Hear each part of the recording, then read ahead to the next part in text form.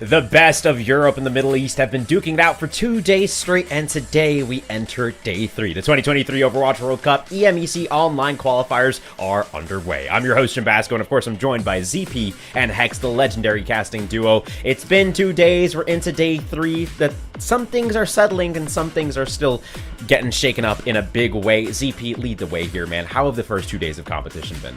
You know, again, it's been the expected and the unexpected. On the expected, we wrapped up yesterday with an incredible series between Denmark and Great Britain that lived up to the hype. And then the unexpected, we've had storylines like Finland coming in a little bit stronger than we might have thought. We've had teams like Sweden underperform. And, you have teams like Spain that no one was really thinking a whole lot about before the tournament that have come in very strong. So, all in all, a lot of cool storylines have been developing, and we're just getting started.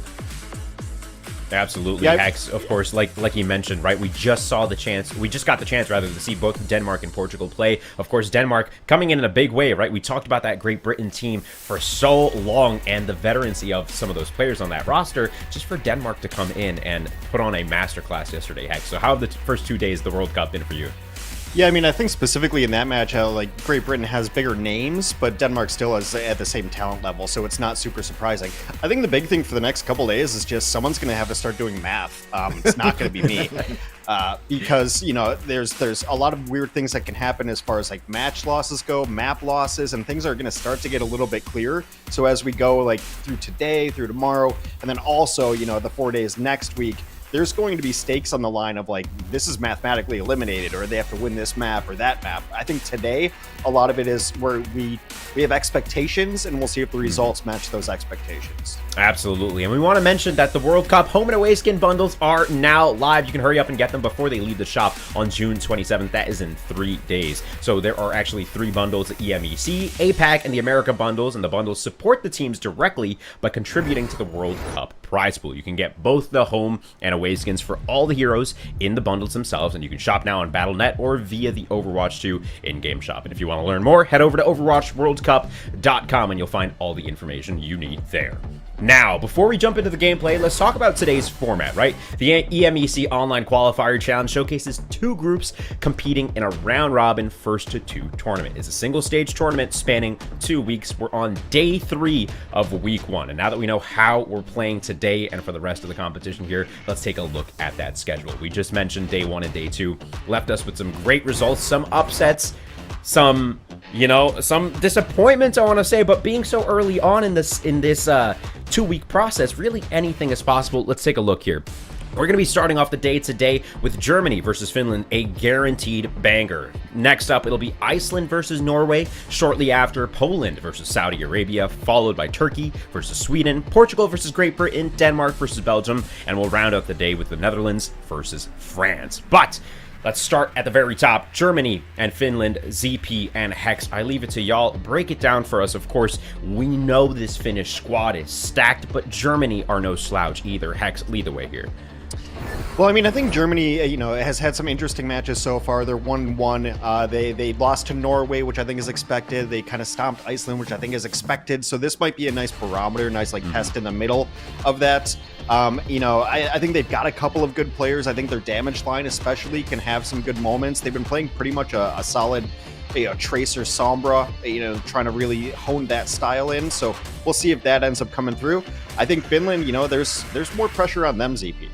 Yeah, I think Finland, you go into this, everything on paper says, okay, Finland probably should take it, but, again, as we've seen over and over again over the course of this tournament, anything can happen. That said, I do think across the entire day, today's kind of a day where, if there was ever a time to root for paper in the sense of, it'll probably get things right, it would be today. A lot of the matches today seem straightforward, but again, that's why we play the games, and we'll see if it actually holds true. And at the end of the day, what really matters are those map points. It's been very close over these past 2 days, and, for Group A, only 3 teams are making it through. For Group B, only 2 teams are making it through. If we're looking at Group A, currently we've got France, Spain, and Denmark in the top 3 there. And in Group B, we've got Norway and Saudi Arabia. Of course, we're only 2 days into the competition. We're on day 3. That is subject to change, but man, the stakes are high. But for that, now that we've said that, rather, ZP and Hex, I leave it to y'all. Have a great first match, and I'll see you on the flip side.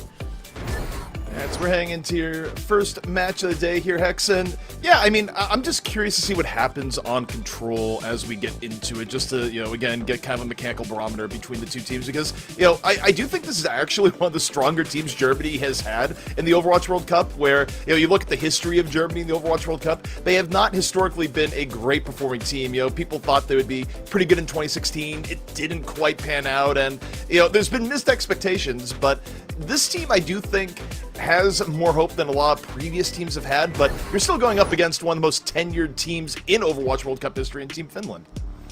Yeah, I mean, I would agree. Germany's kind of a strange team to get a grasp on, right? Because I think, Iceland is kind of a weaker team this year. So right now, they beat Iceland pretty convincingly, but what does that really say? The interesting thing is they played pretty close. Against I believe it was Norway when they played them on Blizzard World. So they're going to have a chance. So this one, it could be really interesting. I think QR has been really good. Phi has been really good. They've been kind of running, like I said, Tracer Sombra, and it's worked out for the most part for them. So some of the questions I have is Refid, there was a couple moments where they weren't running an Echo or Mercy or an Echo or Pharah, and Refid was still on Mercy. I don't know if they got caught on that and not being able to swap correctly, but that's something that you might want to watch out for as far as comfort picks. If things are going wrong and they don't need the Mercy and they're still running it, it's kind of a question mark there. Sucrax has also had moments. So yeah, this is a team that I don't really have a good grasp on as far as where their talent level is. Yeah, and I mean, I think today's just going to be a very good, just again, barometer of where they are, because going against Finland, if they do well against Finland, we go, okay, this is pretty much for real. If Finland stomps them, well, now we have a much better idea. And speaking of Team Finland, we've got the roster on your screen right now, and again, Finland's been impressive this tournament. Especially I look towards Vistola, I look towards Masa, and Sana's also had some moments as well. Yeah, I mean, so Finland is really interesting right now because as much as we talk about how good they are and how well they play, they are 1-1, right? They did lose to Saudi Arabia. Granted, it was in a 2-1 matchup.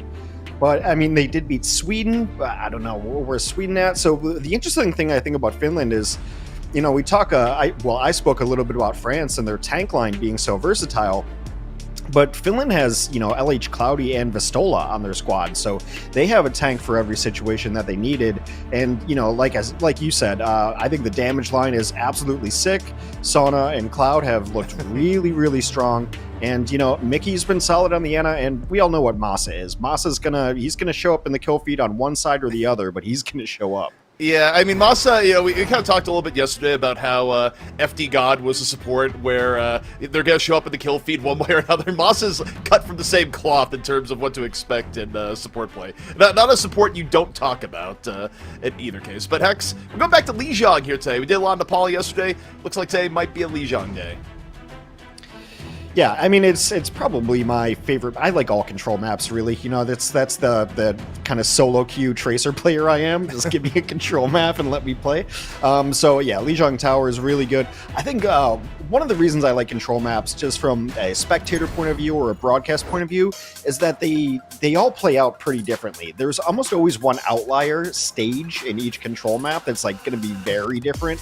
Lijiang Tower tends to be mecha base plays very different than everything else. But yeah, this stage, I think we're going to load into Gardens. We've seen Pharah on it. But there's been a clash of styles where some teams will still play Symmetra and rush to the point. So I mean, it's wide open to anything right now. All right, so taking a look at both teams already, we have a story for what the Garden stage will be. We got the Pharah in the sky for Germany and Finland. Looks like they're just going to be we're avoiding the Pharah, we're taking the point. So, although, is it really going to be Pharah? There's no Mercy. Yeah, okay, never mind. I was like, this isn't adding up for Germany. That's going on here, so. This is why you never trust teams before they run out of spawn hacks. No, and you should have learned that 5 years ago. So, I don't know, we still get duped, we still get excited, you always want something to talk about. So it looks pretty mirror matched up right now, just brawls. So really in the brawls, I think the big difference ends up being initiations is where's the wall coming through? Who's going to get better value out of the Mei wall? Rod right now, watching him on the Mei, throwing in a few icicles back and forth. Germany Both teams just, again, looking for initiative right now. Finland, though, more on the point, could force Germany to be a little bit more aggressive with the contest. No, Finland gonna get first control, even as both teams are at full HP, so pretty good position from Finland to kick things off, but neither team committing here just yet. Germany getting pretty close to building a quick hole here. You look at Sucrax, 98% and going. Probably gonna pop it immediately, and does. Cole coming up for Germany. It's gonna be enough to get something done versus Finland. Finland right now mostly disengaging, doesn't care too much. The Cole is gone. Germany getting poked down a little bit more. The Stola goes down. Both teams down one, 4v4. Counter Cole coming out from Mickey here. Finland, are they gonna drop the beat? They do, but it's not time to save Sana. Is Finland gonna be able to stay in this? It's very, very close between both teams. Germany now getting a little bit more on the point. It's still on the point, but the Blizzard's going to come out from Cloud as they die. Not ideal there, so I think right now Finland might just throw some bodies at this and try to keep some percentage up as Vistola joins the fight again. You know, that fight took so long without anyone falling. It is still going on, Hex, that getting Goat's vibes, but Sana comes in! A 4 Death Blossom! As one way to finish out a fight and put an end to a fight that was so long, Hex, it was 55% for Finland on the point. Yeah, I mean, it was so long. There was just not the finishing blow that happened there, and that's going to happen sometimes in these very sustainable compositions. You know, Reaper can get out, May can get out. You got really sustainable supports, and so yeah, that's kind of expected. But I mean, the downside is Germany, even if they win this fight, they have to be perfect the rest of the way. We're in like final fight territory. Yeah, I mean, this is just because they gave up first control early in that very long fight. Look at QR right now, Death Blossom, locked and loaded, not really in a position to use it here just yet. Looking for a way in. Cole out for Germany and Blizzard. Going to slow things down a bit. Vistola getting frozen, but still relatively healthy. QR now on the hunt, going for the Death Blossom. Is anything going to happen here? It gets him quite low, gets Cloud out of it. The rest of Finland, though, able to stay alive. Annihilation out from Vistola. Cole fading. Finland, though, decent spot, still holding on. 99% here, Hex, even if they lose the fight. And again, a very, very long fight. Only one death here so far. Both teams struggling to get an elimination. Alex finally punches Vistola down. And that might be it, because I think Masa, you probably saved the beat here. Yeah, I think if anyone's in position for Finland to get out, now is the time to call the get out. Mickey just happened to be there with Moira and faded in and out. There's no point of stalling anymore at 99%. So I think right now, like, you just have beats and you have Death Blossom and you hope for the best. Germany's going to need very good reactionary supports here. I don't think they're going to go aggressive on it based on what I've seen from them so far, but they do have the reactionary supports, both of them, and the Annihilation to work with too. But really, it's just about can Sana get anything done, and yeah, that Death Blossom could close it out. To me, I'm just looking at the Blizzard. Cloud does have an edge. We can get the Blizzard off just a little bit early. Masa hanging on to the beat here in the back. Blizzard coming out from Finland. I don't think it got a whole lot from looks of it. Meanwhile, Masa here in the back, still hanging on to the beat. Mickey gonna open up with the Cole. Beat gonna get dropped now from Finland. QR getting very low as Germany goes for the counter Blizzard. Finland able to get away from it. As Vistola picks up 2, Finland getting just a bit more here, even as the Annihilation from Alex fades. Finland very, very close to being able to retake, still at 5. Way more numbers on the point, pushing Germany back. Sana finishes off Alex and Hex. You know, they're slowly inching to it, but this could be it. Yeah, Fi's made a switch as well. Now they don't have a May on their squad to be able to get in and use these walls, so now it's a Sombra on the point, and now Finland just looking for the cleanup. Taking out his other number is Sana. It does seem like all signs point to Finland finally taking this one. Yeah, and I gotta say, like, I feel like I just got transported back to 2018. This might not be GOATs, but in terms of what it feels like, this felt like GOATs to an extent here, Hex. Just very long fights with no one dying just by virtue of the comps that both teams were playing. Yeah, I mean, I think the one small thing that was the difference there is both of those teams in the last fight ended up with both support ultimates, but Germany completely overlapped their support ultimates with Beat and Coalescence coming out at the exact same time. Finland was able to respond with their own Coalescence and kind of just wait a second longer on the Beat, so just getting a little more value out of their support ultimates in the end. It's a small thing, but when these are mirror matches and the fights are so close, then those, 20 HP percentage points end up really mattering. Yeah, and you think about why that took place. It was a combination that, both teams are running Moira. You have a lot of healing. Everyone's running heroes that are pretty darn good at escaping, as you pointed out. And, it just leads to a scenario where, where's your burst damage coming from? It's basically all on the Mei to land a few icicles on the Lucio or something, because other than that, the fights are just going to last a while.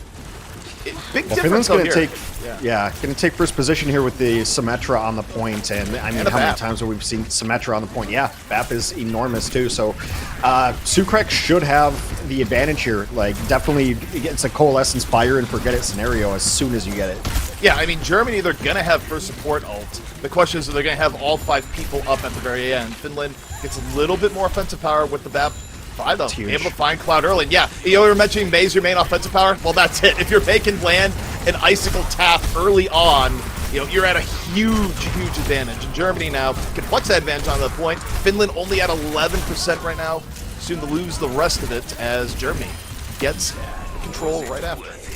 Yeah, I mean, it's not always just the icicle. I mean, Mei is your most important piece in a lot of situations, just for offensively for the wall and defensively for the wall. So that double shield, it's the initiation. Like, I mean, I say it all the time, but it begs repeating. Like, being able to edit the map is a really strong ability.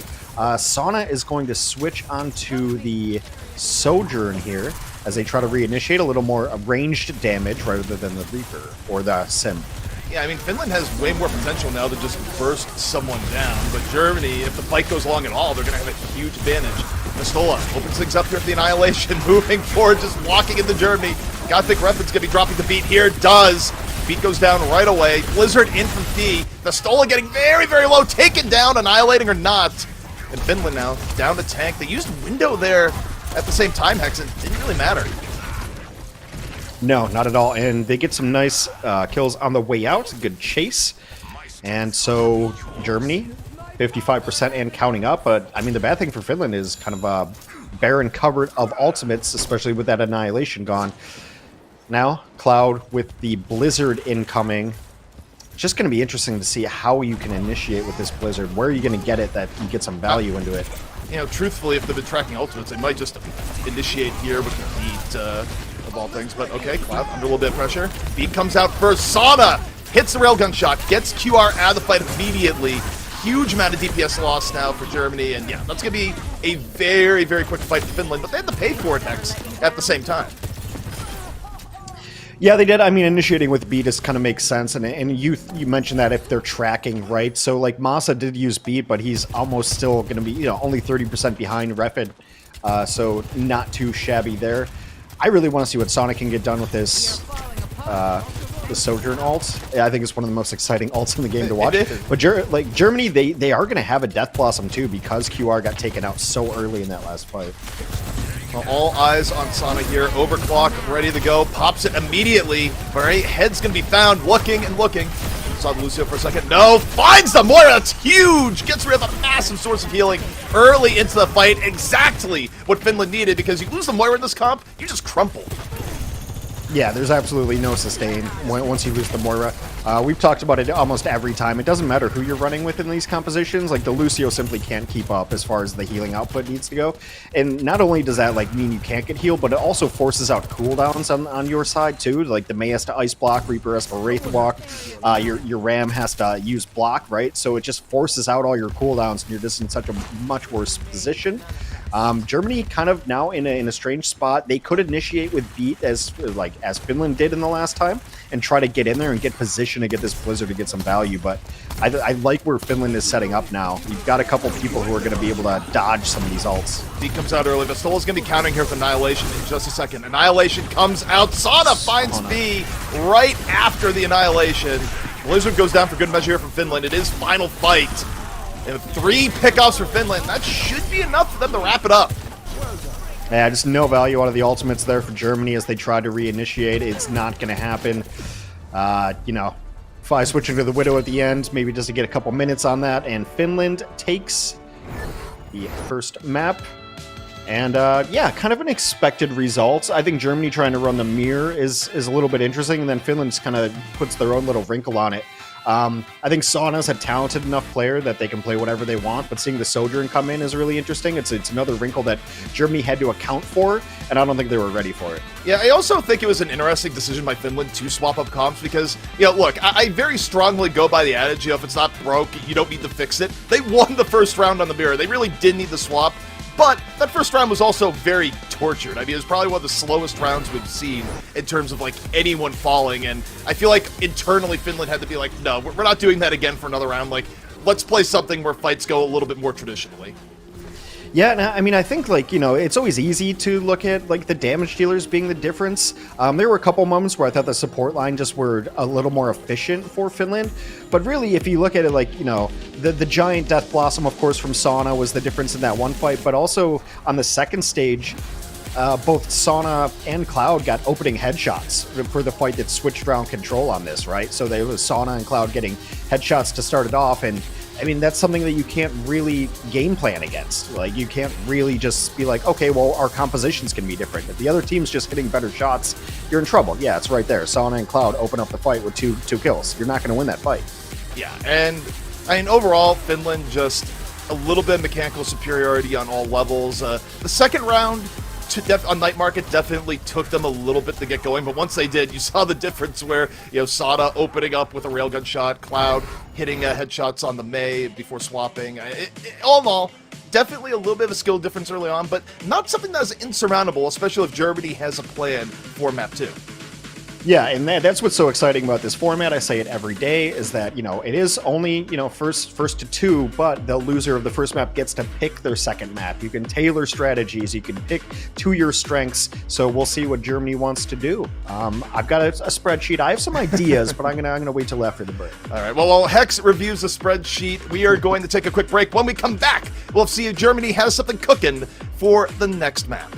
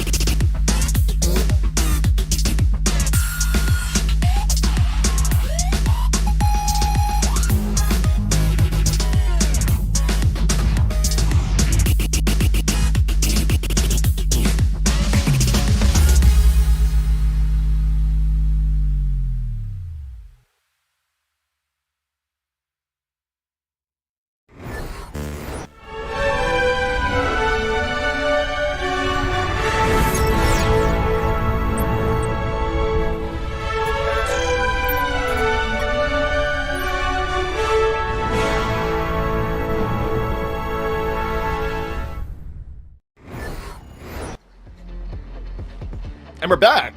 Finland versus Germany. Bring us back to 2018 for a moment, Hex, with how slow round one went. But Finland decided, you know what, we're pretty good on more hit scan heroes like Sojourn. Let's mix it up a bit. Yeah, I mean, I think Sauna is getting enough playtime that people realize that a very, very strong player just hasn't had the opportunity in the Overwatch League because it's on a very deep team. That just happens sometimes. But I mean, that's one of the reasons why World Cup is great. Like you do get these players of like, oh yeah, I know of that person, but wow, they're actually a really, really good player.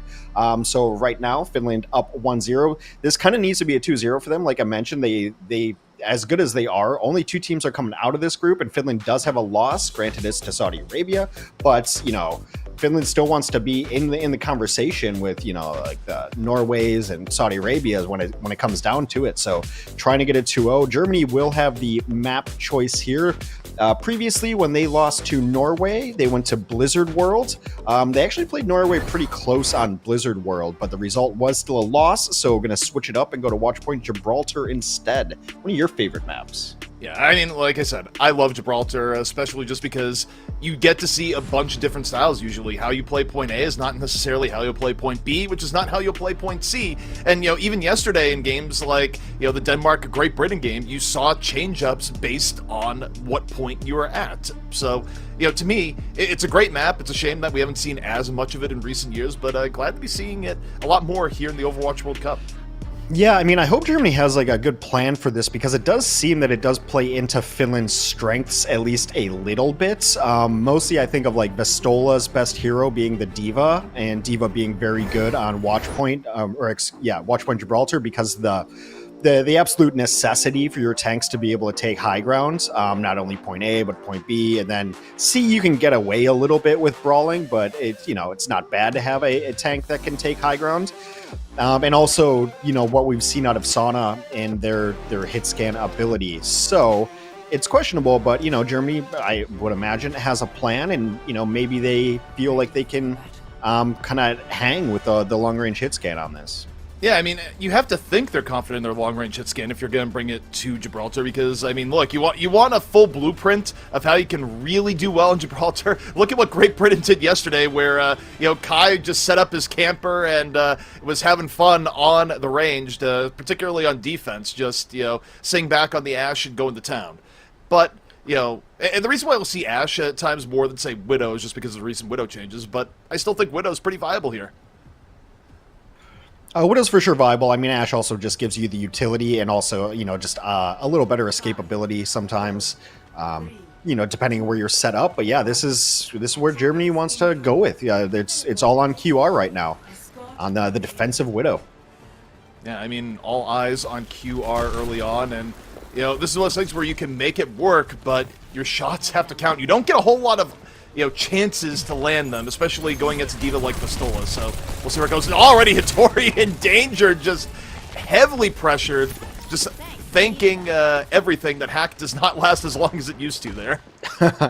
Hack used to just be a complete death sentence. I think it just turned off your computer when you got hacked. Is my recollection of it. So far, like Finland just taking like the free ground.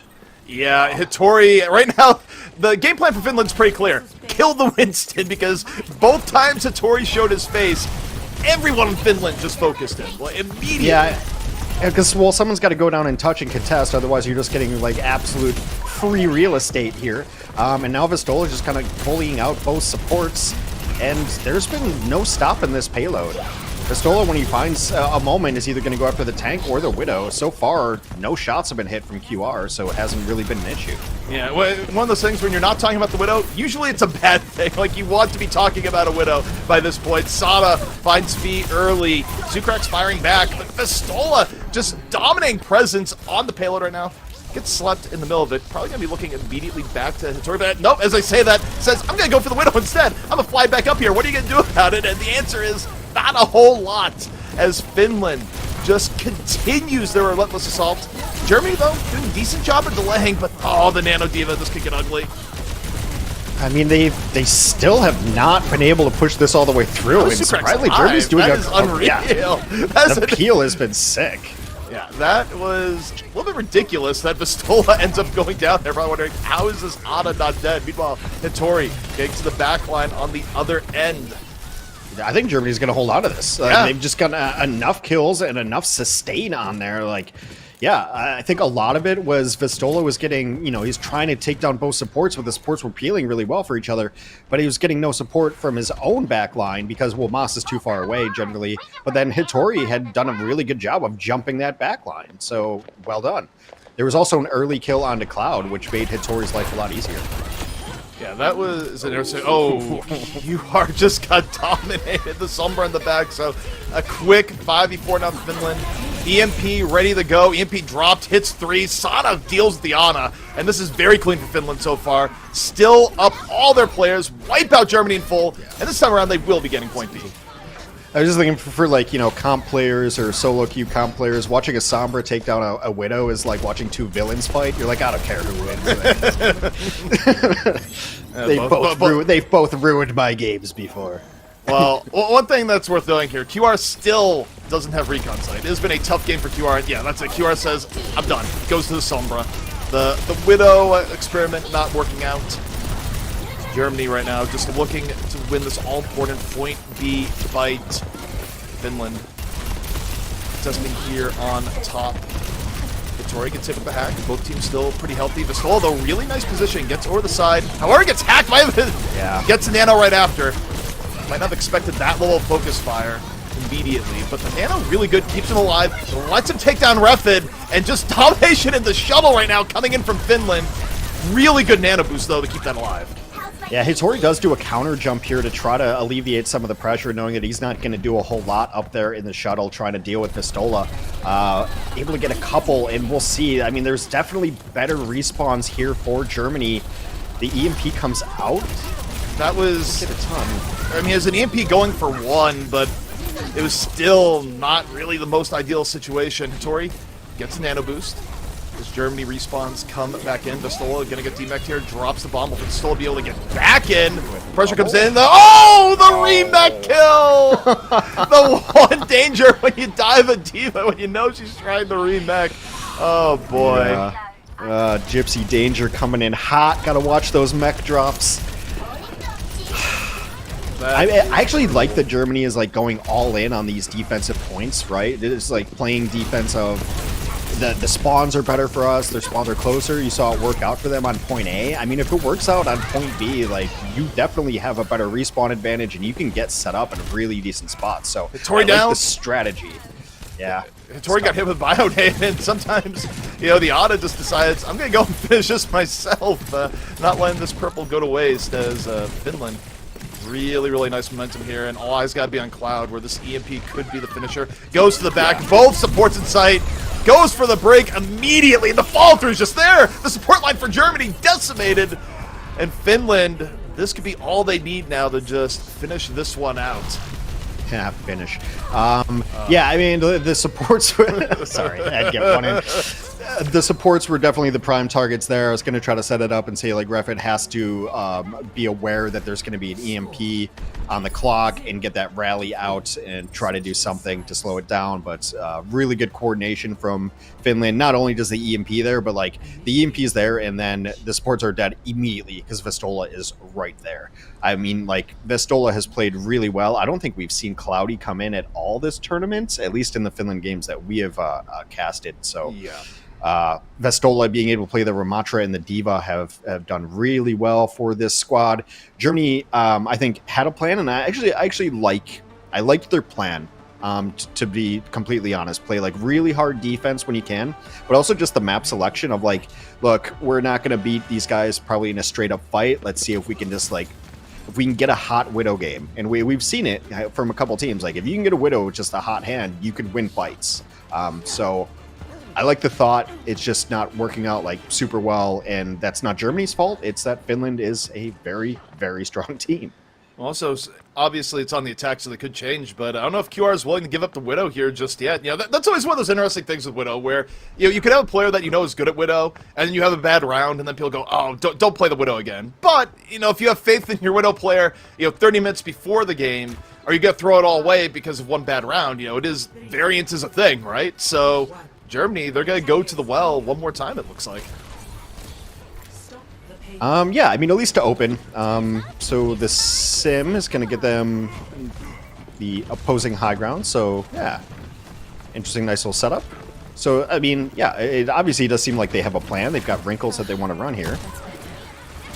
This is a very good spot. It's a very good spot for Widow, but Finland's doing that really annoying thing where they put the brig in front of the counter snipe. I like it. It's like, that's not fair. That's not fair. Another shield? What? No, not fair at all. But you will get opportunities. The question is, will you be able to land them when they present themselves? Right now, though, QR is just hitting the brig shield. It's about all that's being offered to QR at the moment. Hattori is purple and now dead. Yeah, the tank focus from Finland has been really, really strong so far. Once you get rid of the tank, you go, you know that Widow perch you're on? Let's remove you from this, and that might be the swap. Like, if Finland's able to get this in your face, you do lose value on the ranged hit scan, but maybe QR will go for it one more time. Well, I mean, speaking of value, it's going to be the anti-heal nades from Anna's, right? Like, Mickey's going to be able to get his in, whereas Vistola can just nom him. Like, it's a huge difference of who's going to get about to turn purple here. Like, you just look at it, you know, 3, 2, 1. Probably not quite timing at that time, but yeah, I mean, you look where Mickey's been throwing the nades. It's been at Hattori most of the time thus far, and you know, Finland playing this very, very disciplined here on top. Vistola, though, gonna get slept. Zucrax getting hit with Bionade, getting a little bit low. Tracer battle in the underpass. Finland, though, in the whole, you look at pretty healthy, still contesting the payload for the most part. Vistola just saying here is like, what? Make me move. I dare you. Has a self-destruct in reserve. Nano also ready to go. Vistola peeling back a bit here, and I think Finland's going to engage with the Nano here in just a moment. Yeah, it's possible. Finland has been pretty reactive with the Nano for the most part. Like, if Vistola, for whatever reason, doesn't eat an anti-heal and actually does turn purple, then that's when they've been throwing the Nano in. I think you see him going this aggro because he's expecting now. But speaking of Nanos, Hattori, Nano in the back, gets rid of Cloud immediately. Now diving to the back, supports on the mine. Vistola gets a Nano in response. Finland weathering most of the storm, but Icky, I think he got knocked out of position, then finished by Zucrax. So Germany now with the best opportunity they've had thus far to get point A. Yeah, really strong engagement there, really smart, and just a much better value out of their tank Nano. Vistola is going to have the self-destruct. Dragon's going to come in and clear a bunch of space here. I am worried, though, about QR. Like, I still haven't seen the value really come through on this Widow. Yeah, and Sana just went full assassination, got QR, then went to the rest of the back line, got the brig. Hattori's out of there, and yeah, I don't know. I feel like you're Germany, 1 minute left. Maybe you ride the Widow to the end here because you're not going to be able to get, say, an EMP in time, but should they get point A, I think you got to swap the Widow because right now it certainly isn't working. I mean, I guess you can use Infosites, but it just seems like Vistola's just going so deep and onto the Widow, and then it's allowing Finland supports to stay really out of sight lines. Like, I haven't even seen like the impact of, you know, it making Finland play differently all that much. Oh, you gotta hit one of those, though. I mean, it's a lot of body shots, but the head yet to be found. Fiva was able to get the quick pick on the Sana. It gives Germany a little bit more room. Finland, 2 people bioed. Falter not going to be there, just at QR. Right now, just looking for a sightline to really anything. But it's been tough. 10 seconds left to go now, though. Mickey's anti-ed. They got Mickey. Oh, Hattori able to chase it down. That's big. 4 seconds left here from Germany as they look to stay alive here on Watch Point Gibraltar. They need to keep the map going. Vistola getting lower and lower, but gets Zucrax before dying. Somehow Vistola's still alive. That's the rally. Masa comes in with the rally. QR gets Cloud. QR on the board, but Finland, way more numbers right now. They just... Oh, no! They don't stay on the point! Oh, Finland could have kept contesting that, but no people on the point means we go to point B. Yeah, Zucrax is putting in a lot of work on this Ana, and I think the change has been kind of saving the nade, and just he's actually been nading Mickey on the other side of things. He's been trying to nade the supports for the most part. Cloud knows that that's a problem, goes after him. QR actually gets a nice shot onto the Moira, which Mickey had switched to, because Mickey as a stationary target has been kind of bullied out. Yeah, I mean, not a bad shot. QR coming alive a little bit now. Hattori, though, goes a little bit deep, gets caught, and, you know, again, the first fight here in point B is so important, and Finland has the edge. Sana just getting rid of the Widow with authority. And again, I kind of wonder after something like that, are we going to see QR swap? You got a minute 30 left. It's enough to build on something else, and no. Committed to the Widow here, one way or another. And hey, was landing a few shots. Yeah, I mean, this is kind of the nightmare scenario of Gibraltar I was talking about yesterday. And, you know, even though the map's changed a little bit, trying to recontest point B on the offense is brutal. It's like pick a door, any door, there's death behind each and every one of them. So we'll see. I mean, QR, if he can get like a little poke, getting the infra site up would actually be Tori's down. Clutch. Yeah, that's brutal. Yeah, I mean, it was all off screen. It's one of those things where, like, Tori just went in a little bit, and Finland, their pressure and focus fire on the Tori has been incredible so far. It's just ruined so many fights for Germany, where they lose their tank immediately. Recon site is up right now. Best chance for QR to get an early pick. But, final 45 seconds. Dragon into the corner here. QR goes down, and Germany is just stuck in what can be best be described as the stairs of death right now. And Finland's not really trying to let him get out for free. No, I mean, Cloud is maybe biting off a little too much. He's got flankers on each side, but now he's getting some help from his team. Sauna, meanwhile, in the background just takes down both supports, no big deal. And that should be it, unless Germany has one of their infamous rallies that we've seen so far. But with Phi getting pushed this far back, kind of tough. 15 seconds, they will be able to touch, but, you know, probably not going to be a good one. I feel like QR might owe Sana money the way Sana's thrown like the last 3 pulse bombs directly on the QR. QR went to the Hanzo, now swaps to the Sombra at the very end. 2 seconds left for Germany to keep this alive here on Watch Point Gibraltar. Let's see if they're able to rally, do it. good hack. They open with the rally. Nano on the Tori, gonna get primal up soon, so the fight will last a while if nothing else. If they can get the Stola, it'd be huge. The DMEC is there. The finish could be there. Nice Found Egg. Cloud and Masa both turning purple. They get Cloud. Masa getting low, but Masa turns the tables on Sucrax. Meanwhile, on the payload, you see Fee just keep it going, but Finland's still a really good spot. Oh, nice whip shot on the QR. The almost disrespectful just takes him out of the sky. And that's going to be Finland finishing it off again. Hex. No pun intended. Don't even say it. I was gonna sit here and smile at that. You know, I know it wasn't intended, which almost makes it all that funnier. Yeah. So you know, the value came a little bit late. You know, I respect the strategy though. You know, like we're not going to be able to mirror it. Let's try to throw a wrinkle in there, and maybe our Widow catches the hot hand. It also forces Sauna to kind of just be on Widow duty, which is like you mentioned, like Sauna pulse bomb Widow 3 times. Well, that's kind of your job in that composition as Tracer. Like you can send your tank up to it, but then it leaves your backline so wide open to peel. And I really like Masa's Brig. I thought it was really aggressive, really well-timed rallies. Mickey had some nice shots there. I thought, you know, the players I expected for Germany to play really well kind of did. You know, Phi is a pretty solid Tracer player, and then I thought Sucrax really was putting in some damage to the point where they started really targeting down Sucrax. So there are some spotlights for this German squad. But Finland is a team that is still vying to get out of groups. They needed to go 2-0 after losing a match to Saudi Arabia. So they are now, I believe, 2-1 so far in the standings. 2-1 with a pretty good map record as well. So yeah, Finland's still staying alive in it. And again, it's one of those teams that maybe not all the star power of your Saudi Arabias or teams like that, but they've got players. They've got players who have been playing at the highest level. I mean, I think of Masa and Pistola playing at the highest level for years and years. So definitely some talent on the squad that perhaps been overlooked.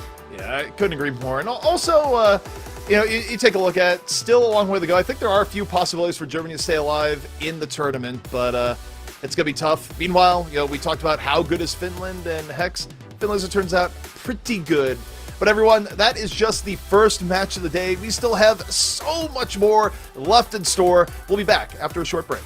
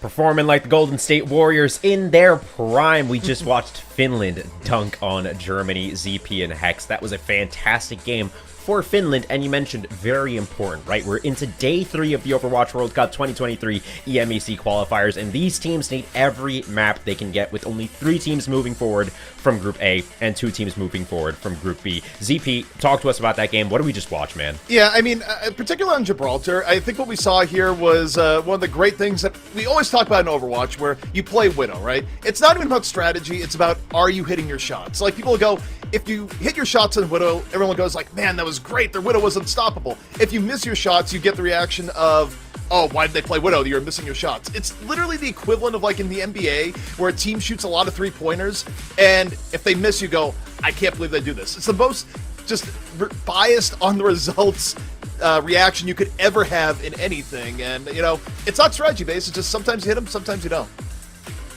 Yeah, Hex, did it feel like to you Germany could have even done anything? Like Steph and Clay combining that Widow and DPS duo were really so oppressive. What do you do in that situation? I mean, I really like what Germany did. I mean, I've said it time and again. I think if you look on paper and your roster just looks like, look, we're not going to beat these guys toe-to-toe doing exactly what they're doing. Let's take it to a map. Let's try to run a hot hand. Let's do a strategy that might throw them off. And I think, like, the strategy itself, it was fine. And I like their defensive strategy as well of, like, you know, so we usually talk about it like on defense after you've played offense of let's play against the clock, let's stall out points, let's throw everything we have at it. And on point A and point B, it worked out on point A, didn't work out on point B, but they were throwing in ults into uneven fights, just hoping like, can we get a reset? Can we get people in here?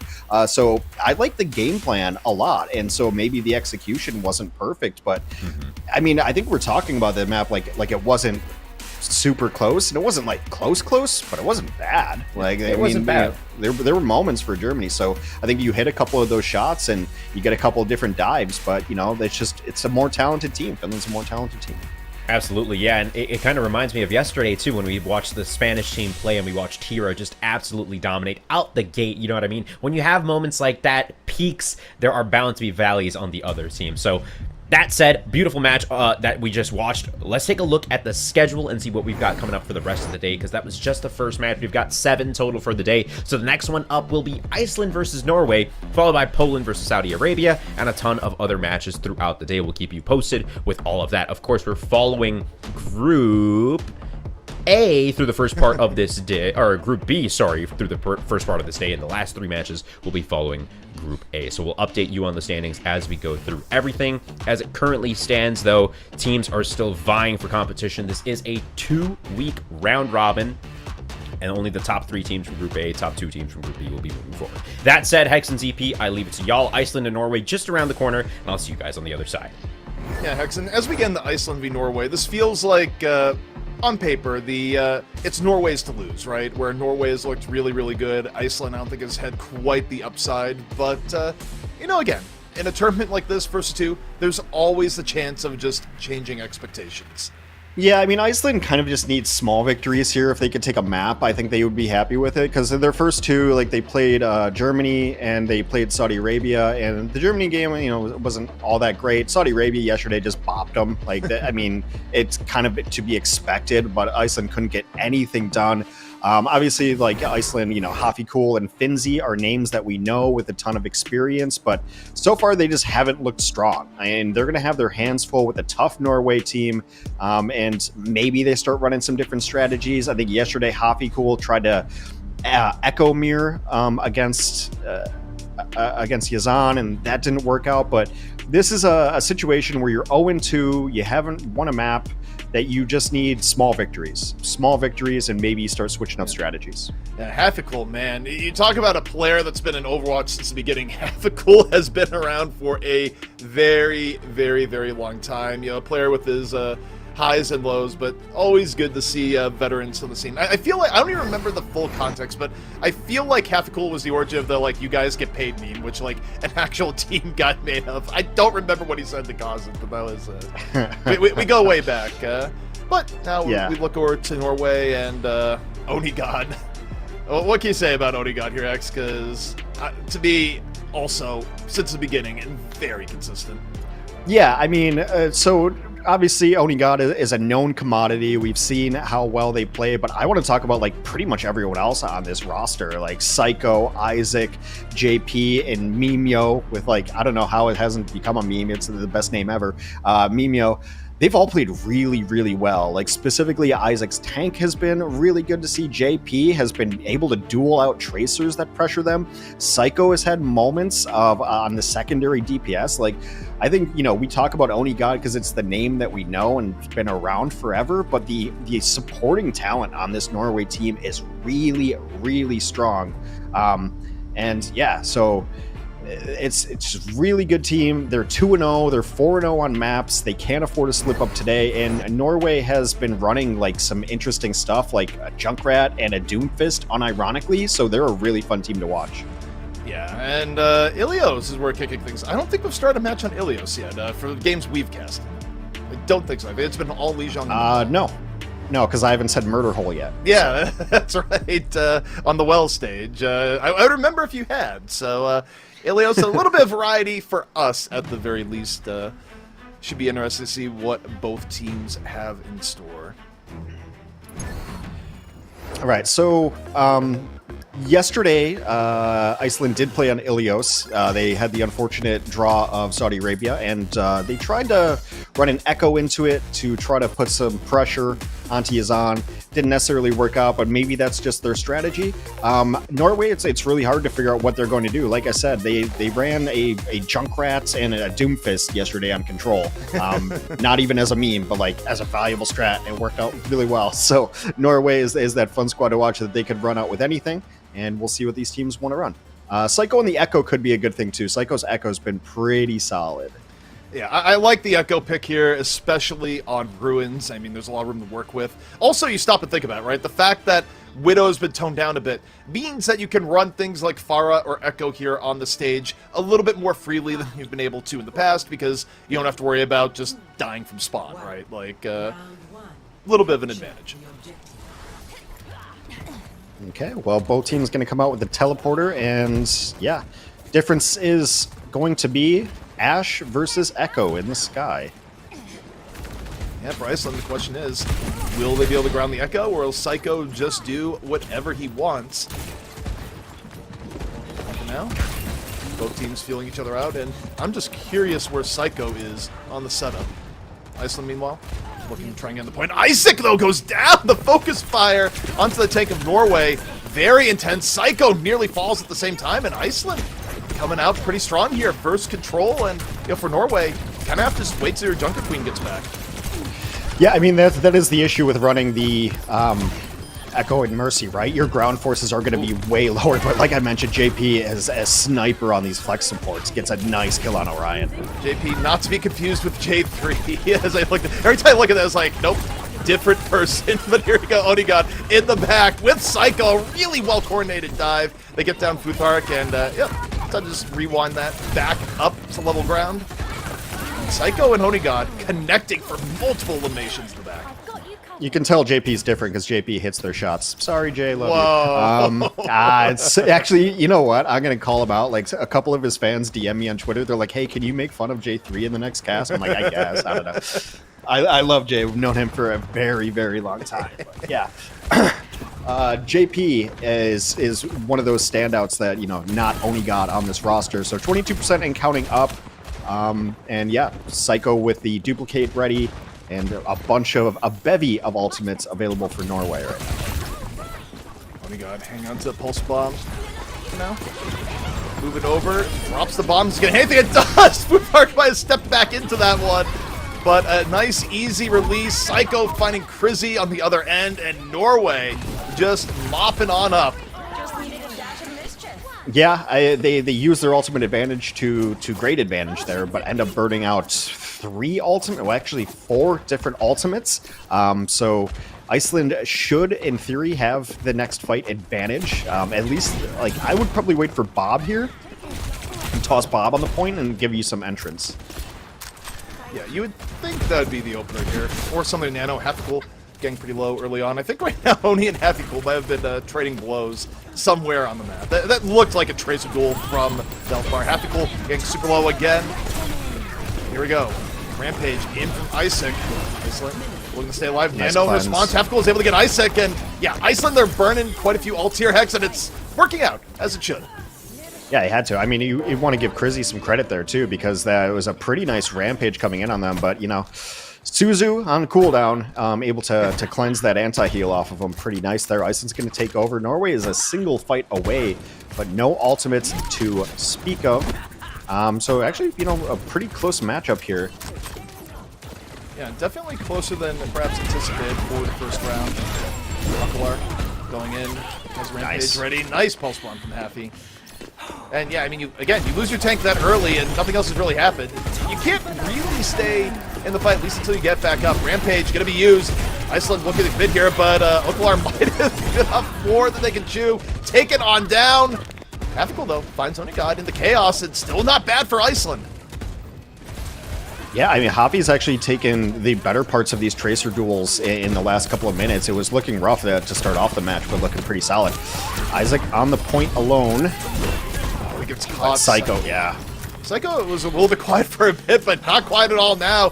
Picks up a quick two-piece, 84 to 84. And now it's coming down to the final fight. Iceland, they're going to have the Kitsune rush, but not a whole lot else here, Hex. Yeah, I actually like Norway's small adjustment here of kind of keeping the Echo and Mercy close to their Junker Queen, because in the early fights, when the Junker Queen is getting kind of sold out a little bit on the ground, there just wasn't enough healing. But now that's a big problem. Huge shot from Orion. Looking for it to connect. No! Does not hit, so Pulse Bomb out of the way. Mimio out of the fight early for Norway. Losing her, definitely going to hurt just a bit as Iceland gets recontrolled. Norway mostly disengaged from that, though, Hex. It was smart. They realize they have a little bit of point to give.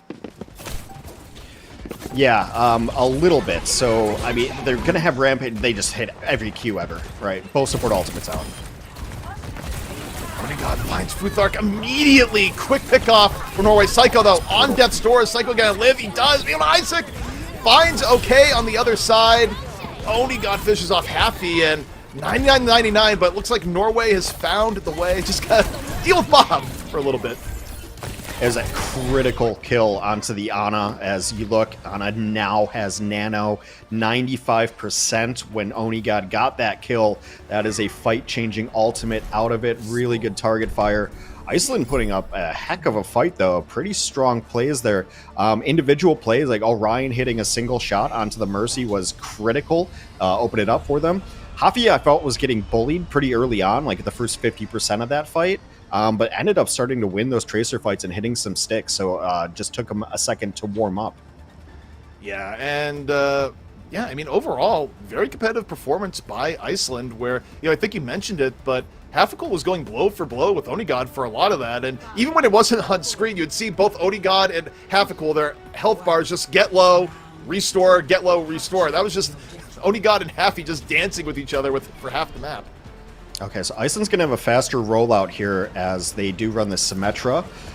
So now we've got Dueling Ashes, Psycho staying on the Echo. I think it's good. Echo can be very good on this map. Just a matter of if Orion Happy can... low? Oh, never mind. Just tapped down by Oni.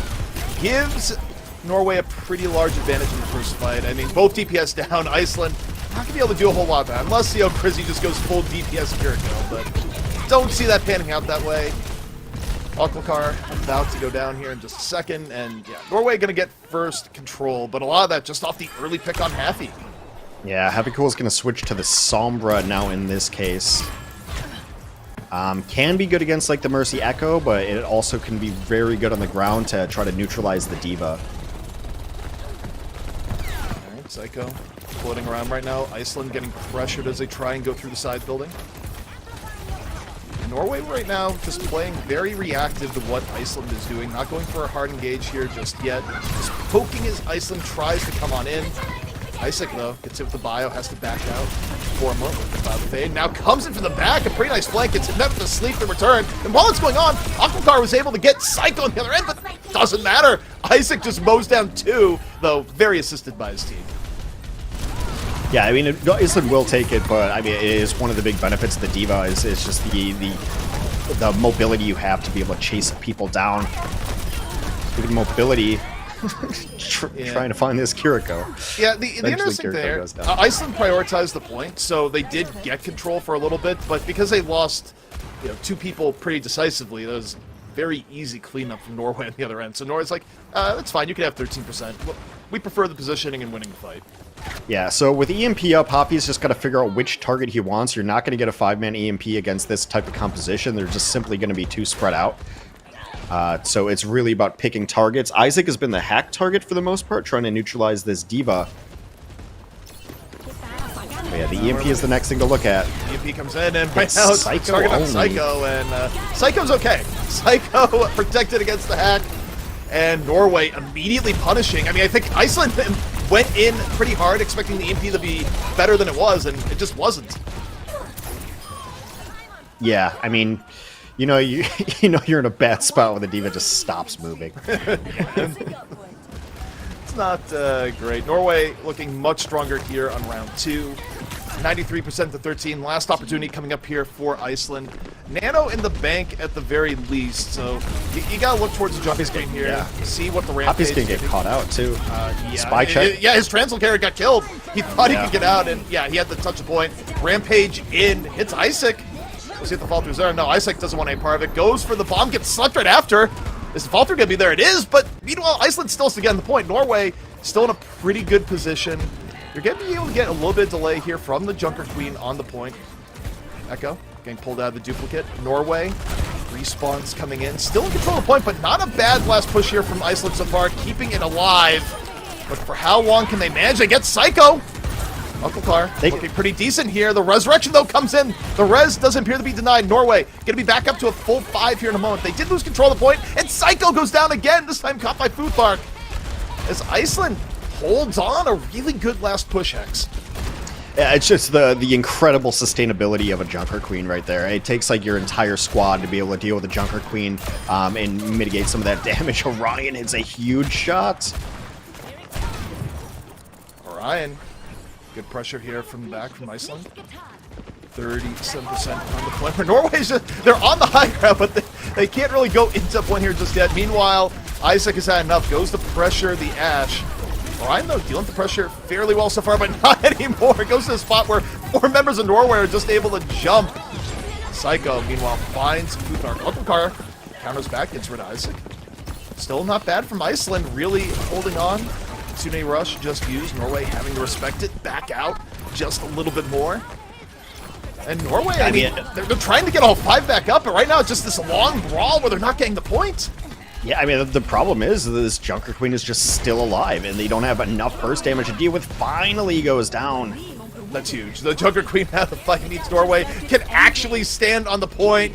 You see the Nano going down on the Orion. That's not going to be enough to delay for too long. Overtime ticking down. Can Iceland pull the miracle again? No, they cannot even get back on the point. Norway takes it in 2 rounds. Yeah, another really strong fight, though, from Iceland. Looking pretty good there. Some good individual efforts. I thought the Junker Queen pick worked out really well. There were a couple times, like, I think they did a really good job in the second half of that stage of focusing down the D.Va, because without the D.Va, they were just losing fights, and there was no one to really contest Orion. The Junker Queen was staying alive, consistently putting in damage, because they just couldn't find the angle on her. So Iceland with a much stronger showing than I was expecting, based on their first 2 performances. Granted, one was against Saudi Arabia, not really fair, but, like I said, they're 0-2 coming into this. I think, there's something to build on here. They've got some small potential. Yeah, I mean, you think about highlights here, right, where we've talked a lot about Onigod. Halfgul had moments in this match where Halfgul was pretty evenly matching Onigod at points. I think Focus Fire and Isaac, also from Iceland, not the worst, even as Isaac was playing pretty well. Like, Iceland had moments where the team coordination was there, the individual play was there, but it wasn't there enough to actually take a round. Yeah, and so, I think I've not casted Iceland yet so far in this tournament. I'm pretty impressed. I'm actually a little surprised that their map record is as poor as it is. They seem to have at least a strategy here. Orion with another couple of clutch shots towards the end, and this just not quite able to put it together, not quite able to win a map. But I did mention, like, coming into this, like, you need small victories, and they're very close to getting one of those small victories, and it's like these were closer control maps than I was expecting based on prior results.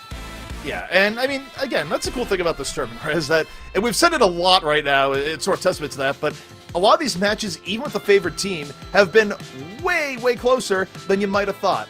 But all that being said, it is Norway up 1-0 over Iceland. Will Iceland be able to make the adjustments they need to even up the series? Stay tuned. We'll find out soon.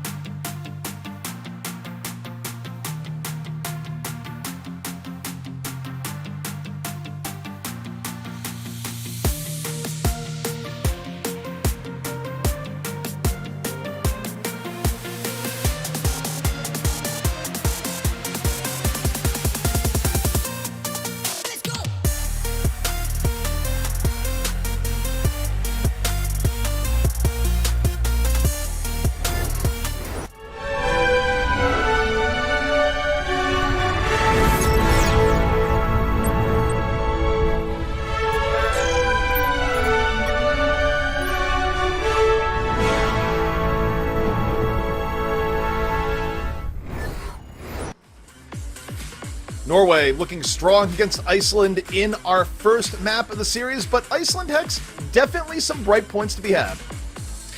Yeah, I mean, it's one thing, you know, seeing them and seeing the results and then casting them, you kind of get a whole different thing. It's kind of how this tournament has gone so far. If you look at the results, you're like 2-0, 2-0, 2-0. Oh, these teams are bad. But it's like, not really. I mean, if you look at a lot of these, it's been some really, really close matches. And I don't think the groups are as far apart as perhaps we think. Iceland with a couple bad matchups. You know, Germany looked pretty solid in the last match, but also, you know, Saudi Arabia was brutal.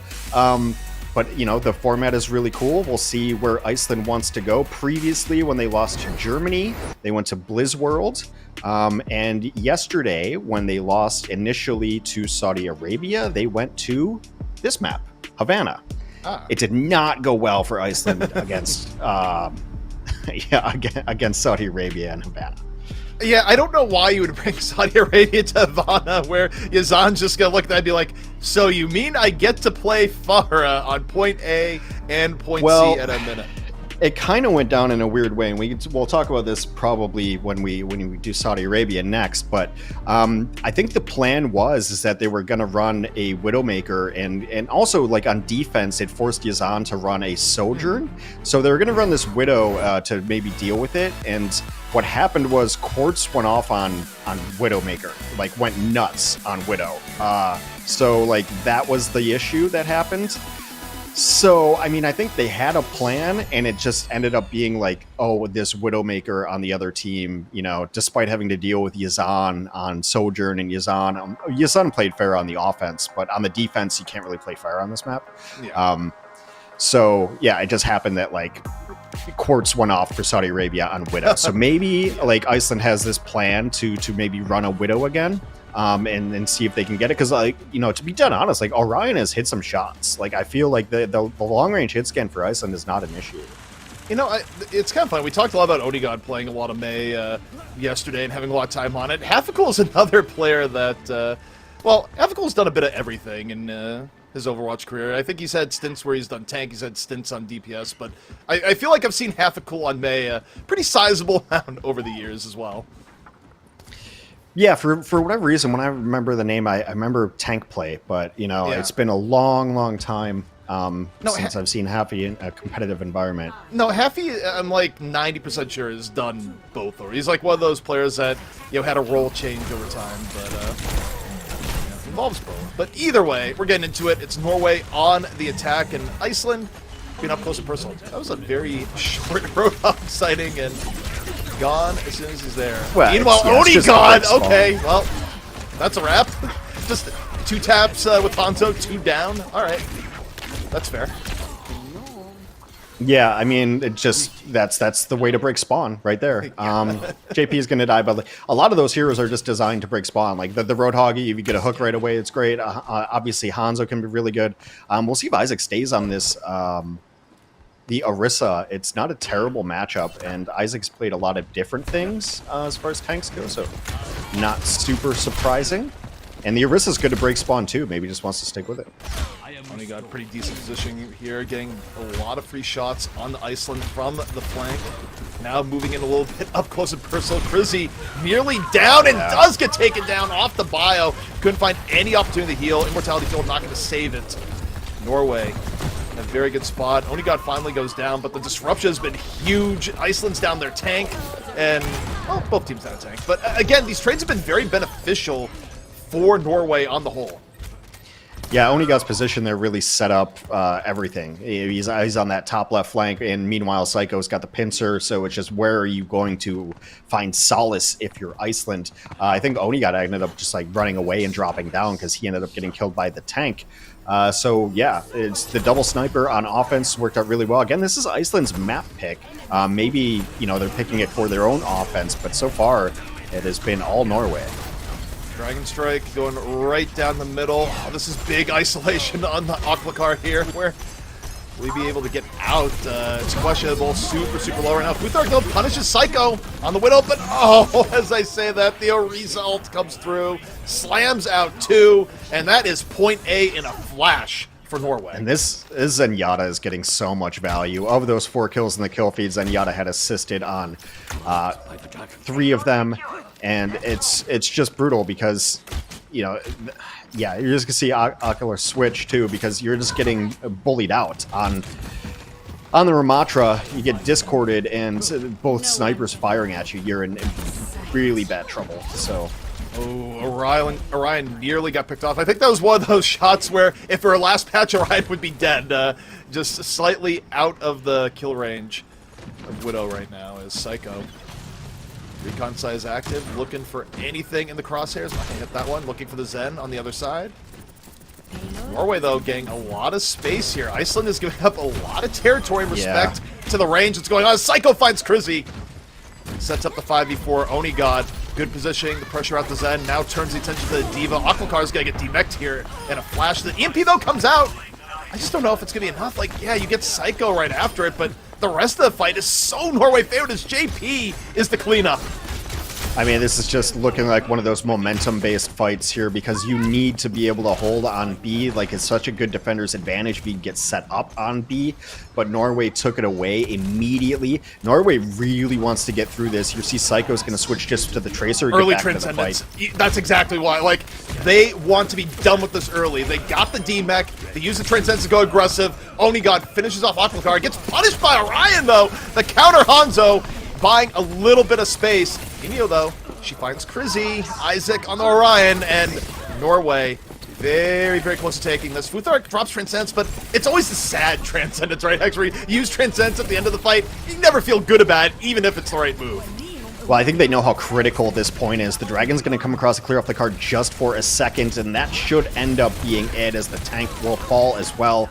But yeah, you just see the importance being laid on this point. If you can hold on B, it's, you know, reminds me a little bit of Gibraltar in that way, that if defense can get set up on B, it becomes a nightmare for the offense, and both teams understand that. That's why Norway, you know, even looking early on, they throw in the offensive Transcendence. They really, really prioritize getting B, also because it's a difficult map to finish. Yeah, I mean, look, most of the time in Havana, if you're able to get B, you've probably already won the map. It is not easy to get through B.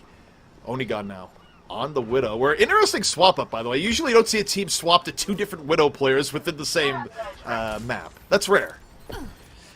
Yeah, definitely not something you normally see. But I think it's because Psycho had to come back on the Tracer, and now with the Pulse Bomb, and, you know, you don't want to give that up, but also you definitely need a Widow at this point. JP starts it out, finds Futhark, and that is just a roll. Everything going right for Norway. Fight over before it really even begins, and you know, Iceland even used Window on their Hex. They're kind of drained going to a very important fight. Oh no, Psycho, don't do it. Psycho's looking for the BAP, has the Pulse Bomb. Oh, you gotta think it goes for it here. Just, if nothing else, to at least get rid of the Immortality Field. And yeah, Immortality Field was used. That was a good pulse.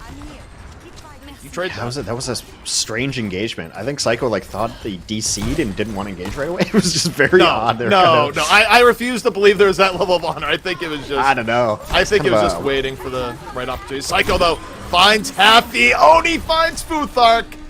Norway, quick to kill, sets up the 5-on-3. And how long can a tank healer and DPS delay? Well, not long at all. Norway cleans up the rest. Happy comes back out of spawn, immediately gets thrown to the ground. And this is looking like not only a pointsy finish, but that is a ridiculous time bank for Havana Hex. That's crazy. About 2 minutes in the bank for Norway. Really very little resistance from Iceland. You know, I guess they went all in on point B to try to really hold it off there, which I think is the correct strategy. You know, try to really hold off on point B, because then you can hold there for the rest of the map, but then they're a little behind on economy. Then Oni God onto the Widow, ended up just getting the better end of those Widow trades, and Psycho's Tracer went off as well. Like I said, we talk so much about Oni God, but you know, JP gets opening kills. Isaac with the non-conventional tank play that we've seen so far through this tournament. I mean, running Junker Queen on maps that other teams aren't running Junker Queen on, like notably I think Blizzard World was one of them. Then running this Orisa and just kind of making you know, Iceland's tanks' lives really, really miserable. Yeah, Norway looks really strong here. We'll see if Iceland has a different strategy here. Again, this was their map pick, and it did not look that way.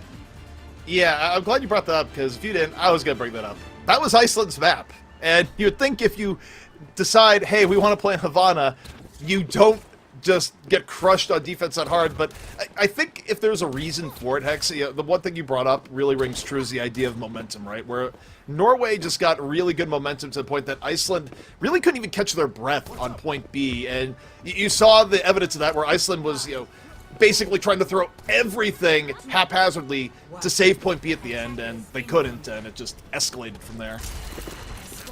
Yeah, not even going to be a full hold here from Norway. They just want to set up and get the good sniper positions.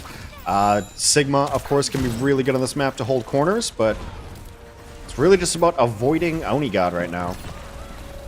Easier said than done is what I'll say. That Ethical, though, gets JP early. Really nice start for Iceland. And, you think about the time bank they're up against. They need to win every fight they can early and just keep it rolling. So, for Iceland, they need more. Yeah, I mean, Iceland's got a pretty decent counter to some of the heroes that Norway's running. Obviously, Hoppy Cool is going to be on both Widow and Zenyatta duty. Haven't seen much from Orion yet. Haven't even seen where Orion is. Oh my god, double tap there. Pressure on Aquakar. And we'll see how that's going to develop. Norway right now, playing around the payload. Isaac able to find Orion. It's pretty big as Oni God gets Aquakar. And Norway's poke really, really strong right now. Psycho able to finish off Prizzy, and if you're happy here, it's just like, well, I guess I might as well build some. Oh, well, you would be building ult if JP didn't just kill you. Pretty rough stuff there. I mean, the kill onto Orion early on the Ashe is one of the reasons that Oni God's able to get that next kill. Doesn't have to worry about sightlines, able to step out and do whatever. Orion gonna even the score. Yep, little Widow v Widow there. Orion finishes off Oni God, and with that, Psycho can't die. Psycho got so close to dying there, because Norway's probably going to need the Pulse Bomb to make this next fight work. Isaac, though, goes for the early Flux. Minio has to use Immortality Field early, and Aquakar doesn't care, just annihilates over. Norway, everything going their way here so far.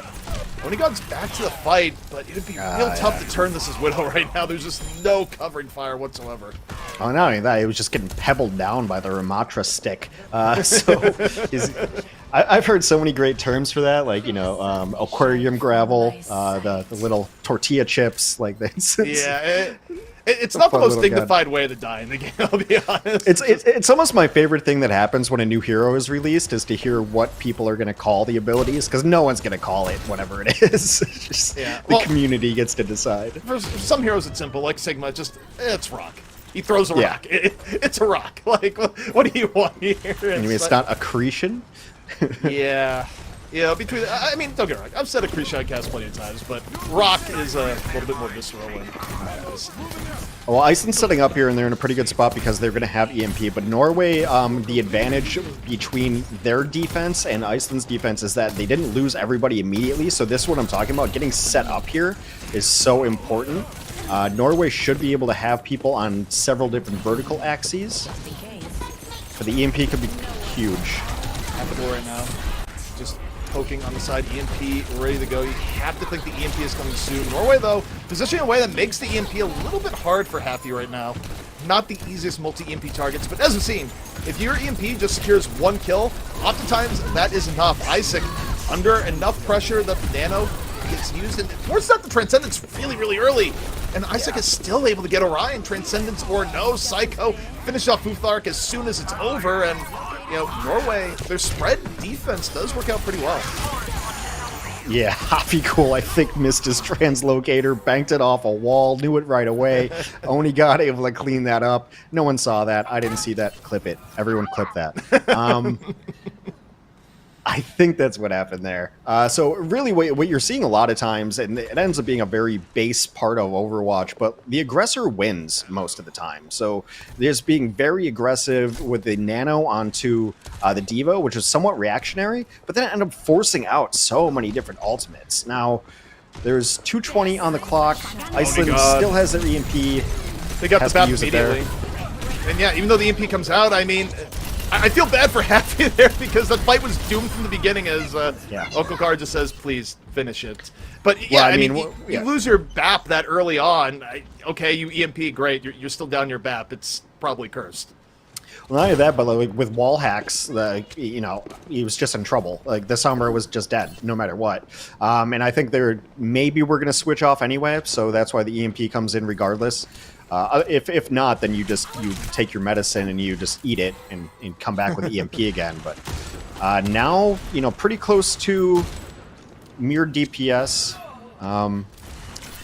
Orion gets the better JP. Wonder where JP was standing there. That's huge.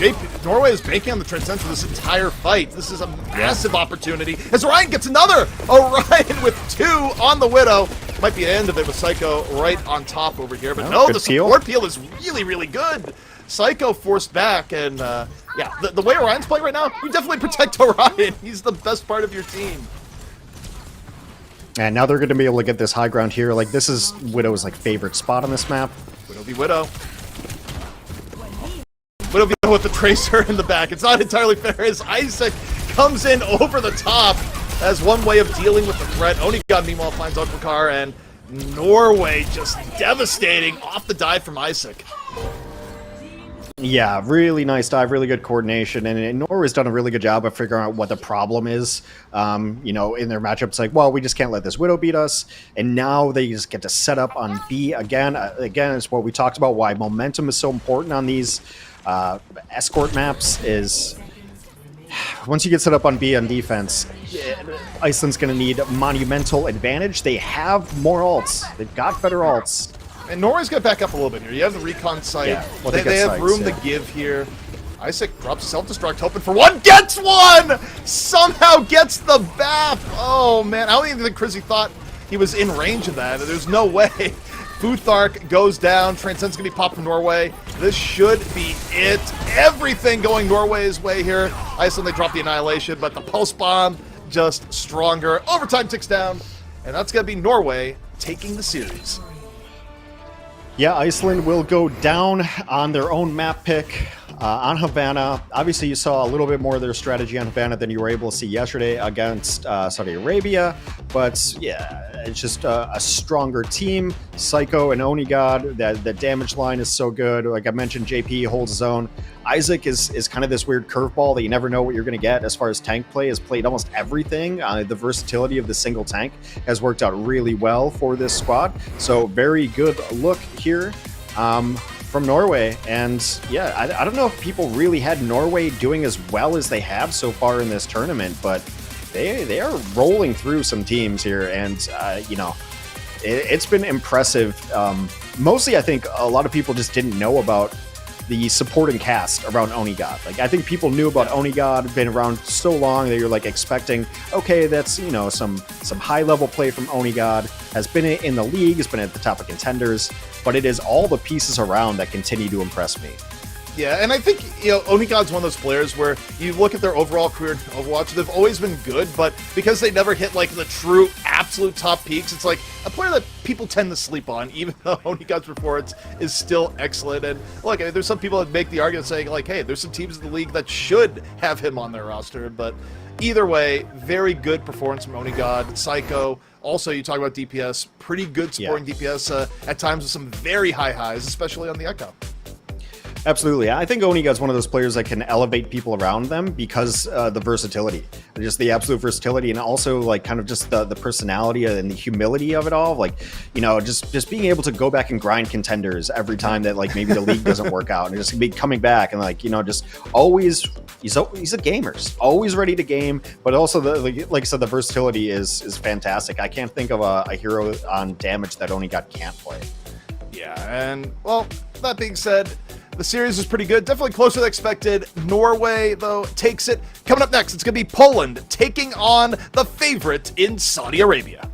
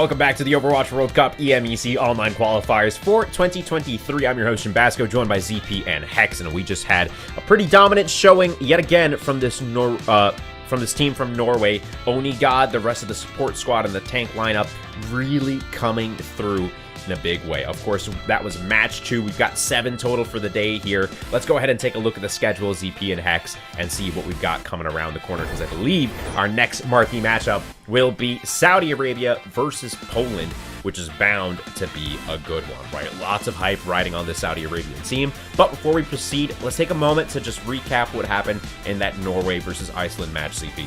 Yeah, I mean, Iceland versus Norway, again, there were points where Iceland was mechanically competing with Norway, particularly when you go back to Control, Hathakul having his moments versus Onigod, but on the whole, Norway just operating on a higher level, way better coordination on their team dives, and just, again, higher level play overall, and, you know, a little bit disappointing for Iceland where you go to Havana and then you just get steamrolled on your defense. Something clearly went wrong there. Yeah, I really like this Norway squad. The more I watch them, the more I like them. I think, like, I always harp on it, like the versatility. I said, like, you know, Onigod's versatility helps, but just watching Isaac play tank, you know, watching, you know, Psycho being able to run Tracer and Echo and all these other things, like, they can run any composition. Both of their supports have shown very good versatility to run both, like, an Ana and a Mercy, and then a Zen and a Kiriko. So, like, it's a team that, you know, they're undefeated so far, have lost a map, which may end up coming into it, but it's a team that I think everyone should be afraid of, because there's not anything that they can't play. Yeah, and I think you made a really good point earlier, guys, and when you talked about Onigod being able to lift others around him, right? His Norwegian squad That's not a word.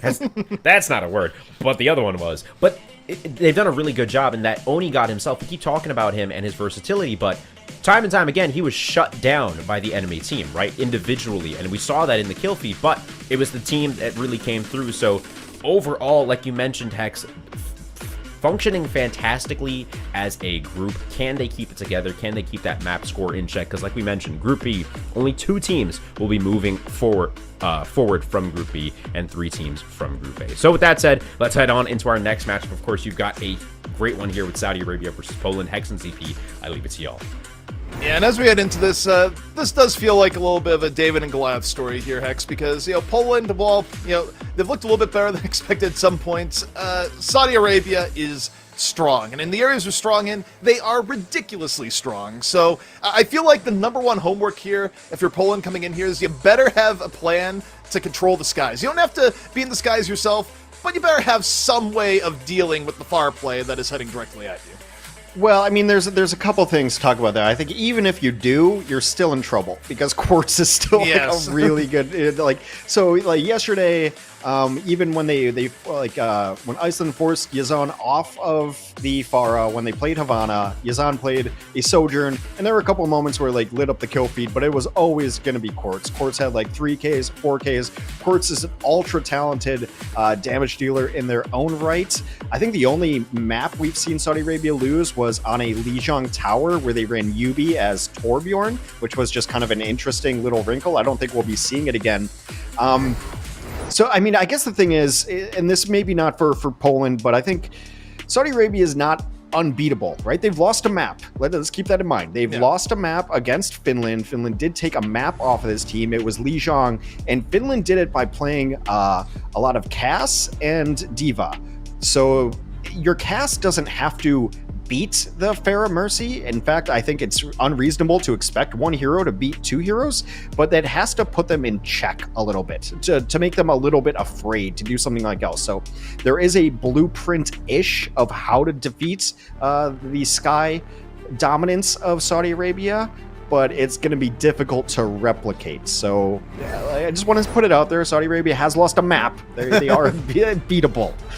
We've seen them bleed, is what you're saying, essentially, is that we can see them bleed. But this is, of course, the Poland roster where you've got not the real Jake, not to be confused with the other Jake, but the fake Jake, which is one of the best names we've seen around. I feel, you know, I didn't take a look back to look at chat because it's just not something you do, but I have to assume that just having Jake in your name means you're going to get a lot of Jake lulls no matter what you do. So, another Overwatch tradition. I mean, this is a team that went to map 3 against Turkey in a pretty close match. And, you know, they're not winless. They've won maps so far in the tournament. I don't think there's great expectation for this team, but I think that, you know, just they're having some small victories. The one player I did think stood out a little bit amongst the others was Texel on the flex support. A couple of really nice kills and a couple of nice streaks. I think, you know, obviously they're going to be overmatched with Saudi Arabia, which most teams would be.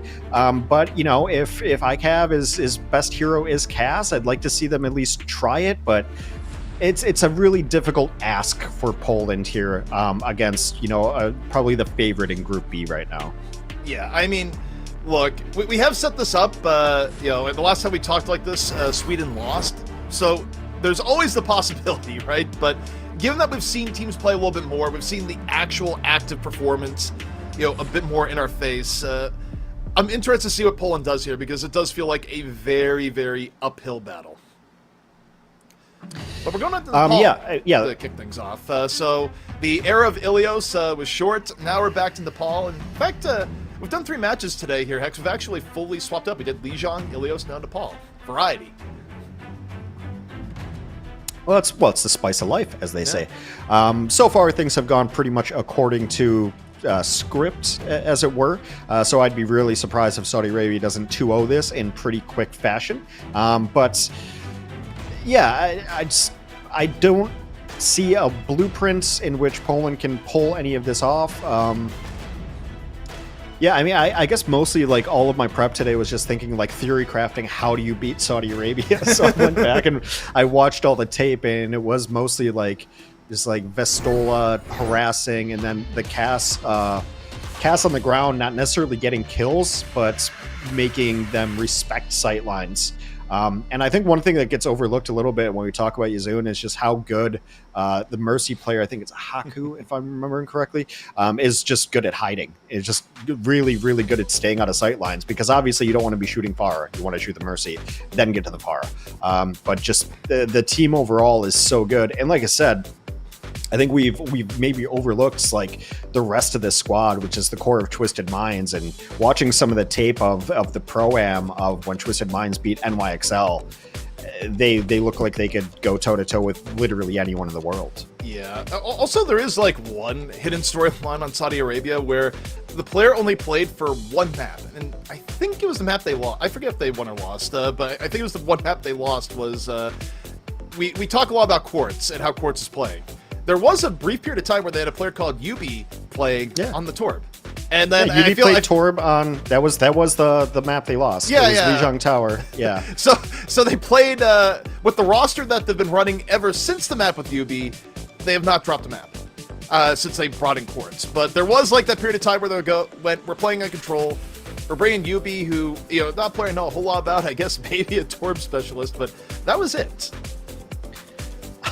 Yeah, I mean, even in real time, I remember seeing the Torb and like trying to be like, well, maybe it's to make them look at different places while Yazun shoots them down. But I think Quartz is just such a talented player that you don't really want to take them out of the roster. I mean, just even watching Quartz play Widow yesterday on Havana was just astounding. The target acquisition time, which is one of the things I always look at Widows, is not necessarily like, are you hitting every shot, but like how quick are you switching from one target to another? It's one of the reasons I predicted that Happy would be one of the best Widows in the league when he entered. You know, you're not going to get an Overwatch cast with me without talking about Happy. But it was just like being able to switch from one target to the other. And then Quartz also can play a really good cast. Quartz can play a really good almost everything. So I think it's such an interesting and difficult problem when you look at Saudi Arabia of, okay, we need to focus on killing the far up in the Mercy. And even if you do that, then you still have another problem on your hands, right? You still have an issue of dealing with it with the rest of the crew on the ground. It'd be interesting today to see if Saudi Arabia wants to try different things, against a team that they're expected to beat.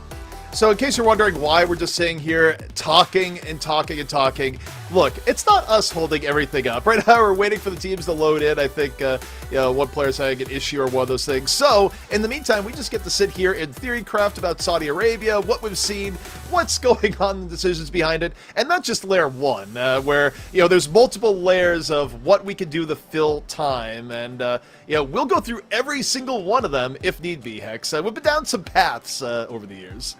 Well, Saudi Arabia waiting to load in is not ultra surprising. I think, you know, our colleagues yesterday mentioned the only thing that can beat Saudi Arabia is ping and pauses. So perhaps Saudi Arabia versus the server might be a more interesting storyline. But yeah, it's server's winning right now, as it turns out. This is a team that like came in with, I don't want to say a lot of hype, but like enough people knew about Twisted Minds and looked at this roster and knew about Yazan to be able to look at them and say, well, they could do it. But now, like after seeing the performance, it's like, well, who's going to stop them? Who is going to stop this team?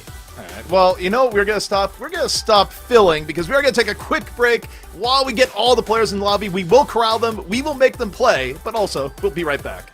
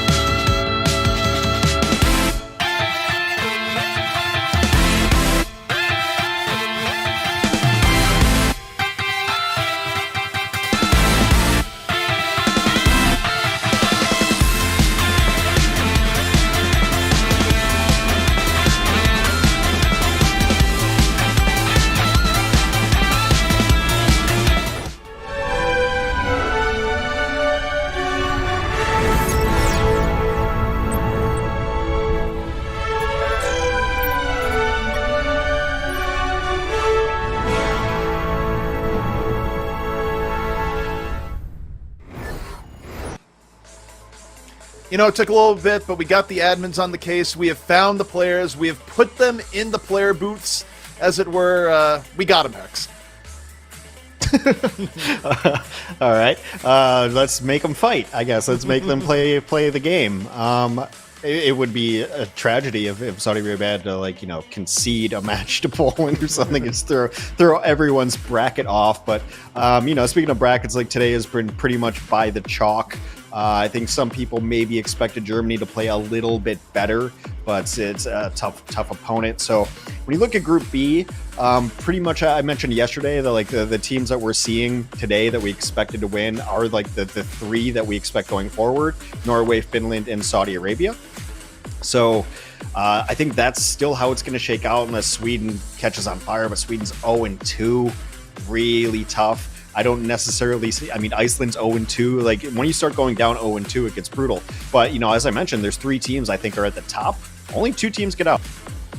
Yeah, I mean, this is again a tournament where every map, every match is of the utmost importance because you don't know if that'll be the difference maker between you being in or you being out. UB. Right. Yeah, Sorry. you did it. I do wonder if we'll see UB play today, though, as his side. I guess, again, the question is, do you swap out Quartz, who's been playing so well, especially yesterday? But for reference, we are waiting on just one last player. The difference maker is that, so you have, for tournaments, right, you have a schedule where you go, this is the expected time a team will play. But for the broadcast, you go from match to match to match as soon as one finishes, and we're ahead of schedule, so I guess what happened is that Team Saudi Arabia thought, we're starting on the actual time, right? It's like, no. The other matches have started quicker. We need you in here now, so that's why we've just been waiting. Yeah, I mean, speaking of UB is part of this Core Twisted Minds thing, and we're not clowning on him at all. It's just it is the one match, and it was Torb. But I'm clowning more on Torb than I am on UB. But thinking about it, if they go to Nepal, it's actually not terrible to run Torb on a couple of those stages. There's definitely some spots you can do it in, but it also might be a situation too where, I think the expectation is that they dominate Poland, and so it could be one of those of let's try out different strategies today. Let's make sure that everyone gets play time, that everyone can get in and try out. Maybe this is the thing we want to do on this map. Let's just work on some stuff, or it could be we didn't know we had to play. Let's get this done in 10 minutes. So it could be one of the two things. Yeah. I'm not certain which.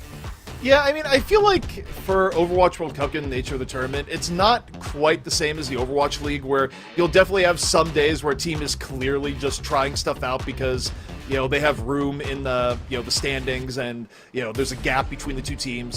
Years past, right? Like some of the really good shock teams. You could tell when something was going on where Krusty was just going, yeah, I'm gonna try some stuff. Just absolute madness, right? I don't know if you see that dynamic as much in the Overwatch World Cup, again, just because of a compressed schedule, and also you don't have the shock way ahead, standings-wise, and Krusty wanting to try stuff out. So, it just depends. Well, it's also an issue of you just really can't be dropping maps here as well. Saudi Arabia's already dropped a map, so it's something to be concerned about. As I mentioned, how tight Group B is going to shake out to be. I mean, the Shock used to be one of my favorite teams because they didn't do that. The Shock, if they were going to beat a team, they'd 3-0 and go home, right? Yeah. They didn't mess around. So, good. Thank you for not wasting my time. So I appreciate that. Most of the time. There were a few matches. It was what are you doing? What are you trying?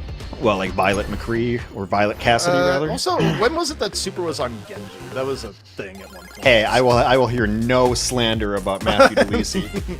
That was why did we live in a universe where they just what would be really good right now? We're gonna put Super on Genji. Come on. What? How did that get approved? He's a gamer. He's just a gamer. You know what? The funny thing is, and this will be the last point on it, I've seen worse Genjis in the Overwatch League than Super's Genji. I 100% have. So, all right. Anyway, let's talk about the map at hand, the match at hand as well. We have Poland going against Saudi Arabia. Saudi Arabia, of course, one of the favorites in Group B to go forward. It looks like they will be running their standard lineup. Yazan and Quartz will be in there. KSA, Sir Majed, Haku. Fake Jake loading in. ICAV, Forever, Flipper, and Texel for the side of Poland. So, I mean, the question is, do they... do they go to the sky? Right now, it's hard to tell. Probably. I don't see Haku playing Life Weaver. Yeah, I was going to say, it's one of those things where it's usually you look to sports because the sports are less likely to change up what they're doing, but the Life Weaver, probably not accurate. You see the Mercy. They're going to the sky. Yeah. Nice little teleport out quick and get everyone else to the point and then to the sky. So a lot of pressure going to be on Forever and ICAP to see if they can do Already gone. That was fast. And Forever was trying to block. That was the ridiculous part. Yazan just finds the opening and wow, that's quick. Yeah. I mean, what more can you say? You had the D.Va trying to protect the hit scan, and the Rockets still hit their mark. Yeah, not much to say. There's going to be a switch from the Ashe to the Cass. I do think Cass is a little bit better against the Far Mercy, and perhaps if they, fly a little too close to the ground, you can use the new nade. Looking for it, gets it. No chill. No fear either, is what we're seeing here, Hex. Yeah. I mean, I didn't really know what else to say. 90% already nearing the barrage. Poland getting pushed back towards their spawn. Yeah, and you see the D.Va pressure coming in, but Yazan just doesn't care. There's absolutely... I mean, he might as well be invincible right now is what we're seeing. There's just no counter pressure coming in because the players that are trying to pressure Yazan are just getting sent constantly back to spawn. This is unreal oppression from the skies right now. No, if you get pushed back this far, maybe you start like just running a Widow and an Ashe out of spawn and just hoping for a double shot. Maybe you have to go Zen and try to help out with this. Oh, he goes for it. Gets two, immediately lives! What in the world? I kind of just want to just let people watch. Just, like, what do you want me to say here? Yazan's hitting all the shots. Like, yeah, can we get analysis of a Pharah that's doing everything? Please. Well, I mean, so, High Noon's going to be up momentarily. Get a Deadeye, might force them to the ground. You might have to go to something where you don't try to counter this, where you just try to rush in, and I think that was the idea there. Yeah, they tried to rush in and also got rocketed to death. This could be a very quick series if there is no answer to what Yazan is doing right now, because, I mean, this is brutal. We've seen one-sided Overwatch over time. Hex, this is actually up there. Like, this is cracking at least the top 15. Yeah. I mean, it's kind of morale breaking for the most part too. That one's rough. Courts, come on. Oh, come on! That's, you know what? Usually I'm for trash talk. I do not like that. Right no, there. They couldn't even get out of spawn. Like, what are you doing? I mean, I guess it's a good time as ever to re-educate people on C9. C9 is not when you don't touch the point. C9 is essentially an unforced error. When you make a mistake that you didn't have to, that you could have touched the point and you didn't. I don't think there was really an opportunity there. I guess Flipper came close to getting to the point. But yeah, I mean, I guess if you're Poland, like I would like the Symmetra rollout, and then just try to rush a point, maybe run a more sustainable composition and try to pick off any of these ground targets. Yeah, and sometimes you'll be like, oh, just ignore the Pharah. I don't know how much of this you can ignore. I mean, you can't really, but like when they tried to focus it, it didn't work. So yeah, I know. It just what do you do? Right now we're looking at Flipper's point of view, but Yazan. Just curious what is in Yazan's sights. Aku goes down! Nice. Alright, you got rid of the lifeline, but we've also seen Yazan be effective even without the Mercy at times. We'll see though. This is a pretty good opening for Poland. About the best they could hope for. KSA though takes down ICAV. Yazan is still in the skies. Doesn't have to worry about the cast anymore. Mercy, I believe, is back. The D.Va out of it, and Saudi Arabia still just piling on. A little bit of finish there from Yazan, and once again, Saudi Arabia first capture. Yeah, I mean, it is part of the recipe, I guess, to be able to deal with a Pharaoh Mercy. Is I think having that D.Va is critical to pressure down the Mercy. Mercy is so slippery though with the movement that even sending the Pharaoh at her, like it can be very difficult. And now this is kind of a reminiscent of last stage. New grenade, Fire Sports. That helps. He's on right now under a lot of pressure from the D.Va. Forever is really going at a little bit more aggressively, so I think needs to be happening. But here comes Yazan. The barrage is ready. Drops the barrage in the back. Gets ICAV. right away, but this time it is a press Q to die. It's a trade out, so it's not the worst. I don't know if Haku has res or not. Valkyrie gonna be used. Fake Jake finds KSA. Is Poland make it happen, but oh no, the res comes in. The threat is back once more. As Zan into the skies, finds Texel. And that's one of those things where you can't let the res come in. I think Haku did a great job of delaying and then finding the opportunity, though. Yeah, delaying, popping Valk, making sure that the ability to heal and the movement's there. So really well played. Like, I will give Poland credit though of like figuring out their best chance at dealing with it. As I mentioned, like in the preamble to this match, that hey, it's high noon. when Saudi Arabia has lost, it has been against a cast diva composition. So like this is the comp to do it, to be able to pressure. And obviously it's going better than the first stage. Yeah, and I mean, part of it, the Deadeye there was huge. It got rid of Haku. It got rid of Yazan's lifeline. However, hey, flips. Poland's got it. They got control. But Saudi Arabia has key members back onto point, and a little bit indoors fire here for a second, for whatever indoors you want to call the bell. Fake Jake working on the mercy pressure. It's pretty decent mercy pressure, but Haku's going to shake part of it now. Kind of pressure onto the Tracer. Pulse bomb's ready to go.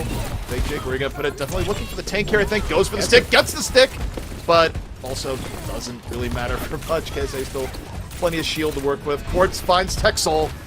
And Saudi Arabia, the mechanical difference here, Hex, is kind of overwhelming, and the barrage successful. Yeah, 90%. Poland's going to have a really tough time getting back into this one, especially as Flipper gets taken down, Fake Jake goes down. Look, improvement from one stage to the next. It really shows what the first round was, where you have 32% the second round. You're like, you know what, that's good. That's better than what we saw before. I mean, there was a bit of resistance, but man, it was not much as Majed just picks off 3 at the end. Majed's also pretty good support, by the way. I haven't had to talk about Majed a whole lot, but yeah. Oh, that is actually disrespect. The pulse bomb on another Tracer. Oh boy. Yeah, that's that was a stick too, I think. Yeah, that was pretty mean. Sticking another Tracer is, well, I mean, this actually feels really good when you're a Tracer. Yeah, I mean, yeah. It is one of the biggest flex moves in Overwatch. Yeah, absolutely. So look, that happened, and we all know that happened, and that we kind of expected that to happen. What I do respect out of Poland, though, is like having done the homework and kind of figuring out like this is our best chance at it, our best chance to be able to take down the terror in the skies. Like the diva works out. I think the diva and the cast so far from what we've seen have been the only things that are somewhat effective. You can also, ignore it and run ground and pound and try to go through it, but that also, it just seems like an inevitability when you do that, of like, even if you wipe out everyone on the ground, it ends up being a problem. Poland probably should have known that one was coming, so the barrage, ignore that one. But yeah, so this is who this team is, and it's a question of who is going to be able to find a successful answer to it. I don't know if they're in this group or in this region necessarily. It's tough. I think even if everyone is playing at a super high level, when you have a Pharah that is playing at this level, a lot of the common anti-Pharah strategies don't work. I mean, the most common anti-Pharah strategy ever since the beginning of the time is, well, ignore the Pharah, fight the team. You can't ignore a Pharah that is playing this well. It is not just something you can do. And it does change a bit in terms of what your response has to be. But either way, that was map number 1, Saudi Arabia. Dominant doesn't even quite describe it. Will Poland be able to find something in the bank to counter the unstoppable Pharah? We'll see in just a few minutes.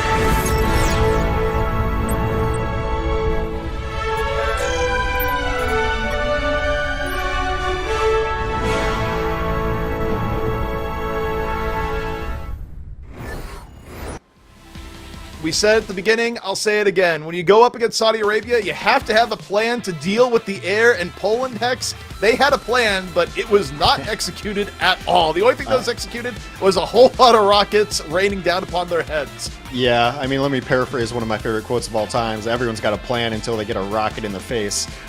So, like I said, like I think that Poland did their homework, said like this is our best chance against it, and you know saw it improve a little bit from stage 1 to stage 2. I think a lot of that is the geometry of it. Like that very first stage is one where if a Pharah can just hang out over those rooftops, you have nothing you can do about it. You just get shredded. So it is going to be Poland's map choice next. And so you just start thinking of like, where is Pharah like the least good? Yeah, maybe Blizzard World. So their previous map loss and map pick, they went to Circuit Royale. So this is a little bit different for Poland, but Pharah, Blizzard Worlds, I mean, you might not see it. I think it's more of an echo that we've seen lately. But again, you know, Yazan's only part of the problem. You still have to deal with like 4 other really good players on this team. Well, it's kind of like layer 1, right? You know, it's you know, if you think back to like fighting game theory, there's this idea that, you know, if someone can't get through some very basic stuff you're doing, you don't have to show them what else you have in store, right? So it's like, for Saudi Arabia, if you can't show Saudi Arabia that you can deal with their Pharah, you know, you don't get to see everything else. Like, you don't have to worry about the fact that Quartz is just ridiculous or anything like that because you're too busy dying to rockets and spawn. You know, they have to. Poland has to get through stage 1 if they want to get to stage 2. Yeah, I mean, I don't really dislike the map pick. It's kind of wide open. You've got some sight lines. I was going to say, actually, before we went to break, too, I wonder how much the Widow changes really do hurt your counter against Pharah. Because, like, it used to be a really strong counter just because of the distance. You could almost pretty much dodge rockets and still hit shots. So I wonder, like, if that's really playing into it. I don't have enough of the sample size to really think about it. But it might be part of it because you really want to be able to hit those shots from a really long range and take out the Mercy. And with that nerfed, it might be part of why this is going so well, but only a part of it, not the whole of it. Yeah, I mean, it's definitely very, very helpful. And yeah, I mean, I do feel like, you know, something that we haven't seen as much, but you could see in response, right, is that if you can't run the Widow normally, you know, there's the idea that you could damage boost the Widow, you know, put it over the top for those sorts of shots. Like you could run like a Mercy Widow or like Mercy Ashe and basically counter pocket. We haven't seen a lot of that, but you know, in theory, that is something you could do, you know, against a Pharah that's giving you this degree of trouble. And you know, we'll see what Saudi Arabia goes with here. It's also the case too. Whenever you win map 1 that heavily, the other team could mess around a bit, but Haku's going to the Mercy. And it is going to be the Echo that comes out instead. You called it. Okay, yeah, well, Poland's also brought in Filion, who was, I think, the only player holding over from their last World Cup team. So the only veteran returning will come in to replace ICAV. But yeah, definitely a better Echo map here. We've seen Echo from teams that aren't as vertically gifted as Saudi Arabia on this map, so it makes sense. Meanwhile, taking a look here at Saudi Arabia, we got Quartz over here to the left on the Ashe.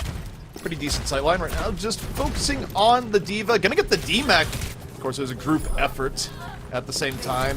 Jake was able to get Quartz while it went on, but that trade is still way, way better for Saudi Arabia. Izan over and in the point, looking for the Tracer. Filion running for his life. The Resurrect comes in. Haku's so good at getting these late reses after the camping of the body has failed. That should be a dead BAP. You're just completely surrounded. Yeah, this is going to be a very quick point A for Saudi Arabia. Yeah, I mean, Fake Jake and Filion were able to collapse on Quartz and take out some of that long-range damage, but yeah, this is going to be difficult now. And this is just, that is so cleaned. I mean, whether it be at the Pharah or the Echo, Yazan has just made his home in the air.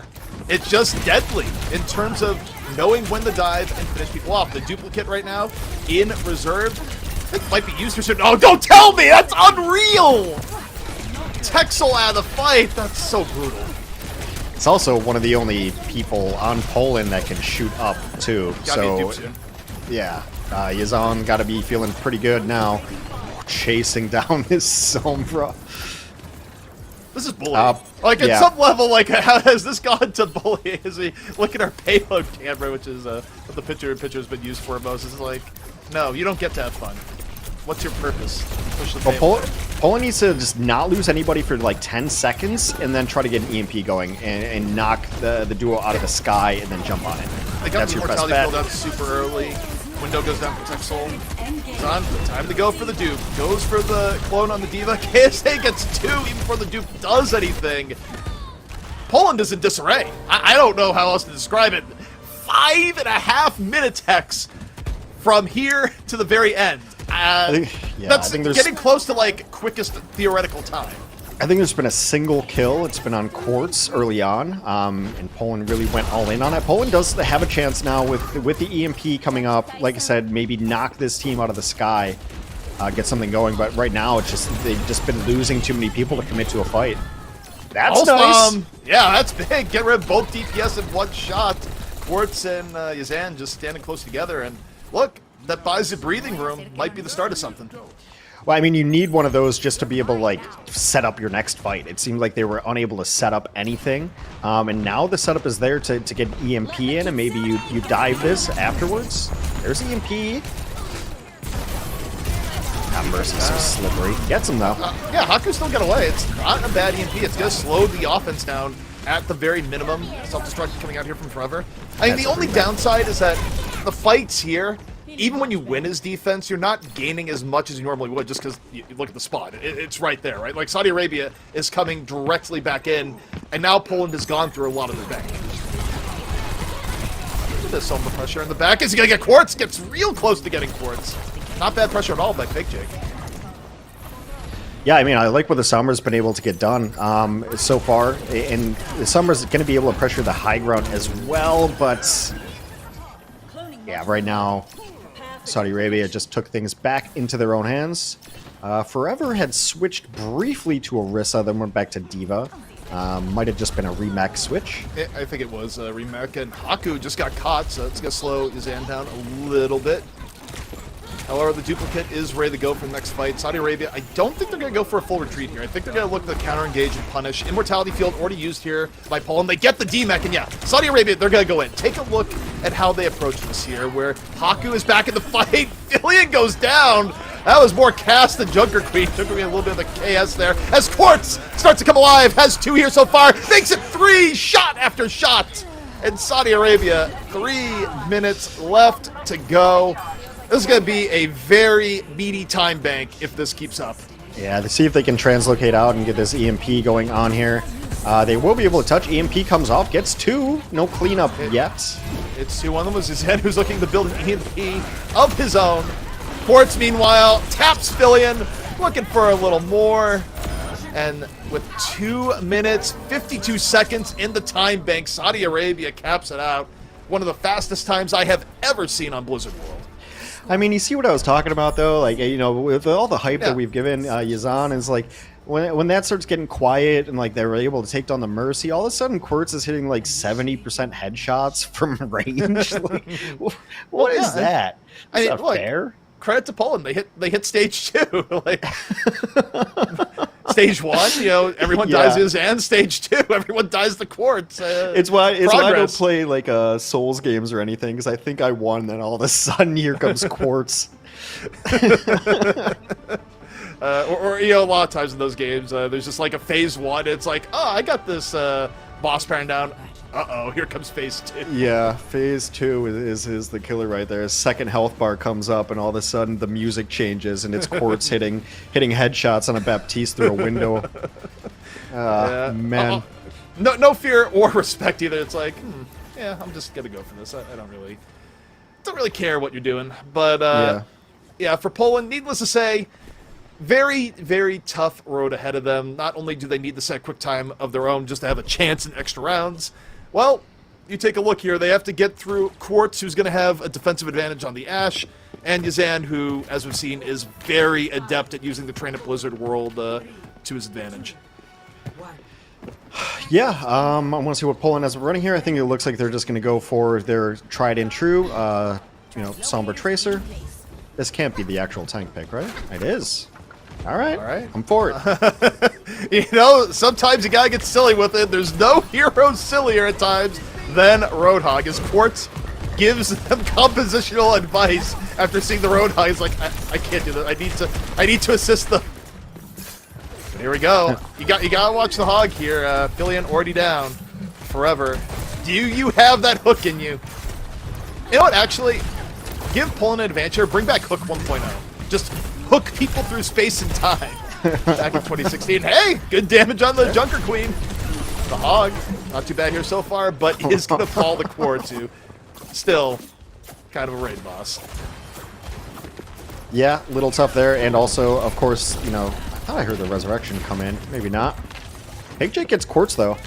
Yeah, it's not the worst, and Forever still on the Hog. In fact, gloating about the Hog in match chat. That's just where we're at right now, Yazan. On the top right now, looking for some targets. Not getting as well. Oh, just landed some good on the Texel. Not able to finish it. Still, getting support all the while. Duplicate is ready to go. Gets hacked. And oh, dupes the Roadhog! Oh no, the Hog v Hog in 2023! It's happening! Lands the hook. Can't follow it through, but yeah, that's something that just happened. Yeah, some showmanship. I mean, Forever gets another kill. If he comes out, I don't think the follow through is going to be there, but Tsune rush from Majed in reserve, not going to be needed. 2 minutes left for Poland, but yeah, we kind of saw Hog v Hog for a split second. Yeah, I mean, they're piecing it together. There's progress on the points. I mean, it's just really difficult to get, like, excited at all for anything as Poland's doing just based on the offense that Saudi Arabia just put up. You know, it's like you're already behind if you're Poland, even if you have a theoretical, like, perfect next 3 fights. Yeah, it's true. Like, Saudi Arabia could take their hands off the keyboard and they would have a faster time. That is absolutely accurate. But we got Filion, we got Pulse Bomb. See if some magic can happen here. Goes over, gets the stick! That's a huge stick! A second stick from Filion that gets both DPS. Second time he's done it here today. And, yeah, the Resurrection might be there for Quartz, but what an opener! KSA just gets whole hogged, and can Saudi Arabia still hold here? You got Bob to buy a little bit of time. This Roadhog is unironically doing really well. I know. Like, it is kind of the strangest pick I've seen, and it's actually working out really well. Also, it's such a nice threat to be able to, like, deny resurrections and things like that, and Poland is gonna pull it off. All right. You got to give Filion all the credit in the world, though. Like, the last couple of, like, only good moments have come from the really sick pulse bombs. Yeah, I mean, as it turns out, Saudi Arabia DPS really like sticking together, and that's bad if you throw the extra stickiness of a pulse bomb into it. But Fake Jake here on the back. Fake Jake's been having really good harassment for Quartz, whether, you know, no matter what hero Quartz has been on, but certainly as Widow. Quartz went for the jump shot, not going to grab it. Good pressure. I mean, Poland's actually pulling out some, like, pretty impressive stuff. I think the Hog is throwing Saudi Arabia off. Big Jake is playing really, really well, as you mentioned, on the harassment. And, you know, Filion, if he could just keep playing God Mode Tracer, I think get something going. Yeah, I mean, it's honestly, you know, again, they're going to be behind in time no matter what, but this is better than getting held at first. You know, the silliness does have some actual tactical utility here, even if the other team might be laughing really hard when they see the Roadhog come on in. Yeah, but, I mean, Roadhog got the Mercy a couple of different times. They need to get this Mercy here. Missed the pulse. Duplicate on into the Tracer. Immediately removed. Forever was able to deal with the duplicate right away. KSA goes down, and keeping up the momentum here. Quartz on the Widow gets 2. Oh, Quartz, really good sightline. Gets 3! Quartz just reminds people, yeah, I got a good Widow, by the way. Yeah, I mean, if you didn't believe yesterday against Iceland on Havana, then you will believe now again. Sightlines also, or Infrasight is up. Forever will continue to live with a breather. Poland, a little under 2 minutes left, and they have used their entire bank. It seems like Saudi Arabia might have, you know, started to turn it on just a little bit. They've decided playtime is over. Kill the Hog. But here we go. Quartz still in Poland's done a really good job of focusing down Haku here. Like, it has been many, many deaths. Probably leads Saudi Arabia in deaths. They've done a really good job of isolating and being able to finish off Haku. Yeah, I think keeping the Mercy alive has been a problem. I think part of it, though, is, like, because of the comp that Poland is running, Yazan is going into some very, like, dangerous areas for a Mercy to follow. Like, anytime a Mercy dies, you really have to wonder, is it the Mercy, or is it the person that the Mercy is stuck having to follow? And I feel like a lot of it is that Yazan's just going deep, and Aku has no choice but to be in these bad positions. Yeah, Fake Jake again with some more harassment onto Quartz. That has worked out really well. To be able to 1v1 that has been impressive. Forever goes down early in this fight. Fillion be the hero once again. Pulse Bomb's ready to go. Pulse Bomb so far for Fillion been huge. This one, though, not so much. KSA res back up. Haku, another very impactful resurrection. As Zan just rolls around on the Kiriko clone. Gets a headshot on the person he cloned. And now the payload stops moving. 25 seconds left to go for Saudi Arabia to wrap this one up. We'll pull in now with much in the bank. Maybe they can stick around long enough to get a beat and try to play onto the card. It just seems like it is the inevitability coming through for Saudi Arabia. One more good hook forever. That's all I'm asking. One more good hook. We don't know when we'll see Hog get played again. You gotta enjoy it while it lasts. But here we go. Recon site up from Quartz. Quartz looking to shut this down before it even begins. Overtime in progress. Poland cannot leave the payload at this point. Fillion down. 5v4 for Saudi Arabia. Quartz pressuring from the top. Beat is used. Poland needs to make something happen off this. The counter Kitsune rush, though, a little bit bigger. Fake Jake forever down. Poland getting cleaned up on the payload. But you know, Hex, they made an attempt of it. It's just not enough as Saudi Arabia takes the match 2-0. Yeah, I mean, it's exactly what we expected out of Saudi Arabia. I will give Poland a ton of credit, not only for like understanding the homework at the very least on control of like this. Theoretically, this is how you defeat the Pharaoh Mercy for Saudi Arabia, theoretically, and it got a little bit better. Obviously, it went really poorly on the first stage, so a little bit credit there for understanding it. I thought there were moments for Poland. Obviously, you know, we're trying our best to find them. I thought like Fillion played really well. Fake Jake towards the end, the somber harassment on at least the Widowmaker was really good. Good isolating the Mercy.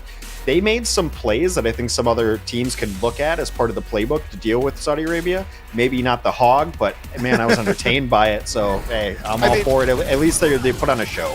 Look, whatever reasoning you want to give for it, right? And you can come up with various different reasons and ideas. The Hog did work at point A. I actually feel like if Poland had come out on traditional comp, they probably don't get point A, the way Saudi Arabia was playing. But the Hog was just one of those things of... You kind of stun lock the other team going like, wait a second, what's going on here? And you also like get Yazan to go, I will Hog mirror. I must go Hog mirror. So I don't know. There's like a sort of zaniness when you go that off the meta that sometimes it will be more effective than if you play things by the book. Yeah, I mean, it also allowed for, you know, the healers to not really have to focus it, and it allowed the healers to harass a little bit more. So it was an interesting pick, and you know, I don't think it's the way to deal with it, but I'm all for it. Look, we all knew this was going to be a pretty one-sided and extremely difficult matchup for Poland going forward, but you know, there were moments. I don't know why Fillion comes out of this roster, really. I guess maybe ICAV is allegedly they're better just like pure hit scan, but the Tracer looked pretty solid. Yeah, I mean, I think you hit the nail on the head, right? Is that some players are better at, you know, pure hit scan. Other players, you know, more so on something like Tracer. So that has to be the reason there. But still, really good performance from Fillion, even though across the board, Saudi Arabia was definitely working with a pretty sizable advantage. Yeah, I mean, just respect to Fillion. Like I said, the only holdover from the previous Poland World Cup roster. They've had their ups and downs and were unable to secure funding to go to the last World Cup. So nice to see some big moments there. And like, you know, the World Cup is kind of about this like coming together of nations and different people and different teams. So it's nice to have, nice to see people like having fun, which I think Poland, despite being rocked by Saudi Arabia, was having a little bit of fun. And it's nice to see these players that maybe don't get the attention that they deserve have moments to shine. And like that highlight reel is probably going to like be forever saved on Fillion's hard drive and back it up too, you know? Yeah, and, definitely going to be the case. But that'll do it for me and Hex today. Coming up next, it is going to be another slate of matches, kicking off with Turkey versus Sweden. CB and Epitomes will be casting that, and we'll see you soon.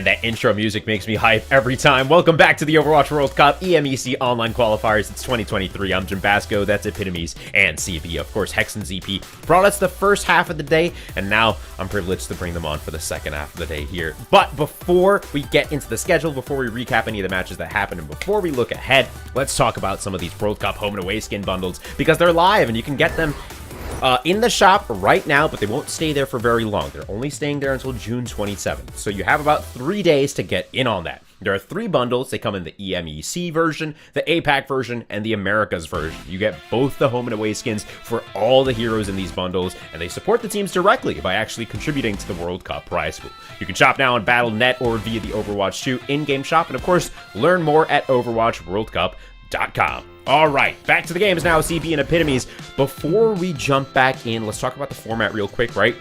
This online qualifier showcases 2 groups competing in a round-robin format. First to Sue is a single-stage tournament that will last 2 weeks. We're on day 3 right now, and we just saw Saudi Arabia once again just unstoppable versus Poland. Coming up, though, we've got Turkey versus Sweden. CB, lead the conversation here. What are your thoughts going into this match? Yeah, so with Lethal at the helm, Turkey looks pretty good. You know, they're sitting at 1-0 right now, but they're still kind of looking to be in like that middle of the pack at this this group that we keep calling an uber competitive group, because the level of parity between all these teams is so close. If they want to try and change that narrative and turn some more heads to them and maybe think, hey, maybe they're like upper middle of the pack, maybe could be vying, taking out a struggling Sweden team might actually be the play here. So this is like their chance to like really take advantage of the situation, try and come out ahead and make people believe in Turkey. Yeah, absolutely. Epitomes, with that, let's go ahead and take a look at the rest of today's schedule and bring you the matches from that. Of course, like I mentioned, this is match 4 of the day. As CB mentioned, Group B continues with Turkey versus Sweden. Afterwards, we swap on over back to Group A, and we've got Portugal versus Great Britain, Denmark versus Belgium, and then the Netherlands versus France. So, Epitome is going into this match with Turkey versus Sweden. Yeah, CB brought up a great point here. Turkey, currently 4th in the standings. They're at 1-0 with a 2-0 map score. The team above them, Finland, at 2-1, 5-2 in that map score. And of course, only the top 2 teams from Group B will be moving on. Sweden, currently at the bottom. They could use a victory. Epitomes coming into this one. Obviously, there's still a long road to go. What team are you looking out for in this matchup? Well, I definitely feel like Sweden, they've been struggling. They had pretty high expectations for themselves going into this matchup. So I feel like being able to take out a team that's kind of middle of the pack right now, Turkey having a bye yesterday, so they didn't get to a game, so they're only 1-0 in the scorings right now. So Sweden, they could definitely use that type of win, and it would move Turkey down, move themselves up, give them a better chance at making it out of qualifiers for Group B. So, I mean, I definitely feel like Sweden, they could really use a win like this one. Absolutely, and the action will continue. Turkey versus Poland just around the corner. I leave it to y'all. Have a great match, and I'll see you on the flip side. All right, thank you so much, Jim. And like looking at the rosters for these 2 teams once again, I mean, on one side, we've seen a lot of Sweden in the past 2 days, you and me, CB, and I think we both thought that Sweden was going to do a lot better. There were high expectations for this squad, especially because of that DPS line.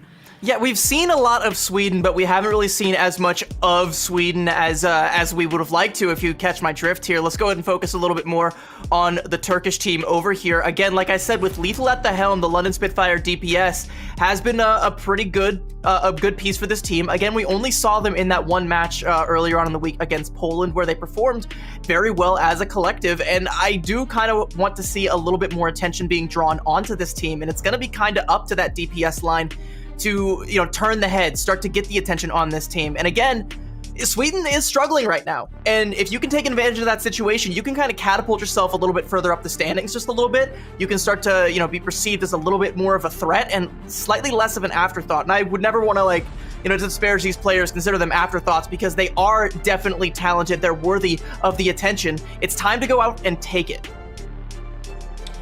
Yeah, that is for sure. And it's another thing about when you have that London Spitfire DPS of Lethal on Turkey's side, and then on the other side you also have Sparker. So I'm wondering if there is like some degree of counter-stratting when you know you're going up against a teammate, when you know kind of what their play style is, and like you can kind of get into each other's heads that way as well. So I mean, either of these teams could give themselves an advantage by kind of having some sort of playbook of the way the other DPS is going to play. Yeah, well, interesting change of pace here. You actually, interesting that you brought up that, that London Spitfire DPS versus DPS situation, because Sparker is nowhere to be seen. Mod check, Sparker. We've actually got Skyle swapping over to the DPS, and we're actually going to see the debut of Melon in that backline there. So, like, and I kind of did want to bring that up a little bit as well, because you were talking about like those two players countering each other, like knowing how each other plays. Again, Sparker and Lethal. But like Sparker hasn't been playing the things that we've known Sparker to play. We've typically seen Sparker on like the Hanzo, on the Sojourn, on some of these more longer range heroes. In this situation, like he's been forced to play a lot of Sombra, and I don't know if that's really like his cup of tea. And with the Sweden roster, I think like it's pretty much been down to like Kevster hits a pulse bomb and we win the fight. Kevster does not hit a pulse bomb and everything just kind of collapses and crumbles. And you can't always just have the weight of the world on your Tracer player's shoulders. Even Kevster, that's a lot to try and have to carry. So hopefully this like role swap helps kind of fit some of these pieces together and make things click, make things fire on all cylinders, and kind of get some wind underneath their wings. Yeah, and I mean, Skyle is really interesting, changing Skyle over to the DPS. So I'm wondering what's happening there internally. They know they need to make some changes. They feel like they've been underwhelming in the last few performances, but we're actually headed to Ilios. So actually, I do want to bring up one thing as well. Skyle is actually traditionally a DPS player, but has actually swapped over to being more of that support player for the Swedish team as of late. And it might be that they have decided that it just hasn't been working out, so they're going to try and bring Skyle back over to that DPS line, and maybe that's the change-up that Sweden needs. I'm optimistic here, actually. I think this might benefit them. It's something new. It's a new look. What they've had before hasn't been working, so yeah, absolutely. Show us something new, like that gorgeous new Junker Queen statue in the background there of Ruins. Yeah, Ilios, I'm curious to see what Sweden ends up coming out here with, though, because with Skyle's hero pool, we might not be seeing the same as we have before with like that Sombra Tracer dive that we've been seeing out of Sweden that, again, hasn't bared all that much fruit. Yeah, I mean, Lulzish has been just playing a lot of Winston, and they've kind of been like beating their heads against that wall of the Winston dive composition, and Lulzish going to take out that Winston once again, but Skyle actually transitioning onto the Sojourn is really interesting, but obviously pre-round, never trust the teams in pre-round. Like, we see Lethal hovering the Genji, and are we sure that that's going to come out? I mean, it could realistically come out. Like, I think Lethal on the Genji is definitely a possibility, but I think that might be a little bit more trolly. But I would take a little bit more stock in Turkey's composition as a whole, because they are playing the Junker Queen. Again, still in a phenomenal place in the meta right now, but also really good at dealing with a Winston. And looking over at Sweden, yeah, the Sojourn is sticking, so that's what Skyle's going to be coming out here with. So who's going to flinch first? Is Skyle going to be able to find a pick off with a rail shot once it gets charged up here? Or is this Junker Queen just going to run right over Sweden's composition? Right now, it feels like the latter. Ooh.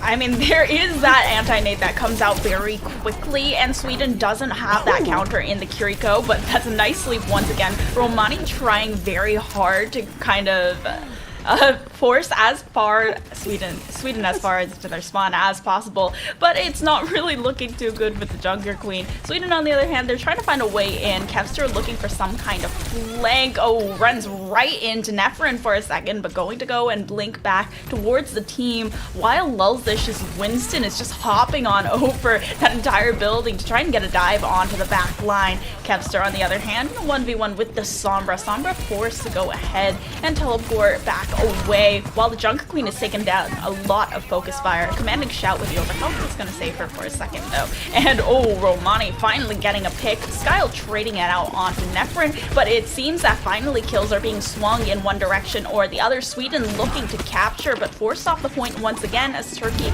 continue to contest.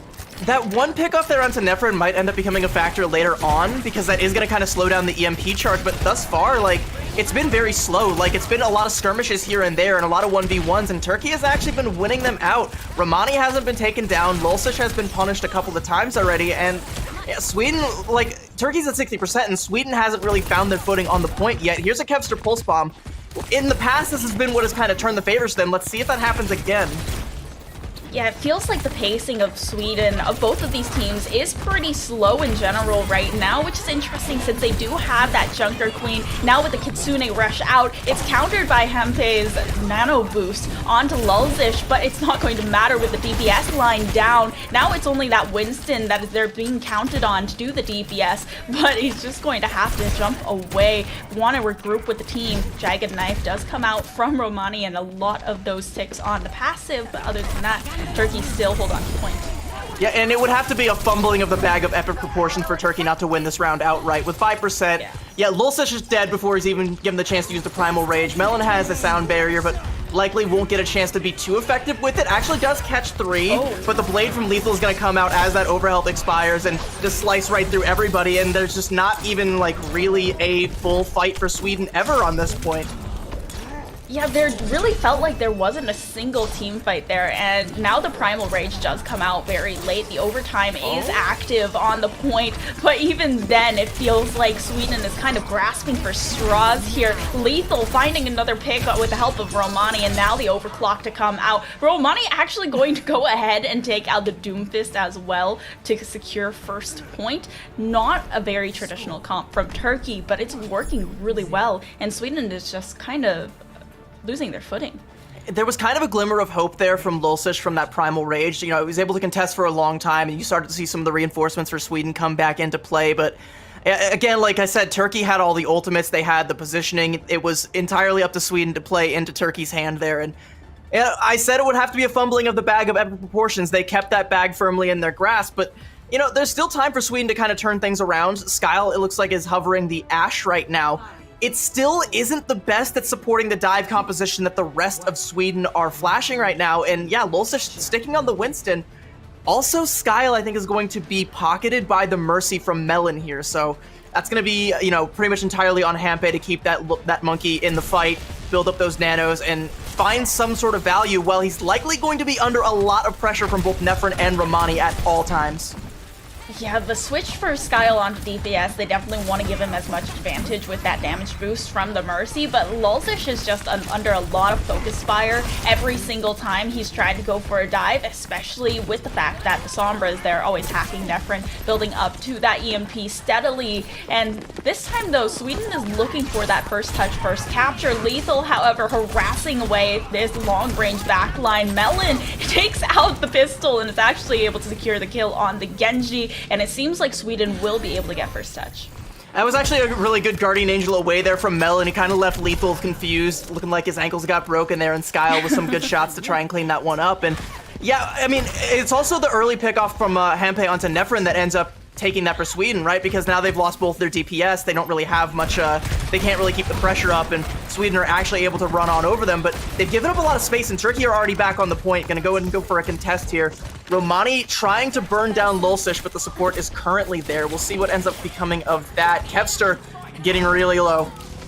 Okay, they are just giving up the point almost for free. Lulsish does come in to contest at the last second, and Romani, not really much that Muzo can do to save that tank, even with the Suzu coming in a second too late, and Kevster expending the Pulse Bomb to try and win the fight, but Turkey is still securing the picks back and forth. Melon falling, gonna put Skyle in a lot worse of a position, and Farouk with a nice boop onto Kevster, still being contested by Lulsish though, but now it's just a sole Winston on site with 2 DPSs to contend with. Drops down the bubble, tries to weave in and out. It's the Primal Rage to have the sustain to keep him in the fight, and now trying to push Romani away from the rest of the squad. Once again, the Sombra looking for the hacks, looking for the damage, but Lulzish is just trying to dance back and forth, even with the bubble this time. The team just isn't there for the support. The backline of Skyle and Melon is just, they're sitting pretty far back and trying to get the damage away from far away. Cannot contend, but Melon does go for the good resurrection with the Valkyrie, and now back in the fight is Lulzish, but still no cleanse from Akiriko after that anti-health does come through with the Rampage. And the fight, once again, Turkey, they seem to be coming out on top, but Sweden is still holding on to the point. Yeah, I mean, there's been a lot of ults invested on every side. The EMP from Nephron actually didn't find a whole lot. I think I would have liked to have that one back and maybe try and invest it now that we're getting into 99. This has been staggered up pretty much from like 50% all the way up to 99 here because, yeah, Sweden, they just keep using ults to bail themselves out, and Turkey haven't been able to just get rid of them entirely. It's mostly been Lulsish that's just been hanging around constantly for, like, by hook or by crook. They just can't take this Winston out. Nephron deals with Kevster, but the res comes through. Hampe's down, though, so this might be Turkey's opportunity. Yeah, Melon is getting so many valuable resurrections just for free. Now an extra DPS in the field. You can hear Lethal trying to ring with the Widowmaker and has to actually go for the touch instead of firing from long range with no one on Turkey left over. But Sweden, without much of a contest, they've been able to get this one down. But it was actually scrappy despite what the 100-0 scoreline seems like. Yeah, scrappy is definitely a way to describe it. That whole point felt just like one long fight, right? Like, Sweden should have been done and dusted like halfway through that. But like, so Hampe invests the nano to keep Lulsish alive in a period of time where it's just the two of them. Lulsish, again, like the last person alive, invests the Primal Rage and gets criminally low. But again, it buys enough time for the rest of Sweden to keep the stagger going for pretty much forever. Kevster comes in, gets a couple kills. No one's really able to dedicate their time to dealing with this Ashe Mercy in the back, and so Skyle's able to pump out damage, uses the Bob to stall, and like Sweden just kind of trickle their way all the way to 100, and Turkey just never really close it out here. So, I mean, it's 1-1 and it looks kind of even, but it's like, you know, both of these teams have to try and find a way to like definitively shut the other down because neither has really been able to do that thus far. Yeah, I feel like we haven't seen just a single team fight from, like, just a full 5 coordinated team fight for either of these teams. It's just been trying to get the picks, but Lulsish, that's a huge one onto Nephron. They're now missing that Ashe, and Kevster switching onto the Echo. So now we have this Echo Mercy DPS line as well, in addition to that Ashe. So lots of control from these farther distances. Kevster trying to burn down Romani, and it does work out with the Echo. Now it's just left up to the Lucio on the point to try and contest and stop the first touch from going over to Sweden. Once again, Melon getting Lulsish back into the fight as well with the resurrection. There is like a slight weakness with this composition that Sweden's running that is going to be Melon on the Mercy, because now that you have 2 DPS that kind of really want to have a Mercy pocket, you can't pocket both of them, and if you have to leave either of them to go for a res, that's an opportunity for Turkey to strike. Lulsish is down, and so is Skyle, so if you're Melon, who do you go for? And if you go for anyone at all, is it going to be worth it? Yeah, it's going to be Skyle, a little bit of a safer position here, and Melon having to hide around because of that dynamite being popped by Nephron, but Skyle still having good overhead control. Unfortunately, did not go for the touch, so they don't that have point control, is yeah. surrendered over. So, like, you have the high ground, but who has the point? And it is not Sweden. But with the pick from Skyle, that could turn things around. However, Melon down without that Mercy, it is going to be tough to have Skyle have that same kind of sustain and DPS. Does not matter. Farouk still goes down, Dynamite's still ticking away, and Sweden will recapture. All right, Sweden look to be in the driver's seat at this point in time because they're going to have the Bob, the Nano. They're going to have essentially all the ults that they could use except for that that duplicate that Kevster used. That pickoff there onto Hampe, it's going to get rezzed up, but that's now out of the fight. So you've dwindled that resource, and now they're pressuring the point here. So Turkey have a chance. The Kitsune Rush might be enough to get them over the edge there. They're about to build an ult bank of their own, and hopefully that's going to help them build up to something more substantial. Ooh, using the Kitsune Rush to just shred down this Winston, and like you mentioned before, that res was already used, so they can't bring Lulsish back in any way, shape, or form. There's the Rampage to come through, there's no way to counter it from Sweden, and Melon tries to hold on to their life, but it's the bleed that eventually dulls the Mercy in. Now it's all left up to Kevster. Kevster does get the health back for the health from Hempe, and Lulsish is coming back into it. Now with an anti-nade onto Romani, gets pretty low, but the heal is back, and the anti doesn't last. Turkey, they're going to clean up Sweden on this fight and recap. But this is still that same kind of story where like Sweden and or Turkey on either side, whoever doesn't have the point just kind of keeps trickling in. I mean, Lulsish dies before he gets the Primal Rage there off of that Kitsune Rush from Muzo a while back, and like it keeps just kind of trickling out from there while Sweden don't have the point. So like now Turkey are up to 70%. Sweden have the ults to try and take a full fight here, but Turkey have an ult bank as well, so it's going to be scrappy either way. And they've already been forced to invest the res, so yeah, like Sweden, they have a way in, but they have to find a way in and like stay in and not be evicted from the point. evicted is a good word for it, but that Bob coming from Nephrin right as that Primal Rage comes through, that point is hotly contested by the Bob, but it's only going to be a duplicate now from Kevster. Oh my god, Nephrin! Nephrin just completely uncontested, allowed to fire away without consequence. Turkey, they are unable to touch. Sweden is simply going to be able to lose that 2-1, but still very, very scrappy. I don't even know how I'm supposed to describe that, CB. I mean, it's very much so the story of Sweden in this, these qualifiers thus far. It still very much so looks like they haven't fit the pieces all together. There's glimmers of hope, and there's promise with Skyle on the DPS. Like, yeah, there's some shots there, but I feel like composition-wise, like, the Mercy's being pulled in too many different directions, and once the res is forced out, like, Turkey can just go in, collapse on any one target, and, like, odds are they're not going to be getting enough support because, you know, they have to be playing in hand-pace LOS. There has to be, there has to be something that, like, can keep Lulsich alive, and there's not always. He's able to live by sheer force of Primal Rage when he has it, but if he's taken down before he has it, it's just, they don't really have a way in. They don't really have a way to keep things going, so Sweden kind of have their feet under them a little bit, but they're still stumbling a little bit, and, Turkey's able to stick their foot out and trip them over at the last hurdle there. Yeah, I mean, it just felt like every single fight, it was never really a proper 5v5, and Sweden was kind of getting a little bit lost and turned around and just, like, tripped over, like you said, especially on that very last team fight. They waited a long time to try and regroup, and it ends up being Lulzish going in alone, and because it is this map on Ilios, it is a bit more difficult for players like Echo or Farah to kind of contest that point, since you don't really want to be trapped in place with such a low ceiling, and they were really looking for that high ground control, didn't want to drop down to contest. Yeah, it's looking pretty shaky overall for Sweden here. I think, there is still something that could be here. With this Skyle on DPS, I kind of hope they stick with it, and I kind of hope that they continue along this trajectory, but it's going to be their map pick. We'll see what they decide to do, if they want to keep investing in the Skyle DPS or go back to old Unreliable, which is the comps they've played in the past. But don't go anywhere. We'll be right back with Sweden's map pick right after this break.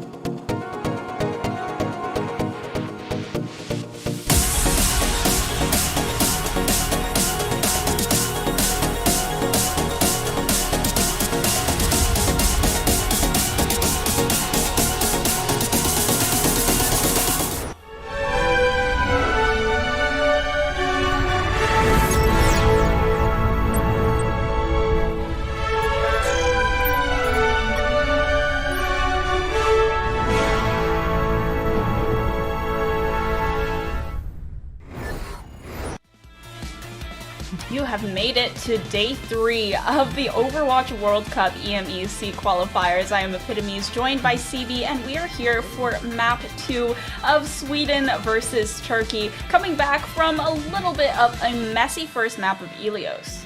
Yeah, if I could go ahead and read a tweet from the Team Sweden Twitter account really quick, where they said, "Don't worry guys, ahead of today we've worked on our communication, aim, map awareness, crosshair placement, ult management, resetting, target focus, positioning, point control, retake ability, skill usage, space control, and getting kills."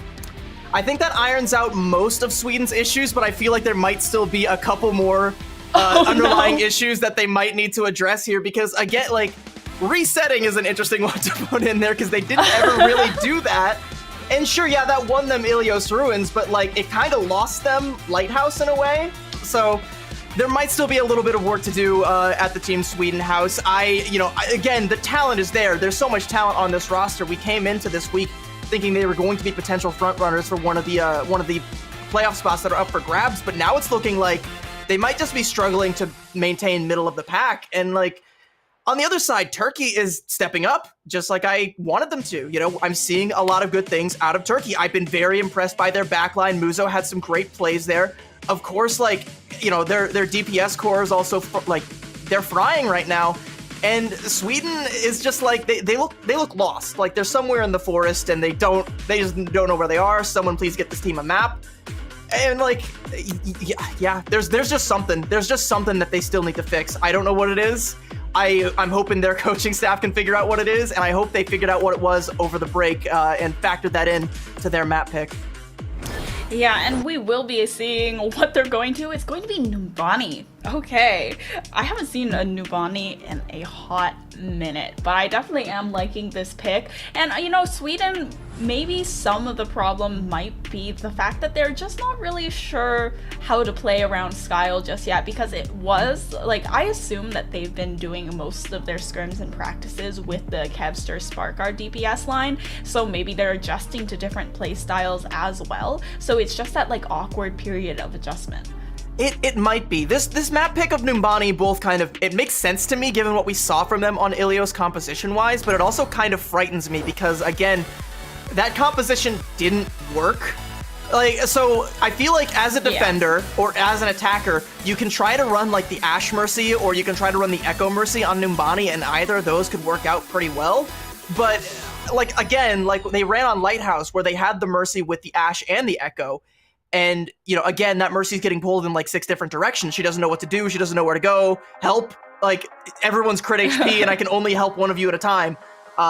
So, like, I feel like if they do that, that's still a very exploitable weakness that Turkey can capitalize on.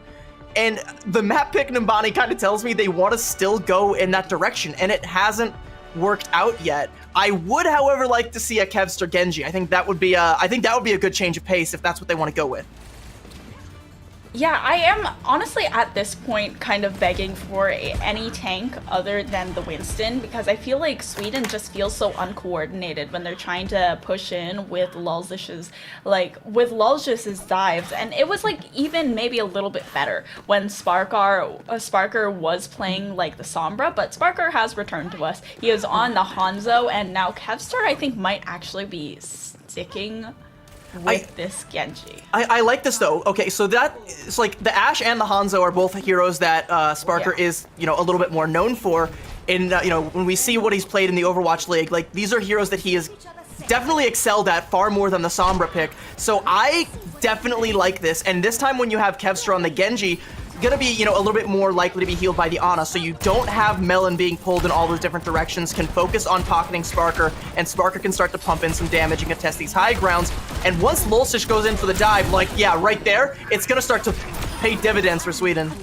Oh, and nicely done to eliminate the sleeping target off of Skyle's sleep, and now it's just lethal left harassing the backline, and Sparker, ooh, okay, landing quite a few shots, and obviously a very big improvement immediately off that.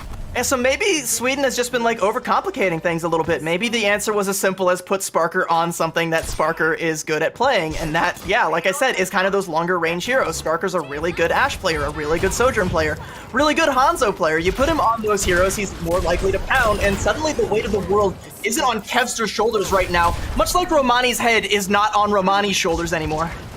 Oh, that was some nasty shots from Sparkar. And now Ditto for Nefrin, Nefrin. also, similarly Sparker, decapitated. calm down. Sparker This is the Sweden that was promised, though. This is what we've been wanting to see out of them. Like, give me more of this, Sweden, please. Yeah, this is like literally what we've been expecting this entire time, but we've been seeing them stick to a lot of these really heavy dive compositions that maybe it just wasn't as comfortable. And honestly, this part just kind of goes to show how playing your comfort picks can sometimes just be better than playing what is meta. However, Sparker finally annihilated and neutralized by Nefrin for the moment if Melon can't get that good resurrection in, which it doesn't look like will be happening in this fight, as Lulzish is also getting focused down and trying to burn through by the Echo with the focusing fire. However, they've been able to successfully disengage. I mean, Sweden were able to snowball that pretty far. It's very unfortunate they weren't able to get, like, all the way to the end and try and force, like, a potential C9 sort of situation with, like, you know, Kevster maybe going for a back cap, force everyone to play on the point.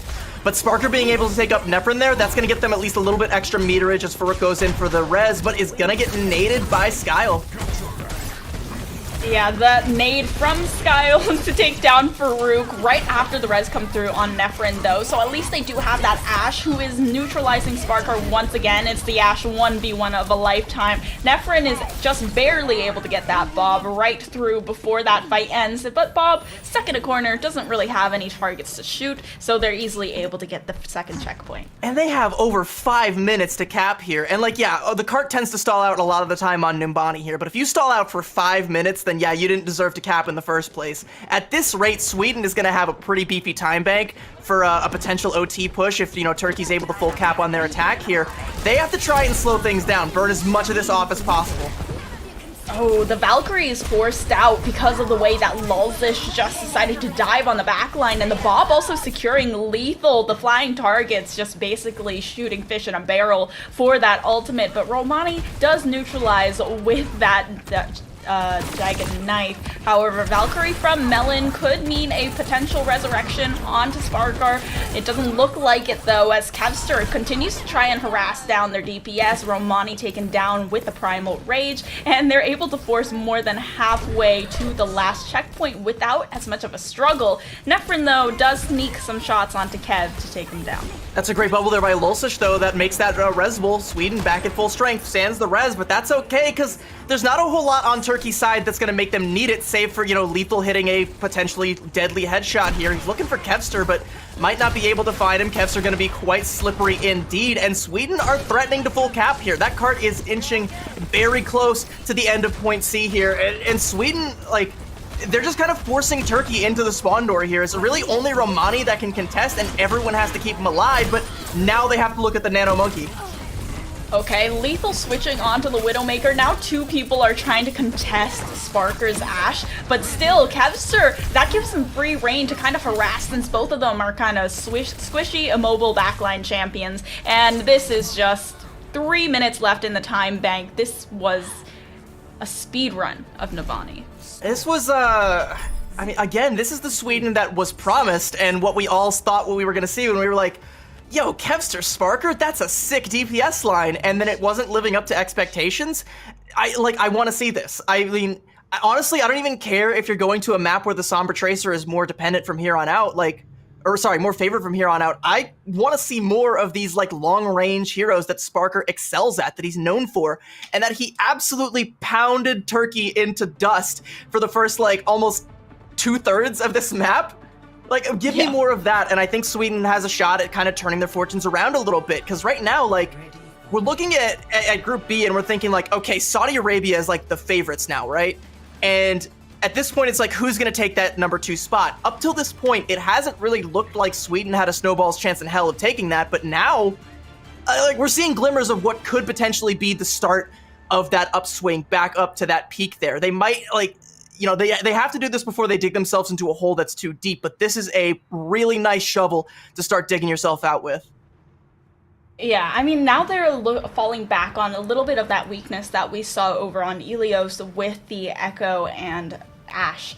Kind of both of them wanting that Mercy pocket, so you're kind of having them ripped in two different directions. But we'll see how Melon does with this and how it might be changed, especially now that Sparker is on that comfort pick of the Ashe, and it might just go their way. Lethal, however, picking onto the Genji. It's an interesting pick, able to escape in just a matter of time with the help of the Suzu, but still not able to get much engaged here past the choke. And the other thing I want to bring up about the Mercy composition, by the way, is that there is no one to realistically peel for Skyle, so that's going to be a constant, point of contention for Sweden. Like, Turkey can just jump on Skyle wherever he's hiding, and if they're able to get rid of that Ana again, there's no one to keep Lulsish alive, so it all kind of collapses from there. So Skyle has to play very safe, potentially close to Sparker, and hope that the peel comes through, but they want that Ana. Yeah, and they're going to get the Ana. Lethal able to find it. Nephrin onto Kevster as well. And now we're looking at Lulzish being eliminated. Just like you said, it's all falling apart like wet bread. And Skyle coming back into the fight, but far too late, far too little. The point is captured in a matter of minutes. Falling apart. I would have gone for something a little bit more topical. Like, I would have said falling apart like an IKEA desk that I put together because I'm not good at building furniture. Much like Sweden was not very good at mounting a defense there. Again, it just kind of collapsed when Skyle got deleted, and Turkey, they identified that. I think Sweden has as well, and Melon has swapped over to the Brigitte, but now you don't have the damage boost for Sparker or for Kevster, and now Kevster is a potential weak spot if he gets hacked like that. Nephrin not able to close that one out, but that's going to be danger for Kevster if he ever flies too close to the ground. Yeah, I mean, you definitely do kind of need the Brigitte to be able to defend on Skyle here, but on the other hand, you have both of your DPSs that are just like missing out on that little extra bit of damage and like the benefits of the pocket. Now trying to get things done and starting the engage with the duplicate. There's a second tank in the fight now with the Junker Queen going to go ahead and look to take down Muzo. That does take out a little bit of their burst healing. However, the Kitsune Rush has already gone through and is going to give Turkey so much extra DPS, which Nephrin is going to display alongside Romani, taking down Lulzish and Skyle. And Sweden, without their support and their tank, the DPSs are just going to have to back all the way up. I kind of like the swap from Kevster over onto the Genji, so Sweden's still kind of slowly making a little bit of change here. Now, without the Mercy in play, you don't really want to be playing Echo. It's not going to be as feasible. You can still get packs from Brigitte, but not all the same here. Lulzish going to go in for a touch, but Kevster is already dead, and the Blizzard comes out. Sweden, what do you even do about this? These switches are just so much good adaptation from Turkey, and there's a Rampage to come through, but the Primal Rage does come out for that health sink, and Melon also has that rally available. The Nano Boost came out earlier as well to ensure that Lulzish was able to sustain through that fight, and now they're going to fight around this deeper choke point, make sure that they can't touch the payload. That's really costly for Sweden, though. Nano, Primal, and Bob all had to be invested there, and Kevster, like you said, we just saw him swap, so he's nowhere near the blade. You have the rally to kind of, weather the storm here, but there's going to be another storm in Farouk's sound barrier there, so as soon as something is built up to by Turkey, it's going to be curtains for this point, I think, for Sweden. Yeah, the sound barrier and rally both come out. Two big support ultimates expended. Now the icicles from Lethal is threatening to do a lot of damage here. Building up that ultimate very quickly is Nephrin with the AMP, just a single percentage away. And with the translocate away and the Kitsune Rush, that EMP could be huge. Romani is able to find one, and the EMP does come out. That tank, just a thorn in the side of Sweden, right in their faces. Farouk able to secure the last pick. There's the ice block, and it's all left to Skyle, who can't do much here on his own. I think Sweden might have done enough to set themselves the better time bank here, but it is definitely looking like Turkey has a shot to cap this so they can start to snowball things. But yeah, Sweden, they're coming up on a lot of those ults that you would have liked for them to have in the previous fight, but now that they do, they can try and stall things out here a little bit. But again, Turkey still have some big fight winners of their own coming up. Lethal's got the Blizzard. Farouk has almost got another beat. He's 2/3 of the way there. Ditto for Romani's Rampage. So this isn't going to stall out forever. Sweden have to cycle their ults out effectively in order to try and burn as much time as possible. Yeah, they've got 3 ultimates for themselves, but Romani, such a huge pick onto Skyle, and Sparker immediately goes down after throwing out the Bob. Now with the Primal Rage and Blade available for Sweden, they might be able to stall a little bit more, but instead it's a retreat. Melon goes down, and then Lulzish, no sustain. Skyle is just coming back out of spawn, and they've got that barrier from the Mei as well as the Blizzard to keep them off the objective, but the Blade does come out. Kevster with 3! That is huge in order to keep capping that point. Now it's all just Neferin, and there's not much you can do when the Genji goes big like he just did. That was such a hero play from Kevster. Take nothing away from him or the rest of Team Sweden for helping to set that up, but that was nearly disaster for Sweden. They had all those ults and they died before they had the chance to use them. Turkey, they damn near capped it, and Lethal put the Blizzard down on point. Sweden, they couldn't even get in. If Kevster hadn't killed like 3 with that Blade, you know, we might be talking about Turkey having capped here, but now Sweden have a shot, and Kevster just handed it to them on a silver platter. Oh, the EMP is so good, as well as the sound barrier. There is no shot that Sweden can get any picks down their way, but Sparkar is somehow making it work. Melon with a huge impactful res, and the Primal Rage to come through as well. Sparkar goes big. It's going to be hero play after hero play from Sweden, just fearlessly marching into the jaws of death. And like, even if it hadn't been for the hero plays from Sparker, you still had the Valkyrie and you still had the Primal Rage in play for Sweden at that point in time. That's a lot of sustainability to keep the fight going as long as possible. Lulzish now going to swap over onto the Orisa, play something a little bit more close quarters, because, you know, can't really be risking jumping off of the point when the cart's that close, but Sweden are doing a great job of stalling this out now. Kevster, again, gave them a chance, and Sweden are taking it. That's a great sleep, and a pickoff onto Neferin. Neferin gets caught out. Turkey have to back up. Yeah, Skyle is hitting these sleeps like his life literally depends on it, and it does. And instead, they're going to go ahead and disengage. Turkey trying to dance around the corner. Sparkar once again going huge, and the damage boost is looking nice as well, since they've switched on to the Tracer, which relies a lot less on the sustain from your supports and backline, looking more for that harass. Yeah, Sparker's gonna have the Bob too, so that's gonna be a lot more time bled out. We're only down to a minute here. Kitsune Rush online. They're building up to the Blizzard here, but the Bob is gonna stall things out, throw a wrench in the equation. And that's great anti-nade, force out the Suzu as well, and they don't have as much of that burst healing, can't save much. Ooh, Neferin goes down, but it's a trade onto Sparker's Bob. Not really too huge here. Romani is able to get that down and out of the way. Neferin now switching onto the Cassidy. This is definitely interesting. So now they don't have that ultimate in the back pocket. The Blizzard does come through onto the objective, attempting to contest, and Kevster is trying to get a lot of damage down here, but gets real low himself, looking for lethal. Lethal, however, has something in the back pocket. Lulzish with the Terra Surge on the objective is going to be what saves Team Sweden, despite Kevster forcing that backline push. So it's those 2 pickoffs from Neferin that came off early, right? It was that sleep dart, and then the next pickoff onto him that came up. He didn't have time to build up to that EMP. He has to make the swap to the Cassidy, and he just doesn't have an ultimate. Turkey don't have anything to force us the rest of the way. Sweden can just keep them at bay forever, and there's nothing Turkey can do about it. Sweden have taken a map. We're going to a map 3 here. That is, again, that's the Sweden that was promised. That's what we wanted to see from them this whole week. They're finally showing it, and Kevster, you know, with the hero plays as always, but Sparker on the Ashe is what this team needed. That's the shot in the arm that needed to, you know, the wheels on the Swedish struggle bus to just stop, fall right off. You know, it's just one map. I don't want to put too much stock in it, but I'm really excited because now it's like we have a game.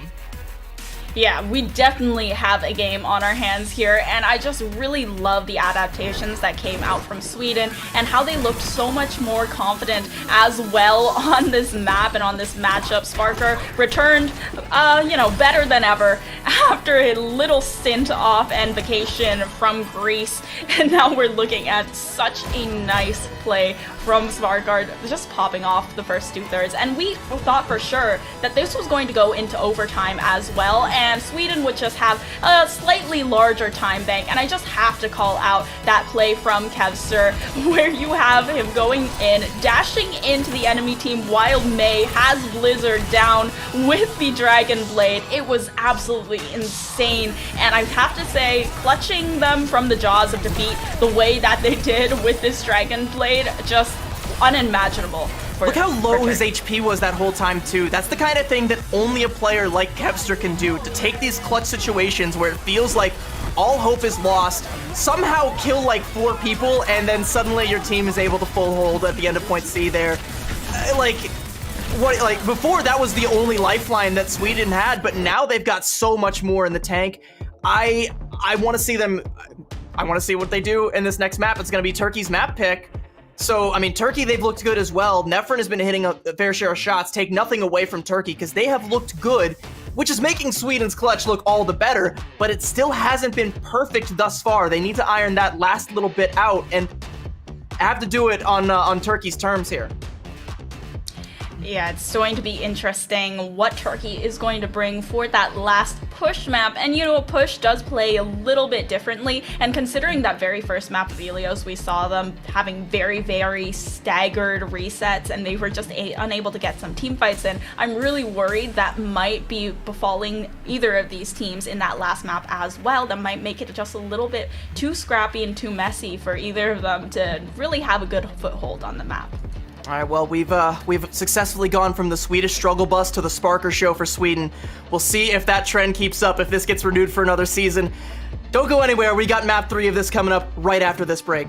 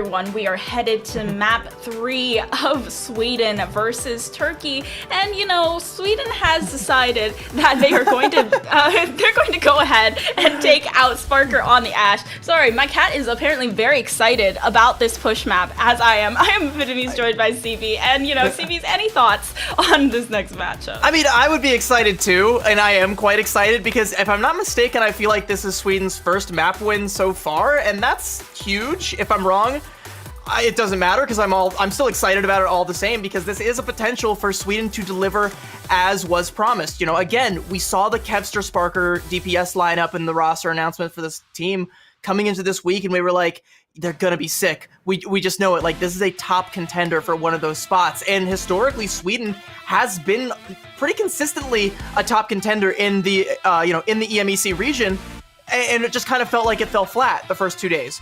It's now anything but flat. It's so flavorful, so jubilant now, as long as we get to see more of Sparker's Ashe popping off. And it's, you know, Kevster with the clutches as always, the kind of things we expect to see out of this team. As long as that trend keeps up, Turkey might be in trouble. Yeah, and Turkey, they did have some really good adaptations over by the end of the map. You know, they took out the Mei, they knew that Genji was coming, and they wanted some way to lock Kevster down and prevent that hero play. But even through the Blizzard, they were able to get such huge value out of the Dragon Blade, and we are headed to, forgive me for how they say this, Esperanza. Esperanza, close enough, I think. No, so this is a map that I do kind of feel like they can still get away with the Ashe and potentially the Hanzo as well, because there's a lot of high ground to play around, especially towards the center part of the map where the bot's going to start off. And, you know, there's also some high ground on some of the streets on either side, you know, past checkpoints. So this might be a good pick, both for Turkey and for Sweden, because again, Nefren has been showing up on the Ashe as well. Not quite matching Sparker, but getting close, and at times, you know, putting in a ton of damage, doing a ton of work, and being the linchpin for this Turkish squad. Will it be another season of the Sparker show, or is it going to be a Turkish takeover? We're gonna have to find out. It's map 3, and I'm pretty excited about this one. Yeah, so am I. And I mean, with Sparker back, we also have that question of, do you think Lethal's calling, oh, Sparker's definitely going to be playing right here, watch out for these angles, etc., etc., or Sparker doing vice versa against Turkey? And I know, it's just like something that food for thought, you know? A little food for thought, but it doesn't look like, you know, it doesn't look like Turkey is showing any compositional things that might be trying to, like, hard counter or grief Sparker right now. Like, they're going back to the Mei and the Sombra that they were showing towards the end of Numbani that they stalled out with. They weren't able to get the full push there. Meanwhile, Sweden, yeah, they're showing pretty much the same thing as what we saw before, but now they have Lulsish on the Junker Queen and Skyle on the Kiriko, so they're gonna try and brawl out a little bit more, so it's kind of up to Sparker to get some damage in, sans a Mercy Pocket, and up for Kevster to try and mop up some of this damage that Lulsish is going to be pumping out with the shotguns. Yeah, I feel like the last map was literally the first time we saw Lulsish play anything other than Winston when he pulled out that Orisa. So this Junker Queen, definitely a breath of fresh air. Sweden going to take first cap here to try and push that robot a little further, and Turkey isn't really looking to contest out in the open, instead dancing around these corners. And the great news for Nefren right now is that there isn't an Ana in the back line who can sleep in, so Sparker can turn around and double headshot him. But now they have taken the control back of the robot to try and push it a little bit further. But Sparker going to initiate with that pick on the tank. Yeah, I mean, Lethal invests the wall there, not that one, the one before. You know, when Turkey tried to go and take that fight, Lethal invests the ice wall, but it doesn't really catch anybody out. Sweden are able to just, like, you know, duck around it, peek around it, start to pump in the damage, and they don't really get a whole lot of value out of that. While I say that, though, Lethal has 83% to the Blizzard, so he definitely did a lot of work in that last fight, and that's something that, you know, Sweden might not be aware of. They might not know that Blizzard is already just about online, and Turkey might be able to get a quick flip here if he's able to build up that last little bit and nearly dies, but he has it now. Kevster really trying to take control of this high ground as well, and that Suzu has already been forced Kevster. out, but the blizzard comes through from Turkey. That was huge. Even though it's just to take out Lelzish and Kevster, without the tank, they don't want to be pushing any further than they possibly can, so they're going to go ahead and disengage. Lethal, however, looking to push into their spawn. Actually, Turkey's entire team wanting to push all the way into their spawn while they have one person just sitting on the payload. Yeah, I mean, and like I said, there was no way Sweden could have known that that blizzard was coming in, and Lethal just mops up with it, but now some ults are coming online for Sweden, but Turkey did anticipate this. They tried to go with the Kitsune Rush, it's met with a Bob. That's okay, a trade for a trade, because they still have control of the bot, and Sweden have to invest their own Kitsune Rush just to go in for a contest, but Turkey snagged the lead. Now Turkey able to push a little bit further past. They have two ultimates on Sweden's side, but ooh, they're not even gonna need them. Kevster, Skyle, Lelzish all finding picks pretty decisively. Turkey kind of falling apart. Not much of a contest in that fight. And Kevster looking to chase after Nefrin. I don't even know if he knew that. He was just spy checking, you know, he was just fishing, caught a sucker, and then just chased Nefrin down. And Nefrin was getting close to that EMP. That's actually gonna be a pretty big pick off there, because A, Turkey can't go win. Sweden are able to tap the point now, take the lead. B, they don't have to worry about the EMP stopping them from doing so. They can take the initiative here if they so choose and just go in with a Blade or with a Rampage and take the checkpoint here. Yeah, very close to the checkpoint, but that EMP comes up just in time for Turkey. Romani able to take down Kevster, and that's a Dragon Blade off the table, and with the Rampage to come through, Lelzish wastes the Rampage as well, dying just in a nick of time before it can cast, and now even with the sound barrier to come out before, Sweden investing so much into this fight, and it looks like it's a losing battle. They're having to disengage now and allow Turkey to once again take control of the robot before they're able to capture checkpoint. Yeah, the window for Turkey to capitalize on that, for Sweden to capitalize on Nefrin's death there, it rapidly closed, and you could tell that, like, Sweden, they feel like they might have, you know, gone a little bit too slow, not pulled the trigger when they had the chance to, or it might have just been the contest from Turkey that made them think twice about it, but there wasn't enough time to think more than once, and now here comes the Bob from Sweden. They're trying to come back into this and not lose the point.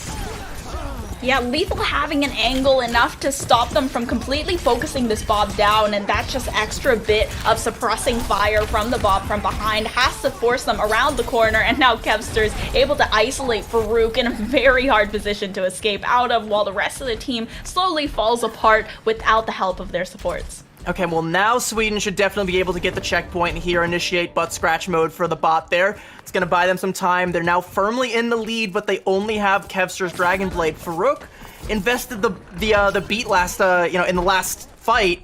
So Turkey really only have either the Blizzard or the Suzu to try and counter it out. So I want to see how Kevster decides to use this, if he tries to wait until, like, both of those abilities are off the field, or if he just wants to try and go in, kill Muzo as quickly as possible, and then just deal with the consequences from Lethal after the fact. Definitely seems like they want to just play together. They don't want to go for something a little bit too aggressive or look for those flanks just yet, especially with that wall to come through, but the blade does come out and they have to disengage because of how quickly Kevster was brought down low, and it's the opening for the Blizzard to come through as soon as that Genji backs off, and it's actually just Kevster left alive, but it won't be for long. They are all sent back to spawn. A team kill from Turkey to attempt to push further to that checkpoint. So every ability that I called out to try and deal with that Dragon Blade did come out and then some, and I feel like there's a chance that the call from Sweden might have been to use the blade to bait those out and then collapse on the team, but if that's the case, they tripped on their shoelaces during the collapse phase of that, and yep, Turkey, they've got control. They're threatening to cap the checkpoint here. Sweden have time to take another fight, but they only have the Kitsune Rush and maybe the beat here soon to try and stop this. Yeah, that EMP once again going to do quite a bit of disengage for Sweden once again, and there is the Rampage from Romani that's going to get so much damage down, especially onto Sweden's DPSs, and nothing Skyle and Melon can do is going to save them. Now with Melon out of the fight, Lelzish doesn't have anywhere to run, and Skyle, and not looking too hot for him either. A second fight in a row won by Turkey to secure the checkpoint and a potential overtake on this push map. So the pendulum swings back the other way, and Turkey have now taken the lead. The beat from Melon in the last fight was really good, but came in just a hair too late and Kevster was down. Sweden have a lot of ults here, but again, like, they have to try and stop this. They can't let Turkey start to run away with this. Again, we're looking at Lethal with the Blizzard coming up here real soon. Sweden have to try and scout that out and do something before it becomes a threat, but now it's on the field. Lethal is able to just build up this Blizzard so quickly, and every single time it's been a huge threat, and it doesn't seem like Sweden has found a way to counter this just yet. They're sticking to their guns, they're sticking to their comp, even though this Blizzard has steadily and increasingly become more and more of a threat. Yeah, like, Lulsic has the Rampage, but, I mean, Turkey have everything they could want to counter it, right? Like, they got the Suzu, they can just cleanse that and make it a complete non-factor, and even if that gets baited out, Farouk has the beat, and, Turkey, they can just keep the pressure on, and if nothing else, bleed time out here. Like, Sweden have to try and get an early pickoff here, or shut Lethal down in order to stop this and, like, not just stop it, but turn the bot back in their favor. Yeah, now the Kitsune Rush from Muzo is allowing Turkey to just push so much further every single time. Every ultimate that they've invested thus far into this map is so intentional, and there's so much action that happens behind it. While Sweden, they've just been playing their comfort picks, which is what it seems like. They started off really strong, and it seems like they're falling apart as soon as Turkey got a rrhythm. Yeah, and again, Lulsic dies before he's even given a chance to use the Rampage, so I think the window might have closed, and Nefren wants to slam it shut. That's a huge EMP, and Skyle is taken down. Sparker soon to follow. Turkey are just pushing Sweden all the way back into the spawn. They might even full cap here, and I mean, Sweden, they've got 4 ults, but are they even going to get a chance to use them, or is Turkey just going to shut this down right now?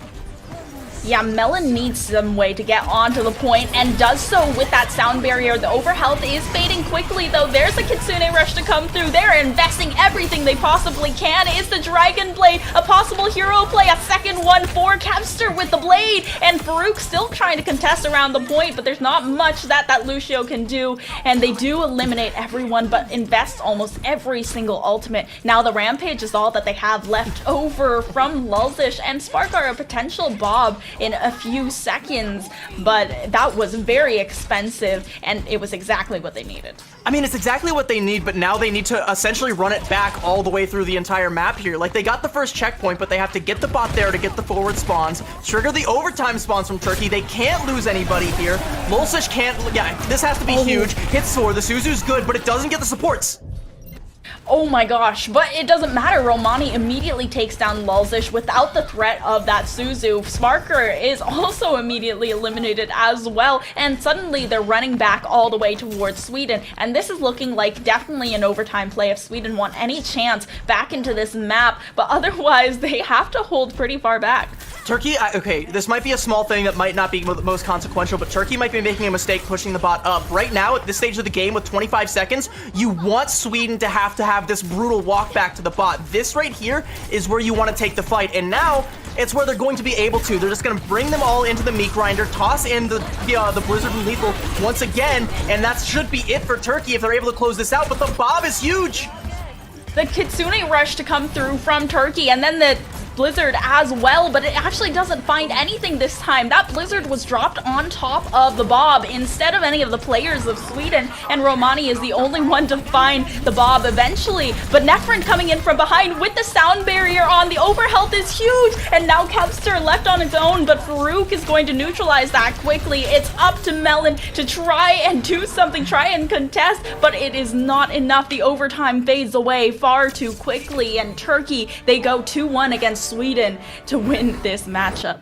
Now, fool me once, shame on you. Fool me twice, shame on me. Turkey do not get fooled twice by the Sparker Ash. They don't let it happen again.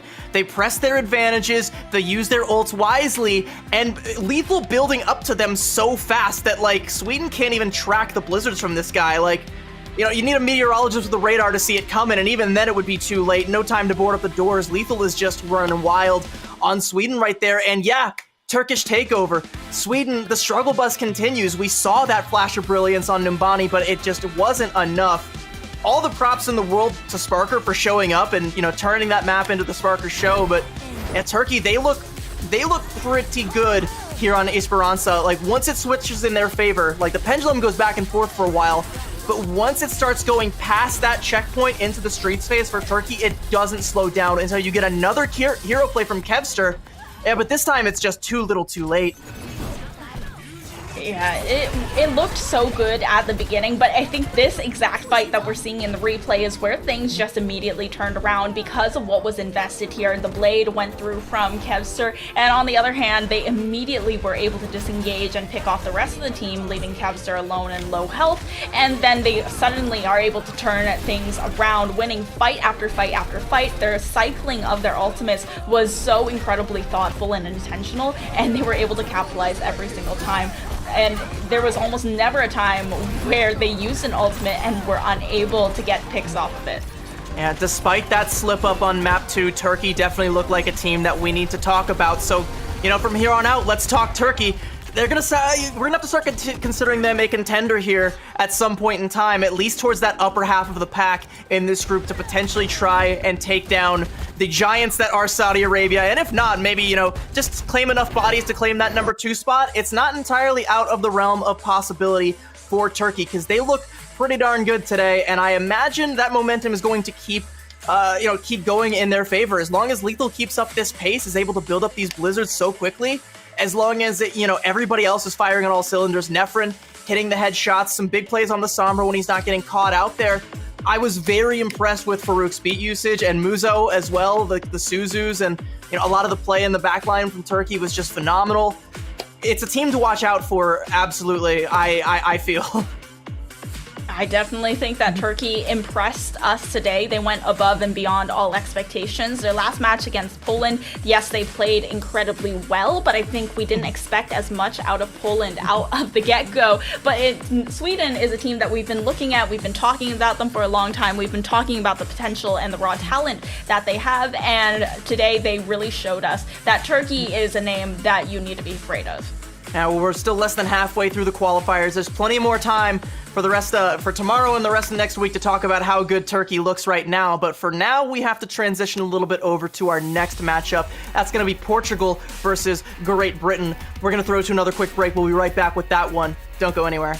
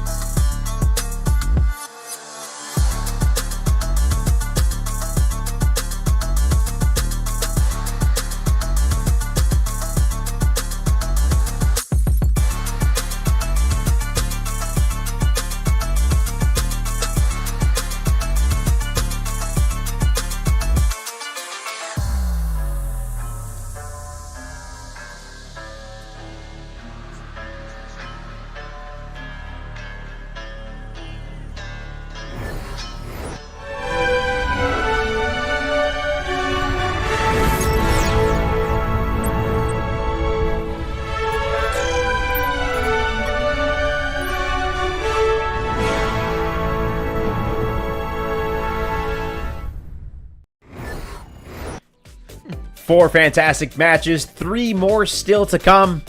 I thought I was muted for a second, but I'm not. It's a false alarm. I'm your host, Jim Basco. That's CB and Epitomes. We just had an awesome Game 3 matchup between Turkey and Sweden.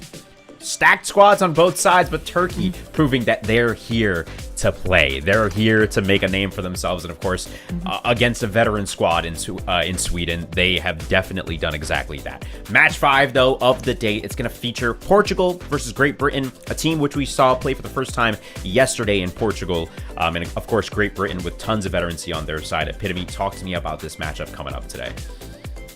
So, Great Britain, they actually did go down against Denmark yesterday. So they are coming back fresh from a loss after being basically the top of their group, losing to a team that had a bye during the first day, and maybe a bit of a rude awakening for them. But Portugal also yesterday, when they played, they did unfortunately go down 0-2 as well, going up against France, which is also one of the top teams in the entirety of Group A thus far. Yeah, absolutely, CB. You know, watching Great Britain go up against Denmark was definitely tough because you have so much talent on these squads. But with Great Britain now going up against Portugal, of course, a team that has a little bit more to prove, right? What are your thoughts on that one? I mean, Portugal's in kind of a rough spot schedule-wise because, you know, they make their debut yesterday. They go up against France. And yeah, like Tyler said, they're one of, France is like one of the favorites in this group to try and take one of their playoff spots. They're going up against Great Britain, who's another potential frontrunner for that. You know, even with that loss to Denmark, Great Britain, they still looked really good. And you're still kind of expecting them to be in that top 3 picture. But, you know, it's starting to get a little tight there where there's 3 spots and there's maybe like 5 teams that could realistically take it. And right now, Portugal's not in that conversation yet. If they're able to topple one of the tyrants of that 5 stack there, they might have a shot of starting it, but it's not looking too great right now. Like Great Britain, they're still looking every bit as strong as they have, again, slipping up a little bit against Denmark. Denmark also is really, really sick and potentially like the favorite. So it's like, pick your poison here. Like, what do you do? What do you do against this squad? I'm hoping to see something big out of Portugal, but the eyes are mostly going to be on Great Britain to shine here today. Absolutely. And with that said, let's go ahead and take a look at the schedule, CV. But you mentioned it, Great Britain, they went down in their match against Denmark yesterday. We're expecting them to do great things. So Portugal almost has the pressure off of them, right? Great Britain almost expected to win this one. Is this the opportunity we see an upset? This is the moment if there was any. And of course, the action continues tomorrow and into next week. We got 2 weeks of round robin action with the top 3 of Group A moving on and the top 2 of Group B. The next match we've got up is Portugal versus Great Britain, followed by Denmark versus Belgium, and we'll round out the day with the Netherlands versus France. CB and Epitomes, I leave y'all to this amazing matchup, though, and I'll see you guys on the flip side. Yeah, it's kind of hard to believe that we are only on that second match of the day so far, after the last one took Turkey a lot out and of us, Sweden. I think.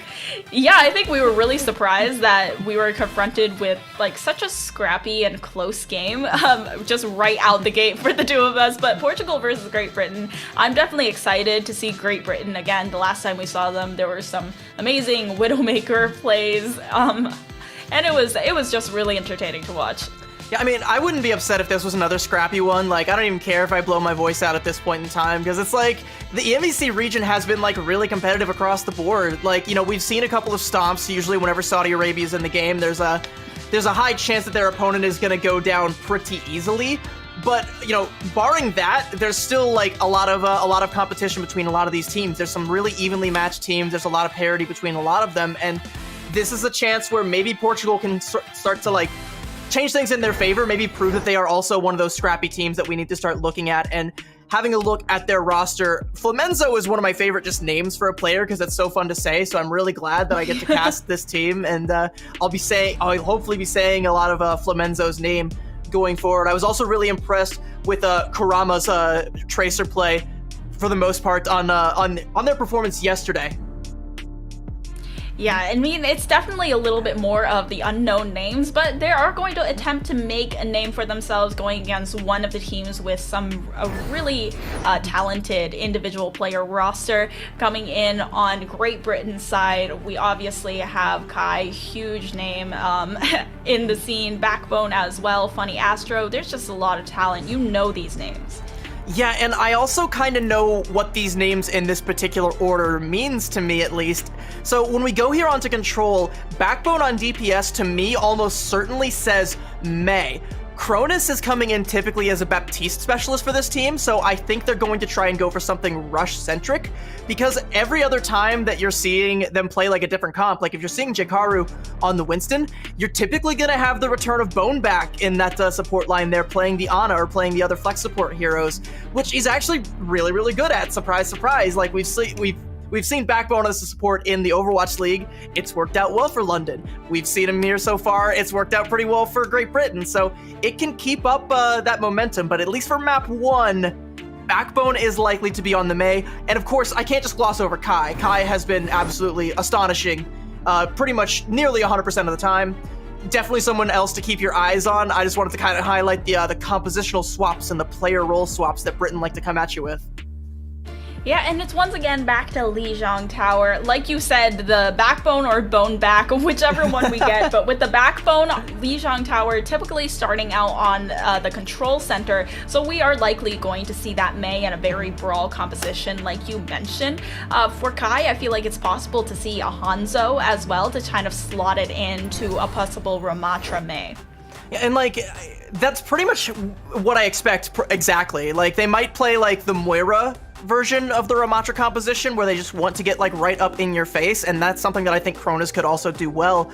But yeah, I mean, you're pretty much only bringing in Backbone for the May because you've got Kai to cover like all of your hit scans. We've seen Maimon be phenomenal on like the Genji and a lot of the other flex DPS heroes that he's come into play. So like, to me, that's just what it feels like to me. Like, Backbone spells May, and Backbone is known as like one of the better Mays across the entirety of the Overwatch League, so it fits. As we go on to Night Market here, I'm kind of expecting, yeah, exactly what Great Britain is running right now with the May Sim, Cronus on the Baptiste. They want to teleport to the point, and they want to hold it tight with a death grip. Yeah, I feel like Kai is even going to be sticking on to that Symmetra, which is a lot of what we see over here on Night Market. Just setting up shop on the point, don't let anyone get in, but it really means that they need that first touch, which is probably why that Symmetra is there as well. Quick teleport over to that point, and Funny Astro, of course, with the speed boost here. So you're going to see Portugal go for the Sim TP out of spawn. Great Britain going to be a little bit slower because, yeah, they want to TP onto the point, and now they've got control. And it looks like Portugal are actually going to give this up for free and make some compositional swaps. Yeah, they're actually going to swap over onto a Pharmacy comp and, yeah, coming in with Pharmacy Dive. That's interesting, you know, as soon as they see what Great Britain is running, they're like, we need to find something that can counter the amount of hold that they have and the splash damage from the rockets that Farah has. Oh, really nicely done. Takes out a little bit of that Sim turret, and now just trying to fire from above. And with the Mercy at Kurama's back, they're not going to really need to regroup with the team as much, but it still seems that they can't get that first touch off.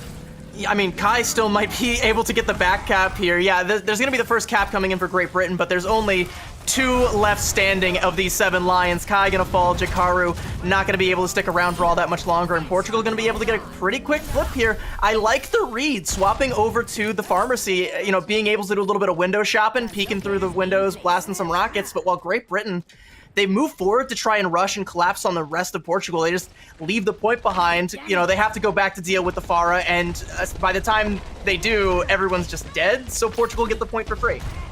Yeah, and look at how quickly Kurama is also building up to the barrage as well. So it's going to be a lot easier for these ultimates to come up with the Pharmacy pocket, and already the barrage is up, but JKRO, Funny Astro, you see the switch that comes through. Kurama is trying to counter the dive composition after taking down Dizzle and making it so there is a little bit less sustain needed here, but JKRU now finding roped. I'm not sure how to pronounce that, and it means that Kurama goes down in quick succession. I'm wondering if we're going to see swaps from Portugal. And yeah, it looks like we are. Rod going to go ahead and swap over to the Lucio and Kurama over onto the Tracer. So now we're in, you know, essentially that mirror, but the difference is we have Cronus on the Moira and Dizzle, who's been hitting some pretty big nades on the Ana, who already has the nano boost, so this might be a good shot for Portugal to flip it back, especially with Flamenzo hovering over that EMP. 1 HP, he might not get a chance to use it, but yeah, translocates out to safety.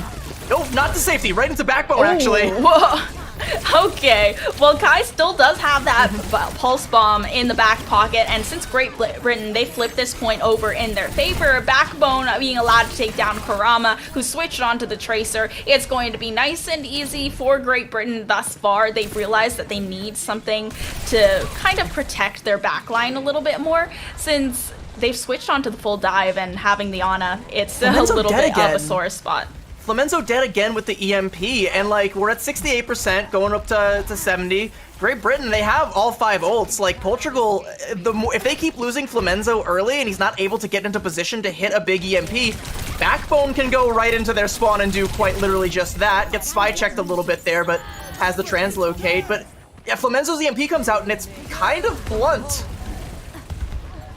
And the coalescence now from Great Britain's side, the blunt EMP, like you mentioned, not finding much since Flamenzo was immediately eliminated after using the ultimate. And now they're able to just spam down everyone who's trying to get into the site as well. Kurama might have been able to get a touch, but with Funny Astro down, it's still not enough for Portugal. They do get 30%. There was a really good adaptation at the beginning of the round, but Great Britain, at the end of the day, they cap that point and hold on to it. And like, you know, we were observing the little bit of a duel there between Backbone and Kurama at the time, and that's honestly, that duel is why the EMP from Flamenzo looked so dull there, like why it just didn't get anything. It's because your Tracer just wasn't there to be able to clean up on all of the damage. It's like, I mean, it sounds like the stupidest, most simple thing in the world, but if you're doing one thing, you're not doing another. So, like, he's too busy taking the duel with Backbone, he can't be there to follow up on the EMP damage, and there's just not enough. Flamenzo falls, and, you know, they invest almost all of their eggs into that basket, but with the one missing egg, they can't make the omelet, and Great Britain, they just hold strong there with their 5-ult combo.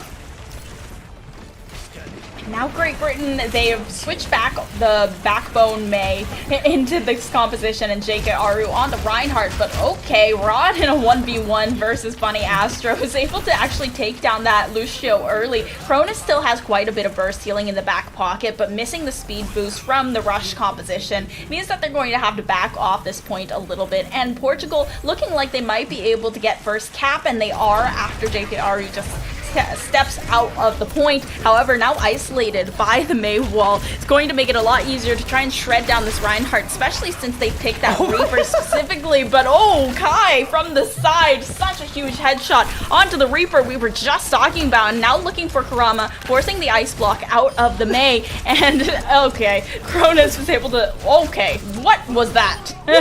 Does Kai have like Spidey sense or something? Like, I know Reaper's teleport isn't quiet, but the fact that Kai is able to just 180 double storm arrow Flamenzo into the dome and delete the Reaper is absolutely bonkers. But now like Great Britain, now that they have the point, they're in a position where they can hold it pretty effectively with their composition. So Flamenzo is on the Reaper, and the rest of Portugal's comp, it's very fast, it's very in your face, very rushy. Kai on the Hanzo means Great Britain, they want to play back a little bit, so now they can play these angles, try and like keep Portugal at bay, and let Kai keep hitting headshots. Yeah, I mean, Kai having that high ground on that overpass, it just means so much control over this map in general. Now that Amp Matrix going to come out pretty early, allow Kai a really easy headshot as well, just on this overpass, and okay, Kurama fell off the map.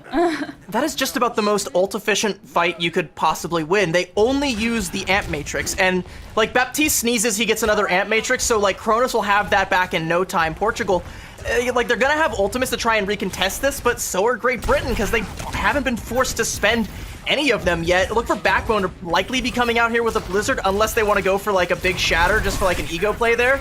Pun intended, ego is the tank on Portugal. Yep, and now the Nemesis form does come through. The sound barrier from Funny Astro to counter the Blizzard, and right after that overhealth fades away, going to go ahead and try for the Annihilation. Backbone's own Blizzard does come out, and the Annihilation doesn't find anything here, but still a few picks swung in Portugal's direction. But you know, a trade of a DPS for a tank, if I were Great Britain, I would take that, and they do still hold on to the point. This is the second time the Karamas fell off the map, and I feel like they are just trying to fast back. Yeah, that's the reset to get the spawn. You can even tell that Kurama like knows that urgency is like it is getting more urgent. Gonna swap over to the Tracer to be able to get a touch, but Kai takes down Dizzle and Ego is just walled off. It is up to the Tracer to touch, and they do get the touch, but they've already lost like all of their healing, and when the sound barrier bleeds out, there's not gonna be a whole lot left of Portugal. Yeah, and it seems like the Portugal is just being melted like they were in a microwave or a pressure cooker, because Great Britain, they were able to get that really easy, and it's just the amount of resets that they had to go for and fights that they kind of had to give away because their backline was being picked off a little bit too early, or they weren't cycling their ults well enough. I felt like the Reaper pick was also a little bit too weak, even though they were against that Reinhardt trying to really shred that shield up close and personal. The Death Blossom never really came through, and it just didn't feel like it was enough on this first map. And they just like they never let Flamenzo get close. Like they never let him get close enough to do the damage with the Reaper that you're playing the Reaper to do, and it just like completely negates one of the beefiest, most damaging parts of that composition. I do like a lot of the things that I'm seeing out of Portugal composition-wise. Like it looks like these two teams are kind of playing chess with one another with the ways that they're kind of like counter-picking and reading one another, but like Great Britain are just coming so much further ahead in it because the comps that they're playing are able to effectively shut down, in theory, what would counter their comp. Having to look at this flick from Kai here, by the way, just onto Flamenzo for no reason. Yeah, like, that was I need to deal with this Lucio. Hang on, hold on, let me get this Reaper. Okay, good, back to the Lucio. Like, that's just insane. Like, you can't strategize around that with a composition. Like, you can't plan for Kai. Yeah, you just have Kai kind of sitting there, buried inside of his headset, sound all the way up, and he's like turning around 180ing to headshot that Reaper. I mean, it was just a good thought, you know, trying to get up close and personal with the more immobile champs, but it just didn't really work out that way. It didn't quite work out. I want to see what they come out here with, though, because maybe now, like, they have an opportunity to, like, it's playing chess, but maybe they can, like, switch it up to Chinese checkers or something, you know, like, change the game a little bit with their own map pick when they come out here and have, like, a game plan ready to go. But, I mean, again, you can't really plan for Kai if he's just gonna hit 180 headshots on your Reaper, and your Reaper is just not allowed to play the game. It's like, that's, not really all that much of an... Hello. That's not really all that much of an option for you to be able to counterpick that. So, I mean, we'll have to see what they do, but it's, yeah, like what? Like what is the answer here?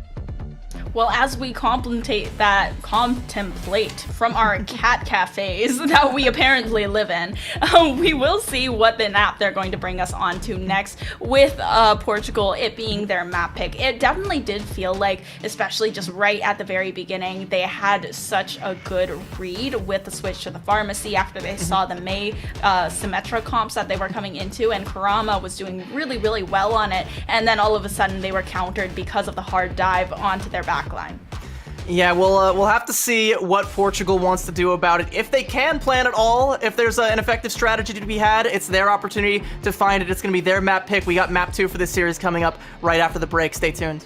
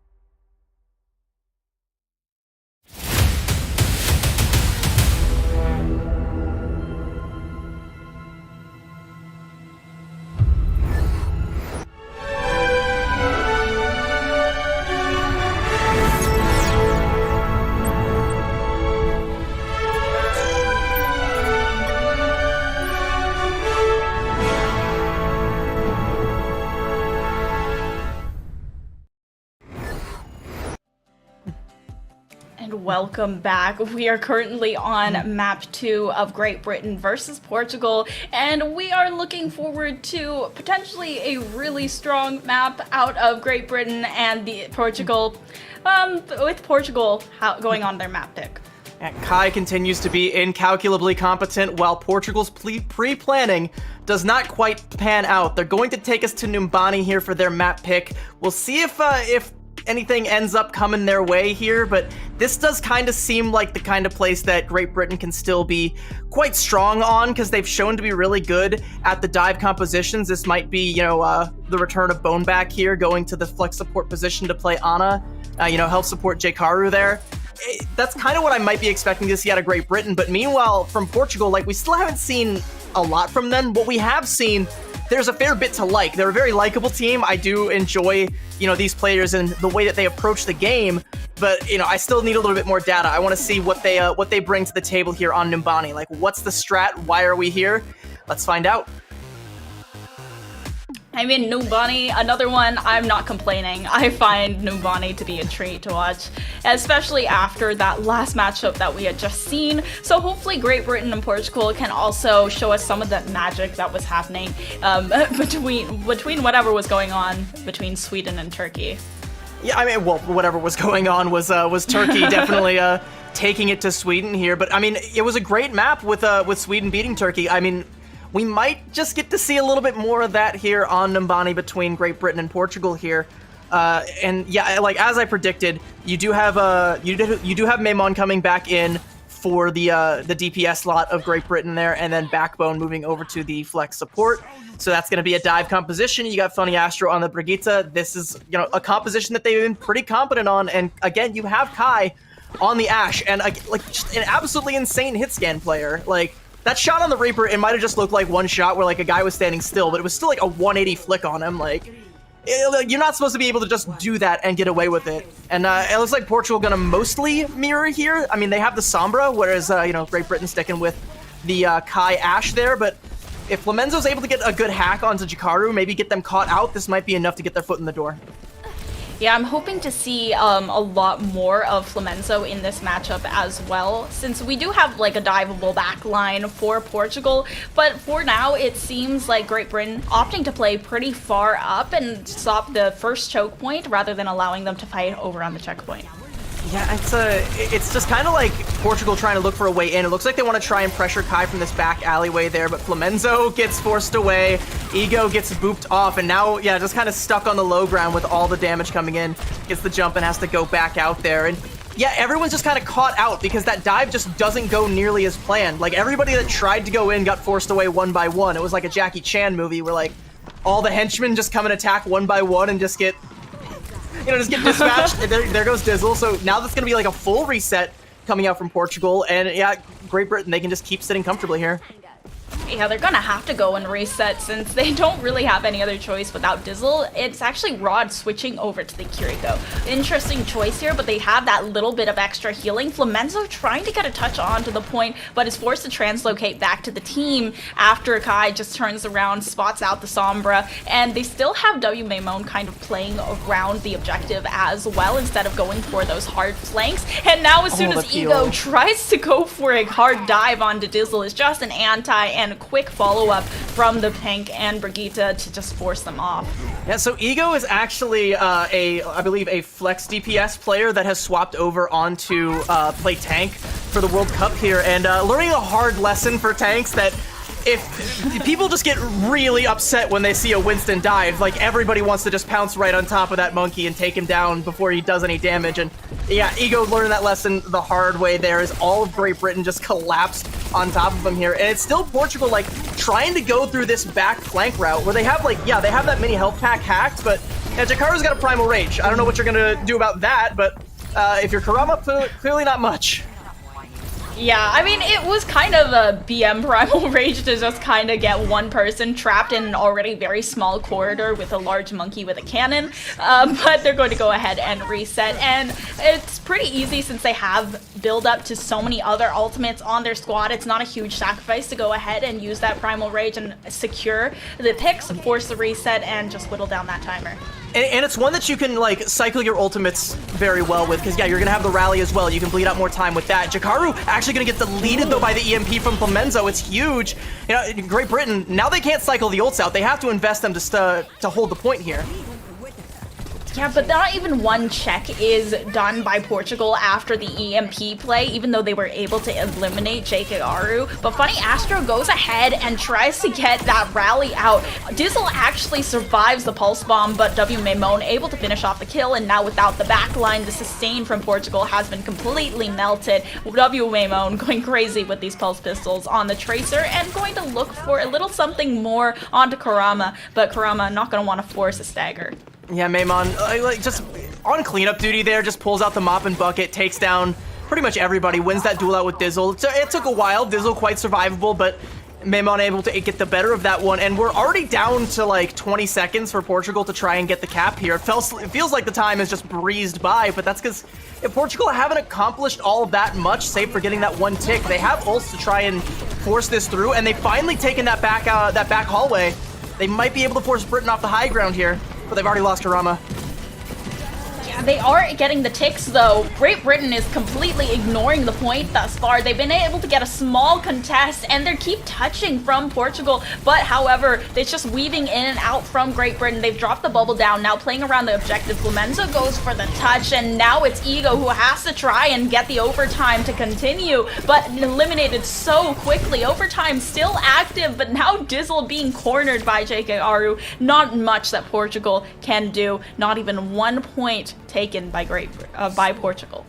We highlight the great read from Portugal on Night Market back on Lijiang Tower to swap over to that Pharmacy comp, but this time it looks like they're the ones that get read like a book because they keep trying over and over again to take that back hallway. Like they did successfully do one time, towards the end there, the very end. But the fact that they kept taking so long to try and take that approach and kept getting repelled over and over again by Great Britain means that by the time they actually successfully do it, Great Britain have the ults and they have the position and they have the ability to sustain.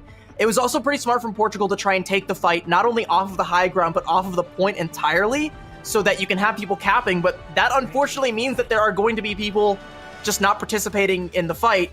So eventually you lose that fight. The players that are still alive on Great Britain all just come back, collapse on the people contesting the point, and it all stalls out from there. Portugal are able to get 83% to a cap off of that, but that's not a lot. You definitely want to have more than that to hang your hat on. Like, this was your map pick. You kind of want to have more of a lifeline than 83%.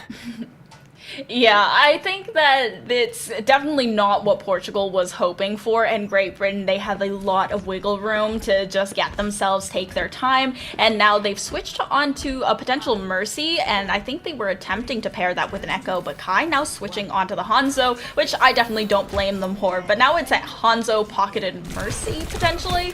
No, they switched off that, and it was just going to be Funny Astro switching back onto the Brigitte, trying to protect Backbone in the back line. You say Hanzo pocketed Mercy? It's a little... Oh, sorry, a Mercy pocketed Hanzo. My Who's bad. Who here? The dynamic has totally shifted here. Great Britain, okay, they already have Kai on the high ground, and that's the benefit that the Hanzo wall climb gives you. And like, they're putting Kai under a lot of pressure, but the peel is there. And yeah, too much pressure, and pressure makes diamonds, and Kai, a diamond for sure takes down Dizzle as well. I got nothing. Like, hitting a shot like that as you're about to fall asleep, like, he's hitting shots you just shouldn't hit, and that should be enough for Great Britain to just take it. I don't think anyone's alive for Portugal to get the cap here, and that's going to be not with a bang, but with quite the whimper that Portugal goes out, and Great Britain takes this one 2-0. Yeah, I feel like that was definitely a little bit anticlimactic for the second map, and Portugal, there was just some glimmer of life that we needed to see, and it just was not at all present, especially on New Bonnie. They were doing the same thing over and over again. There wasn't as much adaptation as we would have liked to see, but we know that they're capable of. Yeah, sometimes the strategy isn't always to try and go for those like plays where you circumvent the point and try and take the high ground from behind. Sometimes you take the more direct approach where you just climb right up the high ground and kill things like, Great Britain did there. They set Kai up there, they gave him the support, they gave him the peel, they collapsed on top of everybody that tried to pressure Kai down, and that just ended up being like a full British kill feed there, and they just take the point, like, easy as that. Like, there wasn't even really much of a fight coming out from Portugal. Just a couple quick picks and they collapsed. Yeah, this is just basically, I mean, we definitely expected Britain to be the favorite going into this matchup when they were going to go and win it all between the two of them, since they have that much individual talent. And Portugal kind of surprised us at the beginning with the Pharmacy, with the adaptations they were making, and with how patient they were with first capture over on Night Market in Lijiang Tower, and we just never saw that again, unfortunately. And obviously Kai is a huge factor in the success as well. So much peel for this Hanzo, and the fact that he's just hitting insane shots that feel like maybe they shouldn't be entirely legal. And like I said, it's not even just Kai, it's Britain setting him up for success there, right? Like, he's able to hit those shots, but you could even see in that last clip there that you had Jikaru and Funny Astro on the Brigitte there. I don't even know how... Oh no, sorry, that was... I'm getting completely mixed up with who was up there, though. That was like all of Portugal, but you did still have Jikaru there to try and support things. You still had a lot of the healing coming through. You still had people trying to make that space and let Kai take those shots. Granted, he doesn't even need it because he's just hitting Hanzo headshots at point blank. But I get, like, again, that just felt like such a non-fight there towards the end. Just like one scrap that Kai just simply kills two people. The rest of Great Britain mop up the mess that he made, and yet suddenly no more Portugal. We didn't see, like, we saw not nothing from Portugal. There is like glimmers of something more that could come to fruition later on in this tournament cycle here. But for now, like, that was just all Great Britain's map. That was a good way to blow off some steam. I think after the Denmark loss yesterday, able to try and bounce back, maybe flex their egos a little bit, get ready for some more of the troubles that may lie ahead as they try to stake their claim, solidify their claim, as a matter of fact, as one of the top 3 teams in this group here.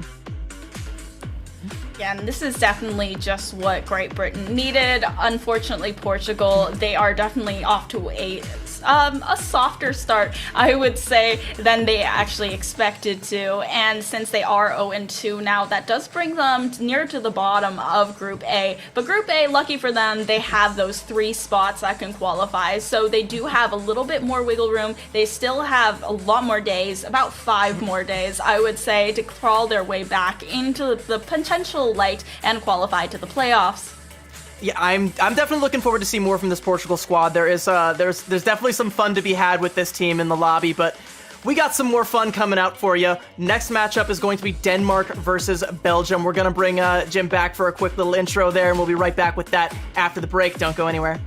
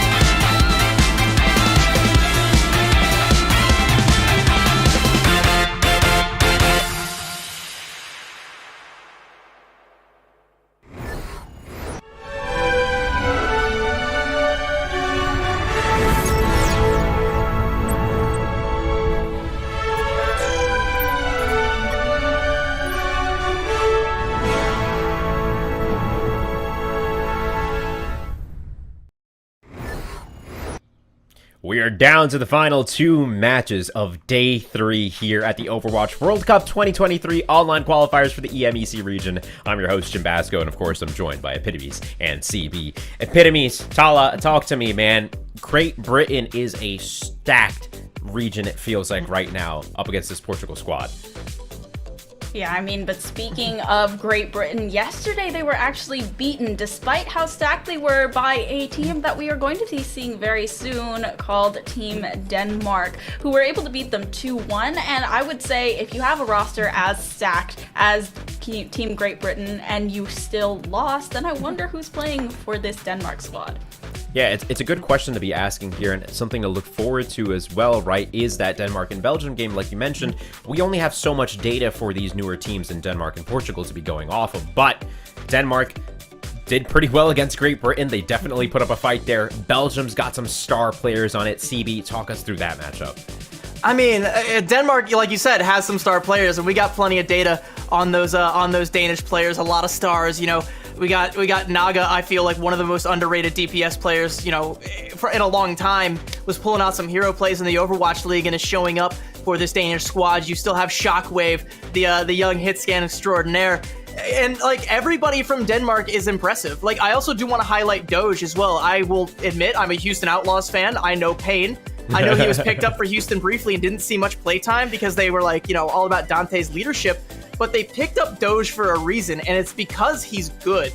And, like, you know, the comms weren't there. Sometimes, like, team play dynamics change, and you need a, you know, a change of pace for your tank player. But Doge is stepping up and showing, like, what he's got right now. I was very impressed by Doge and the entire Danish squad in that matchup with Great Britain there. And on the other side, you know, we got Belgium, who does also have a fair DPS line. You know, they got Logix and Ken. They're capable of making miracles. But it's like peaks and valleys with this team, you know? And Definitely. There ain't no mountain high enough and there ain't no valley low enough for Denmark not to just run right over you. So they have to show a little bit more consistency as a whole, I think, if they're going to want to have a chance in this matchup. Yeah, really aptly said. You know, let's take a look now at the schedule and look at the matches. Of course, we just have been talking about Denmark versus Belgium. That's match number 6 of the day. And the final one afterwards features the Netherlands versus France. But just to recap what's been happening all day long here in Day 3. Great Britain 2-0 over Portugal. Turkey 2-1 over Sweden. Saudi Arabia dominant 2-0 over Poland. Norway 2-0 over Iceland. And the same score goes for Finland over Germany.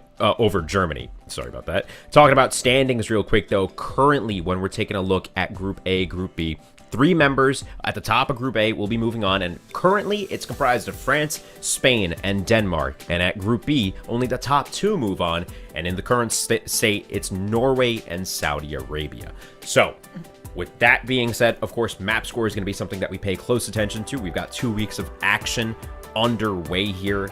Day 3 leads us 75% of the way through the first week. Of course, we'll be back with more action tomorrow as well. And then take a little break all the way back until Thursday, Friday, Saturday, Sunday of next week, where we'll be back with round 2 of the action here. But Tala, Epitomes, and CB, please take away the match, Denmark versus Belgium. I'll see you guys on the flip side. All right, thank you, Jim. So Denmark versus Belgium, lots to talk about with Denmark specifically. Yesterday, they did go to all 3 maps with Britain. They did win 2-1, and it was Watchpoint, Gibraltar, New Queen Street, and Nepal. That was their map pool, so I'm pretty excited to see where we'll be going today. Yeah, I'm pretty excited. I mean, I'm gonna lift the curtain a little bit and say that you know, production has already spoiled the surprise for us, and we're gonna start things off on Nepal. I promised that I would pretend I didn't hear it, but you know, you said where are we going, so like I kind of had to. We're gonna kick things off on Nepal for this Belgium versus Denmark matchup here, and like you said, all the talent on Denmark, they've really impressed in that Great Britain matchup. You know, again, Doge, I wanted to highlight this guy because he was a great player that didn't really get the fairest shot on Houston Outlaws, but is showing why he was picked up in the first place. You got Shockwave and Naga, 2 very underrated DPS players from Owl history that have been, you know, just popping off against Great Britain in that matchup yesterday. And then Kelix and Slay. That's a really solid support line. This is just a solid team with talent across the board that can just hurt you.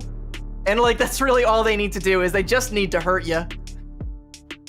Yeah, I mean, like, we were talking a lot about Saudi Arabia earlier in the day. We were talking a lot about Saudi yesterday, and Calyx and Slay are actually part of that Twisted Minds Corps, right? So they have a lot of experience at a very high level, and they have definitely their fair experience with, like, winning, especially in that EU contenders circuit. So I definitely feel like Denmark is a team to watch out for. But now looking over at the other side, let's see what we have coming for us from Team Belgium. And right off the bat, obviously Logix is a huge name for Belgium. He's popped off for them before, and he's just a really solid DPS for this team.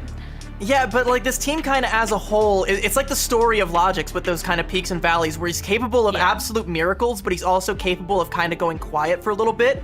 And Ken is kind of like the same way, where you have some of these huge pop-off moments where Ken just like kills 3 or 4 people on the Hanzo just out of nowhere, and it just like Belgium wins a fight that way. But for every time that that's not happening, they're losing fights and they're not able to make up the difference here. So I want to see that consistency coming in across the board. You know, a little bit less of that streakiness that comes out from the DPS core. I want to see their peaks more frequently and a lot fewer valleys coming out from Belgium here. I would have to agree with you. Belgium really needs that streak of consistency if they want to have a hope of beating Denmark, especially since they've already gone down to Great Britain, who lost to Denmark. So it's definitely already an uphill battle once you see what you're up against if you are Belgium. But hopefully going on to Nepal, they will be able to show us something good.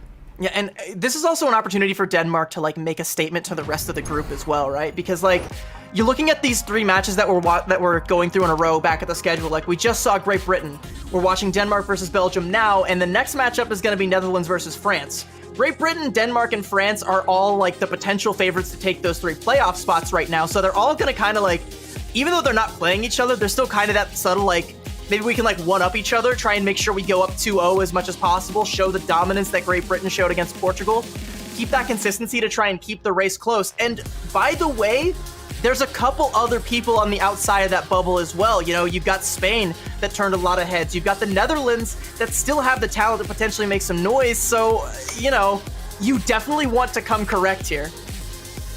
Yeah, I mean, I think Spain not playing today, so they don't really have the chance to make that statement here in Group A, but they have definitely showed themselves as a dark horse in Group A, being able to beat out the Netherlands, who a lot of people thought were going to be one of the favorites going into this group. And Netherlands, obviously, yesterday they were able to win a match, and Netherlands going to play later today against France, which is currently top of the group with a 4-0 record. So it's going to be a really tough last 2 matches for this Group A.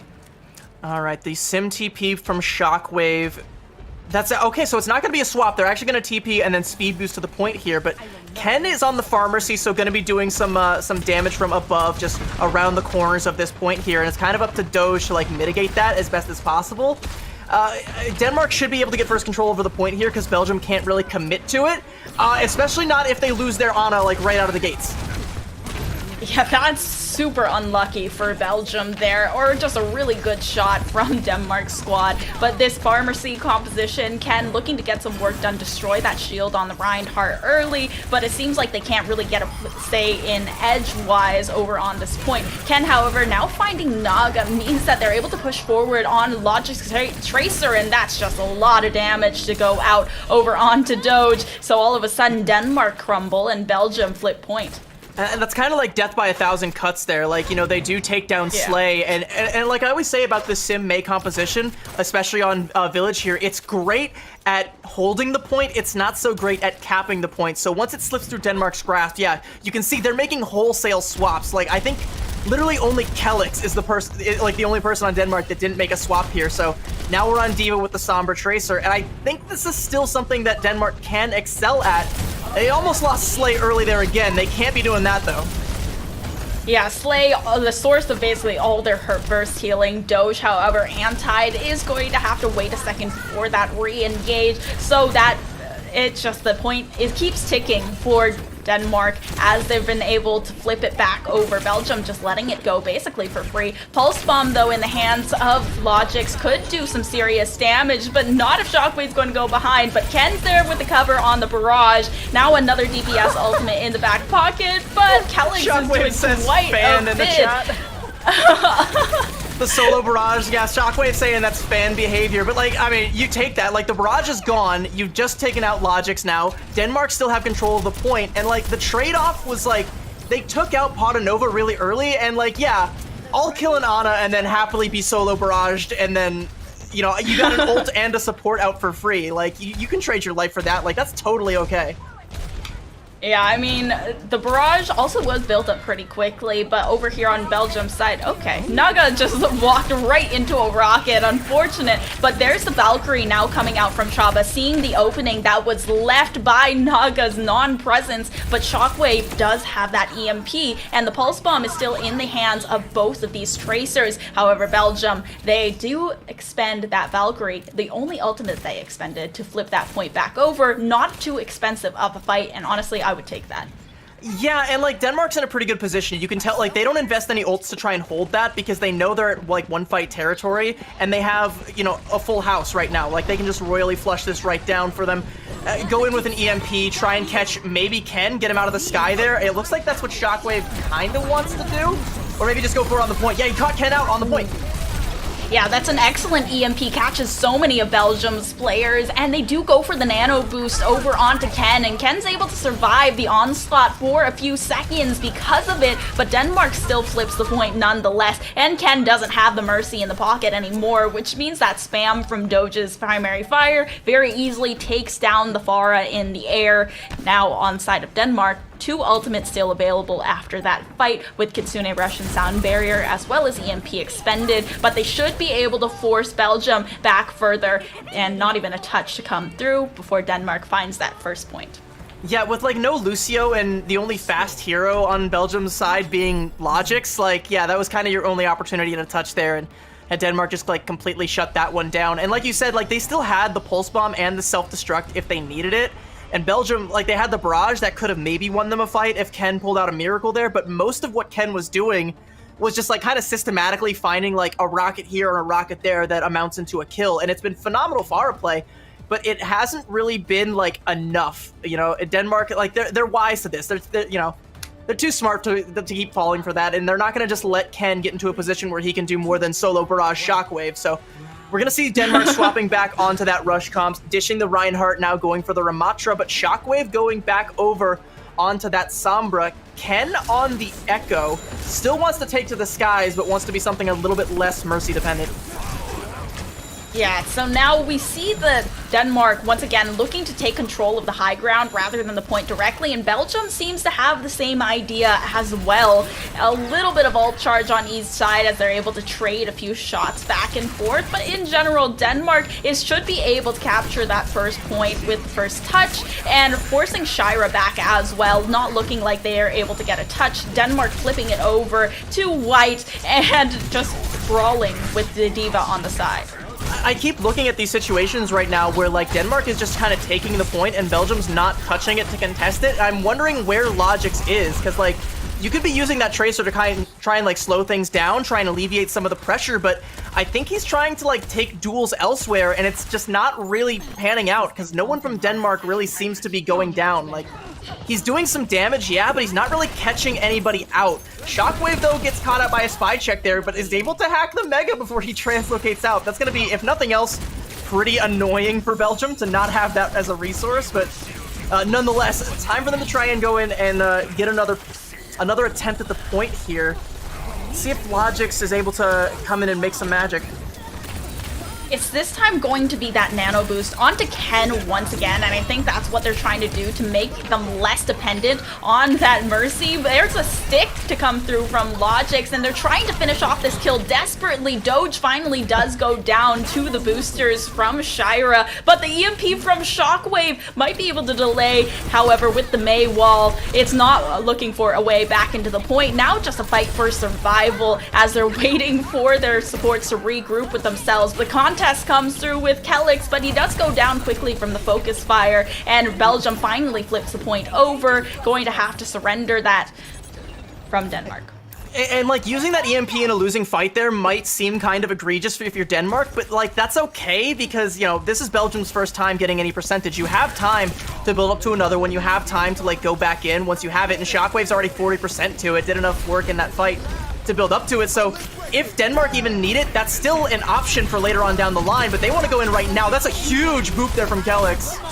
Okay, Kelix knocking off the most of the sustain of Belgium off the edge of a cliff. It's going to have to be the duplicate forced out with the Annihilation now onto the Ramatra to try and get that little bit of extra sustain. But Belgium, Ken is just being melted. There's a self-destruct. Shockwave is caught by it, but Doge still surviving. Slay now switching over onto this Baptiste to try and get that little bit of extra brawl potential as well. Denmark coming out on top after expending, I think it was 2 ultimates, both that Sound Barrier and Annihilation. Yeah, and like, again, going back to Shockwave's EMP, right? Now Denmark are at 80%, it's gonna be one fight, and Shockwave should be able to get the EMP in the middle of it, and even if he doesn't, you have a Blizzard, you're gonna have an Amp Matrix, and if they find an early pick, like, there won't even be a chance to use it, but just Logix versus Slay here, keep a close eye on this one, because Kelix has already fallen, actually. And this is such a good fight from Belgium already. Ken is so good on this Echo and finding a lot of value. That last duplicate wasn't enough to win them the fight, but already building up to one very quickly and flipping that point over. Denmark in one fight territory, of course. EMP coming up very shortly from Shockwave and Blizzard. So much area control from Denmark. They could potentially make a lethal combo with these 2 DPS ultimates and the Amp Matrix to boot. On the other side, they only have that duplicate that could potentially contest, both support ultimates being used. Now that anti-nade does stall out Denmark for a second, but the Amp Matrix comes through from Slay, and then the mecha is done and dusted. However, they are able to get that pick down onto Logix. Denmark, they're in such good territory right now. Now the Annihilation from Ken, though, as they go through the duplicate, but just melted, but not before taking down Naga. The Sound Barrier has to come out. The overhealth and the shields onto Denmark's squad will keep them alive for a few moments longer. Logix spamming down onto Doge. Gotta transform into Nemesis form for that survivability, and Slay has been able to boost jump onto the elephant and escape some of the damage that Logix has been outputting. However, the touches from Logix are so good to keep Belgium in the game. Finally, the Blizzard does come through from Denmark. Naga forced into the ice block. The Blizzard doesn't do enough damage. Logix brought down really low, and the Pulse Bomb brought up through that fight, but it's the Annihilation that's going to finish things off for Denmark. And finally, the kills come through for Denmark to win map 1-2-0. That point gets kind of uncomfortably close there for a little bit from Denmark. So, like, I want to rewind, like, a little bit. Like, I want to go to that fight where, you know, you saw that duel coming out between Slay and Logix. What happened there was, like, Denmark was all trying to cut the rest of Belgium off at the pass on the high ground, and Slay stayed on the point, so they were, like, split. And then, even though you don't see Logix, like, outright win that duel, it's another case where it's like, if you're doing one thing, you're not doing another. He's too busy being split off from the rest of the team, taking that duel with Logix, that the rest of the team just kind of collapsed, and Belgium flipped the point. And then, like, you know, Naga dies before he gets the Blizzard off in that early fight there, and that's how Belgium's able to come up to 99. But then, you know, he comes back, uses it, zones everybody else off the point. More and more ults come online, and eventually Denmark are able to just kind of brute force it over the edge there, but they almost got caught. Just that one little mistake there, that, you know, splitting off, leaving Slay behind on the low ground there to try and take that duel with Logix. That's the kind of thing that a team like Belgium can capitalize on, and as, you know, as dominant as like a 2-0 on control looks, it's still not perfect from Denmark, and I don't want to highlight that one mistake too much because, you know, Denmark's a much better team than that. I don't think they're going to keep making that kind of mistake, but if they do, they might want to watch out. But nonetheless, they take Nepal pretty handily and, yeah, set themselves up for success in the series. There was a lot of scrappiness in that fight, like you said, down to 99-99, and I feel like a lot of it came from the impact that Ken was able to make on this Echo, despite not having that pocket, right? Was still able to get so much value from this bird, since there wasn't really a lot of focus on taking out Ken, and every chance that he got, even though they saw like an occasional Sojourn switch right at the beginning trying to get to the point faster, whenever Ken popped that ultimate, it was to duplicate a tank and bring that extra survivability to the team, and the Annihilation is so powerful no matter who it is on.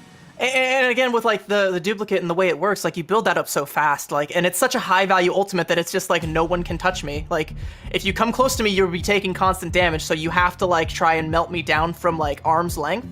And that's just a ton of value, especially when you already have like another tank on the field that's also like making space, trying to push people away. You can utilize that just to take the point, repel the entire enemy force, and like it works out well for Belgium there, but just not well enough because Denmark still feel like they're one step ahead of the game here. But like I said, there's a couple key slip-ups there that a team like Belgium, or maybe even a better team somewhere else in this group, could potentially take advantage of. Denmark might want to take a chance to iron out. It's going to be Belgium's map pick though for this next matchup here. So we'll have to see what Belgium wants to do about it. If they're able to find something that they can force a little bit more errors that they can capitalize on. Yeah, Denmark definitely going to have to go back to the books, do a little bit of homework, review the VODs, but we're going to see what we can have out of Belgium on this next map. It's going to be their map pick like you mentioned, and we're going to see on the other side of this break. See you then, don't go anywhere.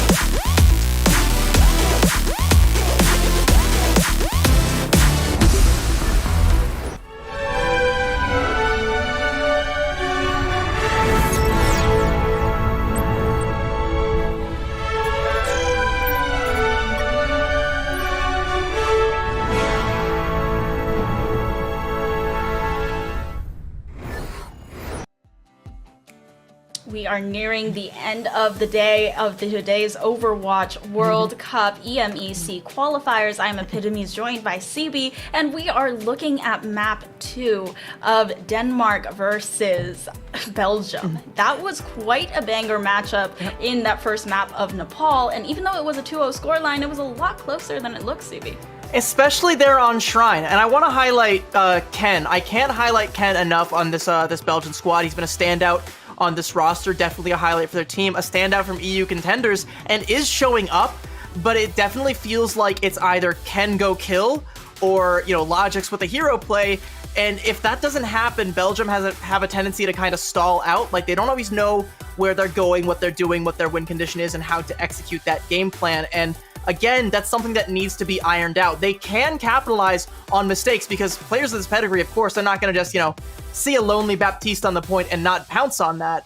But there needs to be a little bit more because that's not always going to happen if you're not forcing those errors. Like, unforced errors you can capitalize on, heck yeah. You gotta force them though, and then make Denmark flinch, and they didn't flinch all that hard on Nepal. Belgium, where are you taking us to? What errors can you force out of them on what map? It looks like we're going to go to Numbani. We've seen a lot of Numbani today. Oh, okay. Yeah, I think we have seen quite our fair share of Numbani today, and it just seems like, you know, they're having a lot of, maybe it's a Numbani day. Maybe, and to me, I feel like this might be a case of where you want to try and put Ken on a Hanzo, maybe an Ashe, because he's been phenomenal on the Hanzo. We're thinking back to some of the plays from like day one that he was hitting where, again, it was like Ken kills like 3 or 4 people with the storm arrows, and like Belgium wins a fight just purely off of that. And if they're able to keep that pace up, like, yeah, absolutely, like they can definitely make some headway here, but Denmark is, you know, a very strong team. Again, one of the potential favorites from this group. So I want to see what Denmark comes out here with. You know, you gotta imagine, like, you know, Shockwave might go to something hit scanny as well. Shockwave on the Ashe has been historically a pretty solid hero for him. And then, you know, of course, you also have Naga, who has been phenomenal on a lot of the flex DPS. You kind of associate him with Mei, but is no stranger to playing, like, you know, your Genjis or your Pharahs or any of your other heroes that you might see. So yeah, I like this pick for Belgium for the potential there, but I also kind of am looking at Denmark and being like, yeah, this also kind of suits them. Yeah, I can definitely see it where Denmark can be strong on a map like Numbani, but Belgium also, maybe we're going to see why this is their map pick as well. Logic's going to stick to the Tracer, but like you kind of predicted, the Ken goes on to the Ashe, while Shira going to pick that Diva. So kind of sticking to their guns a little bit, but on the other hand, Denmark, Naga going on to the Echo, and this is definitely a lot more air control than they previously put a lot of focus on. Yeah, but like, so with Belgium, there's no mercy to pocket Ken, so this Echo isn't going to be under quite as much threat. Chaba's mostly going to be using the whip shots to repel Mulfig, who's going to try and, like, you know, use the rocket boosters to get up onto the high ground. Chaba wants to make sure that doesn't happen, but as far as the Echo goes, Brigitte can't really do much of anything, so, like, the pressure is on Ken, who's not going to have, like, that extra little bit of damage to get that bird out of the sky. So, like, Denmark, I think once they identify this, they kind of have an in. Shockwave going to go ahead and go to the Hanzo to try and pressure some of Ken's angles as well. And, yeah, just going to really make it difficult for Ken to get anything done. Yeah, Ken is going to be happily looking in 2 different directions, but as I say that, Logic's immediately taking down Kellex makes Naga very, very vulnerable here, which Ken capitalizes on very obviously. Shockwave going to have to back off as soon as Logic is just going to go get a nice little 3-piece for himself while they eliminate that last tank. Mulfig going to go down and out into the Baby Diva mech now. You know, just going to stagger out Mulfig, like, let him go back into spawn or jump off the point there. So that's going to be a lot of time actually bled out for Belgium there. That's a really great first fight. And again, like you said, like, taking out Kellex, taking out the Mercy is everything there because it means that suddenly Naga is under a lot of pressure. There's no more heals, no more lifeline. You know, Slay has to be scoped in like, every different direction to try and keep everything up. And that's just, it all just kind of crumbles from there because you're really banking on Naga getting something done. And if you just can't, then, you know, there is nothing to be done. Ken gives up the high ground here, though, so Naga gonna go in with the nano boost. Yeah, the nano boost now onto Ken, trying to get a lot of damage down, but instead of going for the picks, all it's really done is pressure them to try and go away from the point. Shira looking to re-engage, having to self-destruct in the back pocket as well, so could potentially take a lot of damage without consequence, but Naga now finding Chaba is going to leave Pondanova very, very vulnerable. The self-destruct does come through and nothing found by it, but does clear up a lot of space. However, Tick goes in the way of Denmark anyway, still contesting the objective relentlessly, and now Molfig or Shira out of the mech. Baby Diva goes down as well. Naga going huge, especially with the Mercy in the back pocket, and now Pondanova is just left on his own. A team kill for Denmark to start things off on Nubani and start the payload. And like, Belgium getting forced off that high ground means they have to invest the nano, the self-destruct, and the pulse bomb all just to try and hold the point, and they don't end up actually doing that, and they were forced to make that investment, and they were forced to make that error. And Denmark, you know, they're able to hold on to 2 huge ultimates and build up to the Valkyrie as well. It only really cost them, you know, the nano to initiate and the self-destruct to allow Molfig to remech there a little bit along the way. So yeah, like, Denmark, they just kind of outposition Belgium and force a couple of those errors. Bob now going to come out to contest, but that's only really going to buy Belgium time. Killing Kelix is going to buy them some space, though. Yeah, Naga is going to have to play a little bit safer, play around the pillar instead, the glide away, looking for the heals from Slay as well. And since Molfig is also brought down very low, it seems like they're looking for a disengaged Ken, however. A nice few shots, Slay taking down Logix with the nade. So both these teams slightly staggered, playing a little bit more passively. Shira going to come back and defend for the back line as Denmark is regrouping. I mean, Denmark are still, like, they're sitting pretty. Like, they still have a decent ult bank with, like, you know, nearly 3 minutes and some ults as well. But this gives that Bob bought Belgium some time to build up to some more. This rally is going to stall things out just a little bit. This Dragon Strike shouldn't kill anybody, but it is going to force a lot of positioning, and Chaba actually gets caught out by that.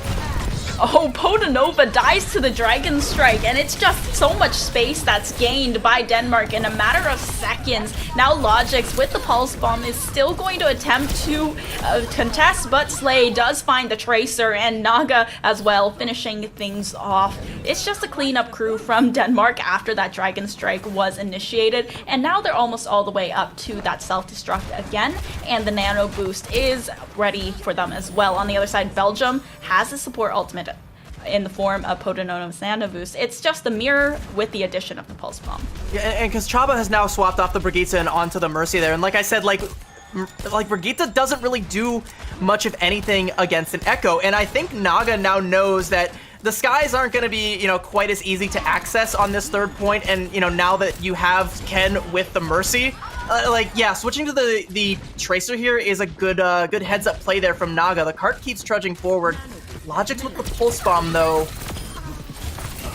No, doesn't even need it. Immediately. Yep, Slay goes down so fast, and Kelix is nowhere to be seen to help and defend. Now Kelix isolated, however, they do have Naga trying to defend for it. It's not going to work out. Logix, a huge flank to stall out Denmark for a few more minutes, and the Pulse Bomb still in the back pocket, not having to invest that ultimate just yet, allowing Ken to build up to the Bob as well. And that was kind of like another situation where they kind of just left Slay a little bit too far behind, and the peel didn't come through in time. Yeah. Like, you did see Molfig come back with the defense matrix, but by then, like, it was just to try and keep Shockwave alive. And, you know, Denmark, they just kind of crumble there. Belgium, they're doing a good job holding here, and they've got a pretty decent ult bank to keep it going. Gonna try and, like, let Denmark come around this corner before they start to pull the trigger on anything, though.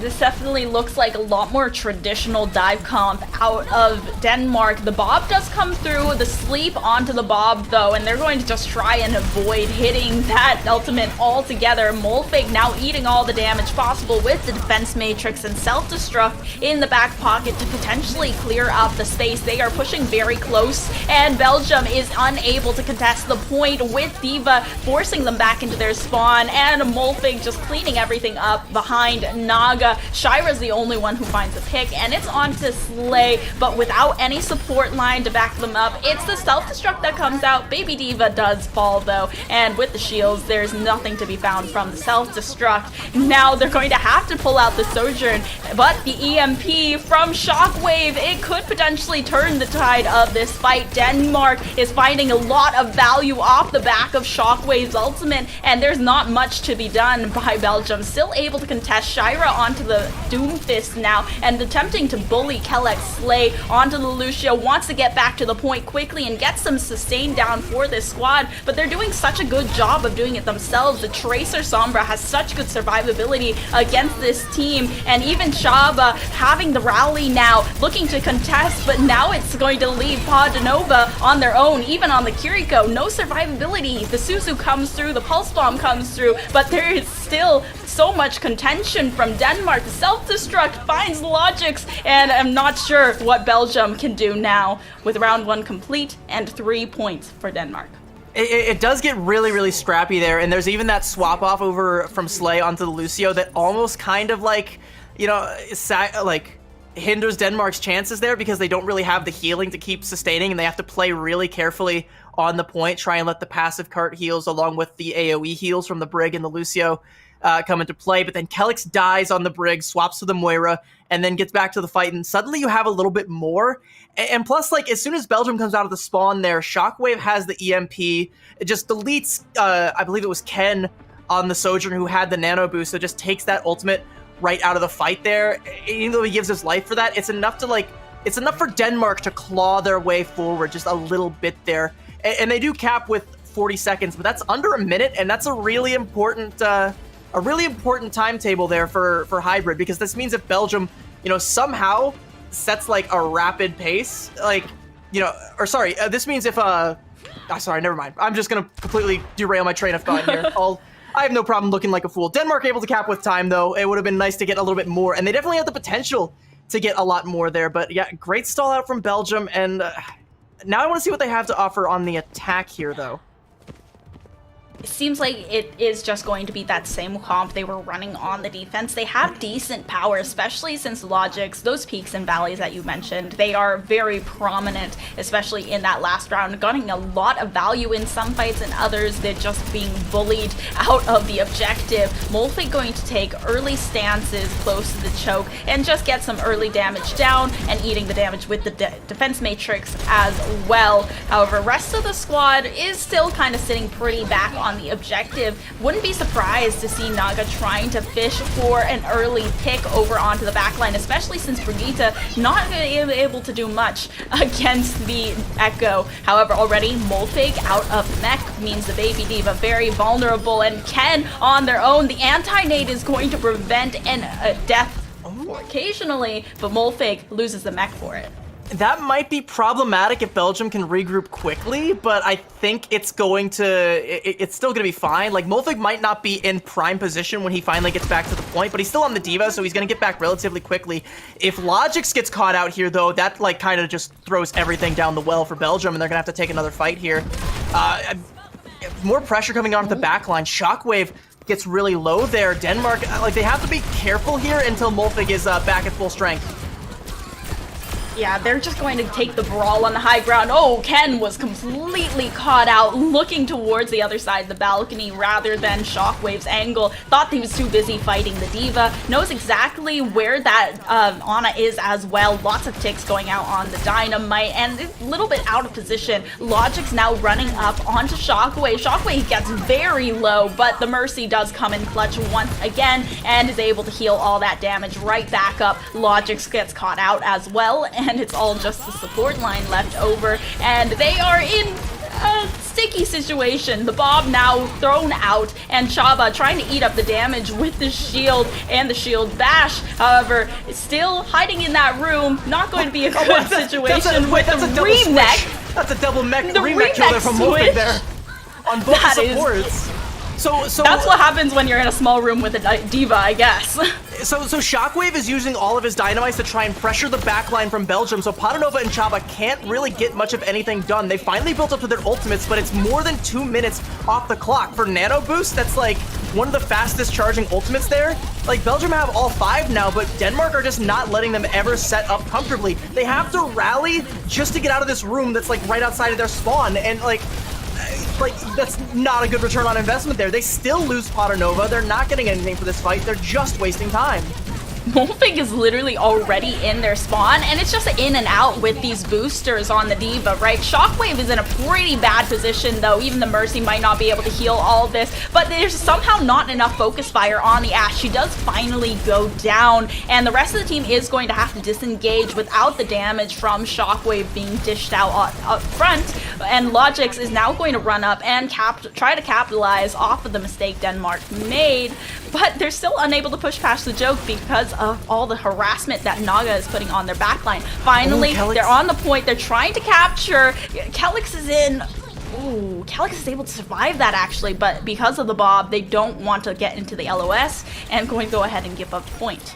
Kelix like tried to go in there with Molfig, but nearly got caught out, and they had to give up the high ground because of it, and in fact give up the point just to keep Kelix alive. And by the time they come back, Ken is just hitting all the shots right now. The dynamite to prevent the remake from Molfig, the Bob being forced out from Shockwave, it falls, and Belgium capped the point. Denmark got too aggressive, and they paid for it. Yeah, now Ken does fall and Shockwave is able to trade out, and the Nano Boost was expended to keep the Ashe and get that little bit of damage. Slay finding Logix once again with the Biotic Nade, but Denmark very expensive from them, and they didn't even get the hold the point off of it because of well-placed Shield Bash knocking that Bob off the point. So they have to build up to everything once again. Only thing they have is that Valkyrie, and it isn't even too valuable if you need that amount of sustain in terms of support ultimates, while Chaba has the rally coming up and the self-destruct already available. Regardless, like Denmark, they still want to play really aggressive. Like Molfig is pushed up all the way to this corner. They're gonna get the DMEC onto Shira and force that self-destruct right out of the gates there. So there's an ultimate down the drain, a forced error. They're gonna try it. They're not gonna let Logix just sit around for free. And meanwhile, Naga was lurking on the high ground, ready to pounce on a target that never quite came. But like, Denmark doesn't care about the ult advantage right now. They only care about making Belgium sweat. Yeah, they just want to make sure Belgium does not get anywhere. This is not something you typically see teams doing, fighting so up close and personal on this checkpoint and not around a choke here. But now with the rally coming through from Chaba, they're looking to force them back into the room, and Denmark does have to be forced to kite back. Yeah, and Naga's gonna be lurking with a pulse bomb. Kelix still holding on to that Valkyrie here, but Belgium, like, they're coming up on their DPS ult soon, but you kind of need more than that to force it through here, because this is a point where, like, traditionally on Numbani, a lot of carts stall out. And yeah, you don't have a res for Ken because you're still on this this Brigitte, so Naga just sticks a pulse bomb right on his forehead, calls it a day, and that should be a dead push from Belgium, even more so now that they've lost Logix as well. Yeah, everyone just forced back. Naga wants to go for a stagger, though. If they lose Potanova here, that's disastrous, because that's even more time taken.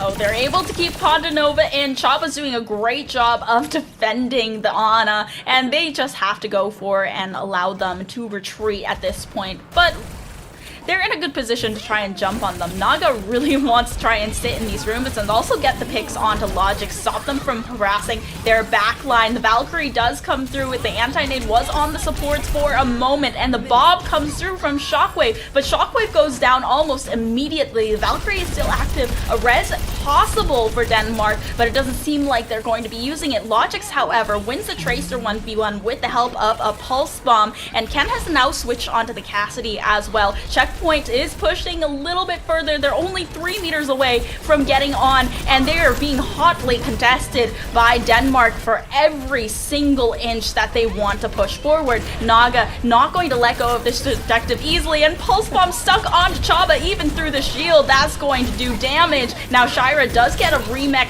through, but the overtime is looking to swing towards Denmark's side. They have so many players on the objective. They have so much damage. Shira has no sustain, and now the baby D.Va, there is nothing to be done. Denmark is able to take this series 2-0. That is just pure, unadulterated aggression from Denmark across the board throughout that entire defensive phase. Like you said, they wouldn't let Belgium have an inch, and they made them sweat and fight for every single possible inch. There were points in time where you have Kelix on the Mercy damage boosting Naga, the Tracer. Like, how often do you see a damage boosted Tracer But that's just the level of aggression. Like, that's how badly they wanted that kill at Padanova there, looking back. And yeah, the great peel from Belgium, but because all they can really do is try to peel for like all the aggression that's coming out from Naga and like trying to duck and respect the angles that Shockwave is holding on the Ashe, they can't ever like comfortably march forward. They're constantly having to check their corners. They're constantly having to check behind them, and they're constantly just under so much pressure. And like, it's just so aggressive from Denmark. Like, what do you even do? Like, you have to try and like, you know, capitalize on a mistake, make them get too aggressive, and that's how Belgium were able to cap point A, but it doesn't stop there. Like, Denmark just doesn't let off the gas there. They stumble at that hurdle, sure, but then they just continue to floor it the whole time. Yeah, it felt like Ken was struggling a little bit on the Ashe pick as well, just getting so contested by Shockwave at every single angle. And not only that, Naga for every second was trying to mark Logix, refusing to allow Logix to harass their backline, and at the same time putting down a lot of pressure onto Belgium's backline. And it just felt like they had to look this way and that direction at every single second, and they just could not get a word in edgewise. And it's like, I'm glad you like brought up Ken as well, because yeah, he was kind of struggling on the Ashe pick, whereas we kind of predicted he would be really good on the Ashe. And when he was actually given space to hit shots, he was really good. It was a couple of shots that ended up sealing the deal to let them cap point A on their attack there, but for the rest of the time, it was just Mulfig and Shockwave and Naga and Kelix and Slay, and the kitchen sink in his face didn't give him an angle. Nobody from Belgium, except for maybe Logix, was ever able to exist comfortably, but it takes a village. Like, you can't just have Logix on the Tracer do everything. And like, yeah, the rest of Belgium wasn't allowed to do anything. Yeah, I feel like a lot of that game felt like it was a weight on Logic's shoulders. You can definitely tell he was trying so hard to make sure the Ana didn't get to play the game, the Mercy didn't get to play the game, but he was being marked every single second, both by Mulfig and by Naga, and it was just so well played, and they protected their backline incredibly well, especially since that Ana was kind of left on her own for basically most of the game, but still didn't absorb that much pressure because of the pure aggression coming out of Denmark. Yeah, there are, like I said, there's a couple times where Denmark leaves Slay behind and Belgium are able to capitalize on that because, you know, Logix is a very formidable Tracer player, is going to come in, and if he's not going to kill you, which he usually just does, he's still going to take up too much of your time and kind of split you and divide you and, you know, kind of harass you, but Slay is still very survivable most of the time and is still able to do enough, and even if they lose Slay, like Kelix with the Valkyries was pretty good. There was definitely enough sustain to keep the aggression up from Denmark, and they just make mincemeat out of Belgium there on Numbani. That was a phenomenal defense there from Denmark. Definitely looked like they were angry at one point, like angry that they even let Belgium have point A, and they wanted to take it out on Ken.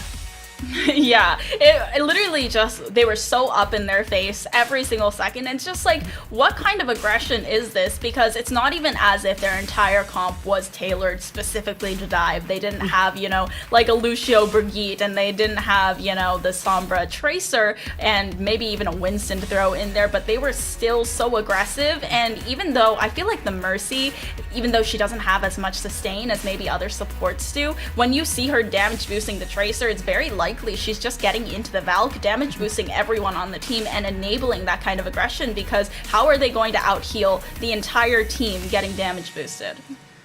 You really can't, and you could tell, like, there again, like, the peel was there for the backline there. There was some great Brigitte play coming up from Chaba, but it wasn't enough. Like, it just wasn't enough to keep Padanova alive throughout the entirety of it. So yeah, the aggression from Denmark just wins out the day. That's another 2-0. Put the rest of the top dogs in Group A on notice. We've got two more potential top dogs ready to duke it out here for our last matchup of the day. That's going to be the Netherlands versus France on the other side of this break. We'll see you there.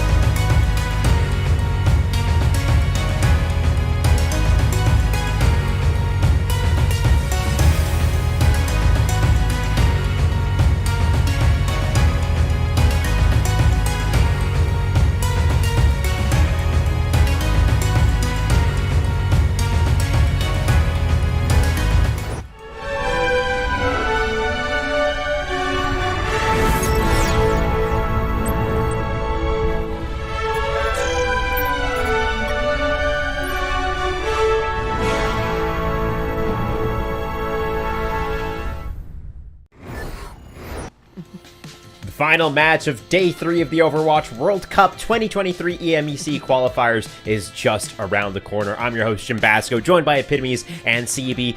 Before we proceed to talk about the Netherlands versus France, let's take a moment to recap what just happened between Denmark and Belgium. CB, you lead the way here. For anyone that might just be joining, what just happened?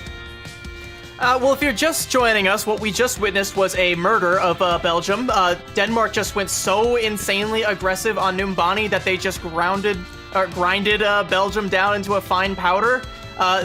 Ken has been a highlight for the Belgian squad for me, but they didn't let him have any angles for free. They were constantly harassing him and his entire support system, and just being one of the most aggressive forces that I think we've seen in a good while, and doing it with a mercy backline. Like the Valks from Kelix on point, the plays from Slay, despite getting caught out a couple times, also on point. And yeah, Denmark still look every bit as strong as advertised. Epitomes, let's take a look at the schedule now and see how the day has stacked up. Of course, we're in Day 3 of competition here. Day 4, the last day of Week 1, will be tomorrow. Okay, and then we're back next week, Thursday, Friday, Saturday, Sunday, for the last couple days of competition. The top 3 from Group A will move forward. The top 2 from Group B will be moving forward. And with Denmark taking a 2-0 over Belgium, the rest of the squads on your board right there. We are down to match number 7, our final match of the day, the Netherlands versus France. Now, France, a very stacked team, and the Netherlands have been contenders in World Cups of years past. But Epitomes, what are your thoughts before we head on into this match? Now we're looking at the Netherlands versus France. France currently in that top spot. You know, they are an incredibly powerful, incredibly strong team. 2-0 record, have not dropped a single map just yet. And the Netherlands, they are moving up in the ranks, certainly. On day 1, they did go down to Spain, who have become somewhat of a dark horse as these matches continue. But the Netherlands, they are definitely on the up, and I think they have something to prove. Absolutely. And should the Netherlands win this set against France, they'll actually be tied with France, who is, like you said, currently at the top of that group. So it'll come down to map differential at the end of the day, but with so many games still to come, the stakes are as high as ever. And with that said, Epitomes and CB, I'm going to leave it to you. Enjoy the match, and I'll catch you guys on the flip side. All right, thank you so much, Jim. And looking at these two teams, do you have any names that come to mind, any kind of special compositions that you're looking at when you see these two teams? I mean, like the main player that I want to look at over on the side of the Netherlands is Tap, who I think has been the highlight of this squad. I mean, Don on the tank has also been wonderful to see, but it's mostly been Tap coming through with a lot of these big plays. Again, you know, one of the scourges of the collegiate scene over here in North America, and also a very dominant force in NA contenders. So, like, the talent... let me prepare myself for this. I'm about to steal a line from every Overwatch League caster ever. The talent is there, but can they put it all together? Like, are they going to be able to live up to that? And, you know, going up against France, you're thinking, like, maybe, but maybe not. Also, you know, it's kind of an interesting dynamic. Yeah, and obviously looking at France's line, you have Ben Best, you got Nico, FD God, very, very prominent name for those who are very familiar with Overwatch League. You know, it is a very stacked roster, and I think everyone fully expects for this team to make it out of groups. So Netherlands kind of has the odds stacked against them in terms of, you know, general perception of what might be happening in this matchup, and also the fact that they did go down a match against Spain during their first day. Yeah, and so this match, I think because of that matchup that happened with Spain and the Netherlands, is going to have some pretty wild implications as to whatever the outcome of this match is throughout the rest of this group. Because, okay, so Group A, we got 3 playoff spots, right? If you ask me right now, there's 5 potential candidates. You know, you've got Great Britain, Denmark, and France as potentially numbers 1, 2, and 3. But I've talked to some people who have said that, you know, maybe Spain overtakes France somehow. Like, they can see that as being possible. And meanwhile, the Netherlands is like a team that has the talent to also be competitive.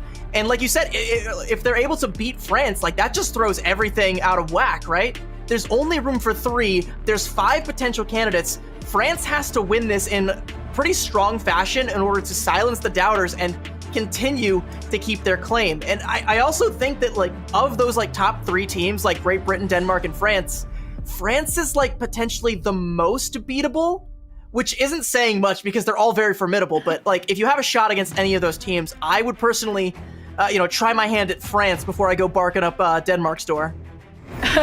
I mean, Denmark definitely looks very scary, especially after what we just saw. But the Netherlands, they want to redeem themselves, especially against a powerhouse like France. We're headed to Nepal for our first map, and I'm interested, is this going to be another brawl composition? Are they going to be looking at dive? Are they going to try something with the May Symmetra? I mean, it's gonna kind of depend here. If we go to Nepal Village, I definitely expect at least one of these teams to bust out the May Symmetra composition here. But like on Shrine and on Sanctum, which, by the way, we haven't seen a whole lot of Sanctum. Like, we're seeing a lot of 2-0s on these control points, and it's usually like, it makes me it's so usually sad. it's usually Village then Shrine. If we get to see Sanctum, it might be a little bit different. But I'm still kind of open to suggestions as to what these teams are going to play. The one thing I will say is that, France is opening up here with Ben Best. They don't have Poco coming out yet, so you can wipe D.Va and I think most of the, what we would call in the days gone by, off-tanks off of the field, and you're probably going to go for something a little bit more brawly. You'll go for either the, you'll go for the Ramatra, potentially, the Reinhardt, or the Winston. Some of these things that you're more likely to see Ben Best come out here with. And, of course, Nico, again, in some circles, definitely known for his Mei, so playing this rush with like a Mei is definitely something that France can excel in, and definitely something that's in their wheelhouse. Yeah, and I don't know if they're going to stick with the Symmetra, but it definitely could be viable. On the Netherlands side, A10, we saw him on the Reaper before. We saw him on it in the match against Spain. He does play a lot of the Reaper, but I feel like he is more known for, his Zarya gameplay. So the fact that he is playing the Reaper here, it could be a good counter to the Reinhardt, but in team play environments, it is a lot more difficult to get the jump.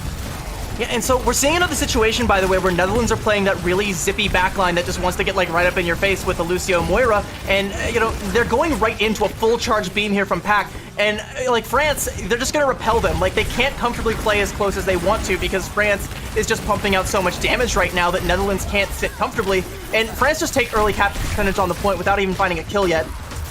Yeah, the ice block is forced out of Nico, but they are just not allowing Netherlands to get a single toe onto this objective. They're forcing them really far back. Obviously, the May Symmetra, very, very powerful, and the fact that they are playing a Ramatra means a lot of the free beam charge for Pac as well. Now they're just trying to slow down Dawn right in the middle. There's not a lot of places he can go. Excellent fire strike from Ben, and obviously slow targets against Reinhardt's hammer. What are you gonna do there? The Coalescence invested. That's an interesting decision from Buddy so early into the game, only 34% and already a Coalescence, but it's expended so quickly. I think Buddy thought that the rest of his team would still be alive by the time he was finished casting the Coalescence, but that just kind of wasn't the case, and that ultimate kind of goes down the drain. Coalescence and Animatrix are both like lightning fast ultimates that you get, in no time flat, but Reviews was just a little bit faster on the draw there, and France paid. They took advantage of the damage, and Buddy just kind of got caught out there. Yeah, France, they're really stacking up the ultimates as well now. Annihilation just now coming up for Dawn, but there's the Symmetra wall to come through, and the Shatter as well. Ben Best looking for a good engage. Annihilation to counter. Now the sound barrier from FD God looking to disengage, and it does so perfectly. Blizzard, however, also expended almost every single ultimate just to force Netherlands back, but it is worth it for them. They have so much ult charge on the point. Reviews coming up with the Amp Matrix, and that can honestly be a game-winning ultimate. And the Netherlands, they are really looking to reset and regroup. They also don't have too many ultimates in the bank. I mean, that was such a good beat there from FD God, doing a little bit of limit testing and able to keep France alive in the fight. That's not going to be available for perhaps Blizzard, though, so be on the lookout for that one here, as Don just takes Review down. So now you don't even have the Immortality field for it.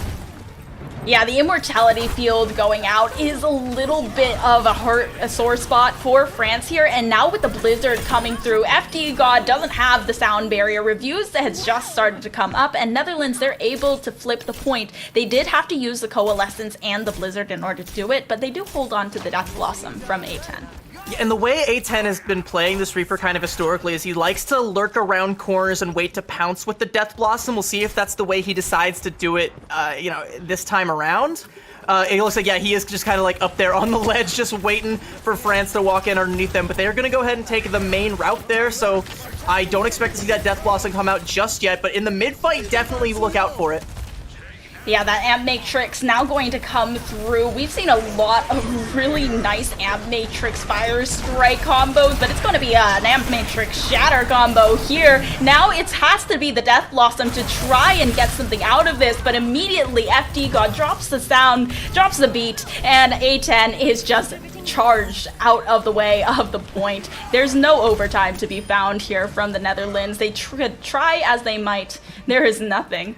France do secure first point. For France there, it's just like a game show where it's like, you know, pick which door you want to go through, and behind one of those doors is just a big fist that's going to knock you out. They chose correctly because A10 was lurking behind a completely different door and had to entirely reposition, and then France just, you know, they forced positioning from the Netherlands with their Amp Matrix and with their Earth Shatter, and by the time the Death Blossom comes out for A10, it's like, it has to be a hero play, like it has to find pretty much a whole team kill on its own, and there's nothing to support it, nothing to keep him alive throughout the entire duration of that ultimate ability. So yeah, he chose an attack route, chose wrong, and France, they just walk up to the point and say, we'll be taking this now. That's ours.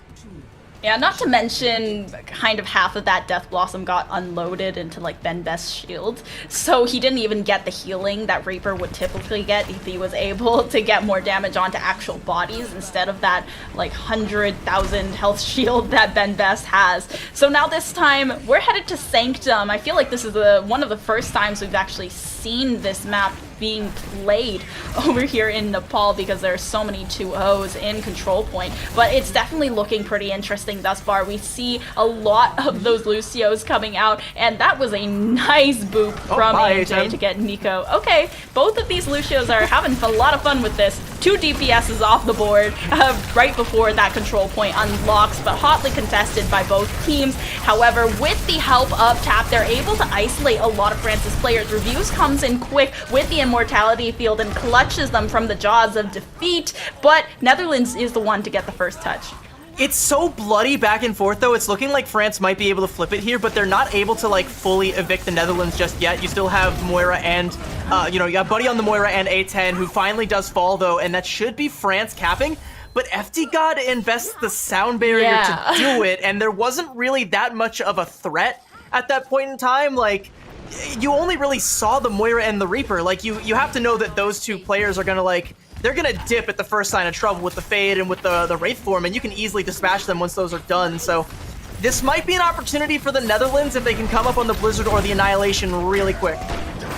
Okay, but they eliminated Pac so quickly, even though the Sim turrets could have been such a threat. They're trying to force positioning from this Amp Matrix. Symmetro turrets are still doing quite a bit of damage, but Ben Best, he's got nowhere to go. So he's going to go ahead and have to go for a reset, while Reviews is left over. FD God still attempting contest, and they're holding on to this point. Pac has come back in with the Symmetrical Wall of a lifetime, but the Blizzard from Nico, that's going to be the game breaker and the deal breaker. Now for Fire Strikes and the Annihilation, Pac has once again gone down to this bastion of Dan, and A10 now taking down Reviews. They're missing their burst healing, they're missing their tank. France is just falling apart.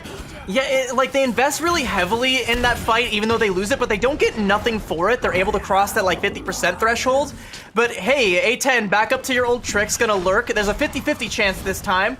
He might still be able to catch them out even if they try and go the other way. And you're also looking at Tap with the Blizzard here, and FD God doesn't have the sound barrier yet. Oh my gosh, that was a huge Blossom. That was so clean from A10. Usually you don't really see that level of Death Blossom hero play, especially at this level, but the fact that Dan was right there, Nemesis Swarm, following it up, corralling them into Reaper shotguns, it was excellent. And France, they're forced for the reset, and they are actually at a deficit. They chose the door with the fist that time, and this time they're choosing a door with a Blizzard behind it. This is a sound barrier that's going to have to be invested from France. FD God looking to keep them alive with the overhealth, but Ben Best is taking so much focus fire. Reviews is able to get them back up with his heals, but Nico forced into the ice block as well. Buddy actually going to be the first to find a pick with the Coalescence, and now missing so much of their burst healing once again. A lot of the ultimates coming up for France as they go down, but they're going to have to get back to this point quickly. We're getting into the 90% territory. And like, yeah, France do have a lot of ultimates, but so do the Netherlands. Like, they have the beat and the annihilation, and you're kind of counting on Ben Best to get a big shatter here, and there it goes. But no, he's actually, he's not able to clean up Dan there. Dan gonna go ahead and pop the annihilation. The beat comes out from A&J, and Netherlands, I mean, they've lost Dan, but Ben Best is also down. Netherlands are holding on.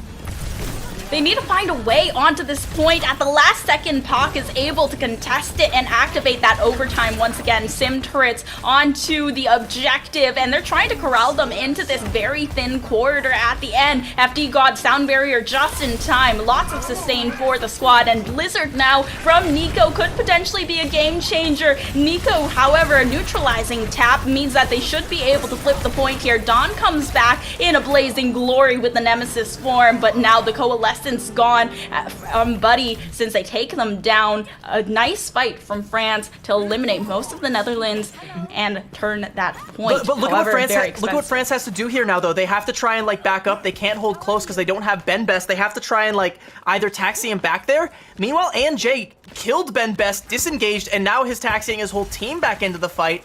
And now it's going to be kind of a ranged fight, whereas like France's comp wants to fight close, but they don't have the opportunity to do it. So now the door's open for the Netherlands to just swing it up over to the point, where now the fight's going to have to happen. And if A10 pops this Death Blossom, it might be over. Oh, the Death Blossom comes out in tandem with the Blizzard. That could be huge, but it's actually the Blizzard that's finding the picks. A10 actually holds on to the Death Blossom until the last second. Extremely clean combination of ultimates. France, as soon as they were on the back foot there, they couldn't keep pace with their own ultimates, and Netherlands, they had a combo charged up and ready. They take it 1-1. And like I said, when it's that close, you need to try and find a pick-off to try and stall things out for the Netherlands. But the fact that they lost Ben Best at the tail end of that fight and A&J was able to head for the hills as soon as the damage was done meant that like France couldn't play close enough to try and go for a play like that. It was all or nothing on the point, and you have two of the best area denial ultimate abilities on the field in the Blizzard and the Death Blossom that like if you're just caught out by those and they find like even one kill at that point, there's not really much left for you to do. And not only that, but I believe FD God had used the sound barrier in the fight prior, so you don't even have that lifeline. And, you know, now we're on the third point here. Netherlands looking pretty formidable here. We're going to Village, and neither team is going to try and take that approach directly onto the point. It looks like France will get there first, but that's because Netherlands is lurking. France, they are taking a lot of this damage right out in the open. A lot of the players bunched up very close together, and that's just a shooting grounds for A10, taking down Ben Best. And I feel like as soon as you have that Reinhardt isolated into both the Reaper and the Ramatra, there is not much you can do. Team unprotected by the tank. Reviews falls, and without that sustain healing from Reviews, what do we see but France crumbling? And like France, I think they're playing this composition like slightly incorrectly. Like I don't want to like overcoach this team or try and like, you know, throw my own opinions at them here. But like every other time we've seen this lineup of heroes that France is coming out with, they want to teleport to the point and hold on the point and force the Netherlands to play into them. But the Netherlands is playing that fast comp where they want to just run right at you. And France, like they're not fighting on the point, so they just let that happen. And now they have to be the ones to engage.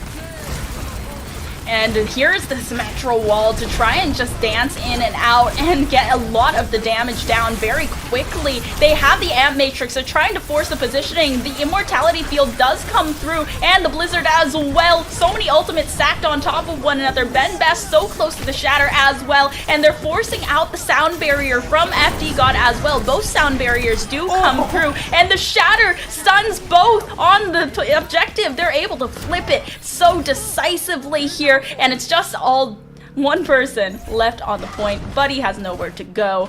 But France, they still have a little bit of an uphill battle. That was a really good attempt there by Tap. I think he telegraphed that the shatter was coming, but was just like a millisecond too late, and Benbest just hops over up above it and comes back down from the top rope with that shatter, and that's what seals the fight here. But now, like, I want to see him take the fight on point a little bit more. I want to see Netherlands get the heck out. Nico's not going to let them. Yeah, they lose A10 there. The fight's already done and dusted. That was a great wall to like stop the exit, and you can see Dan just sheepishly heading back in Nemesis He's like, form. Like, I'm not nope. going over there. You can't make me. I'm not taking this fight.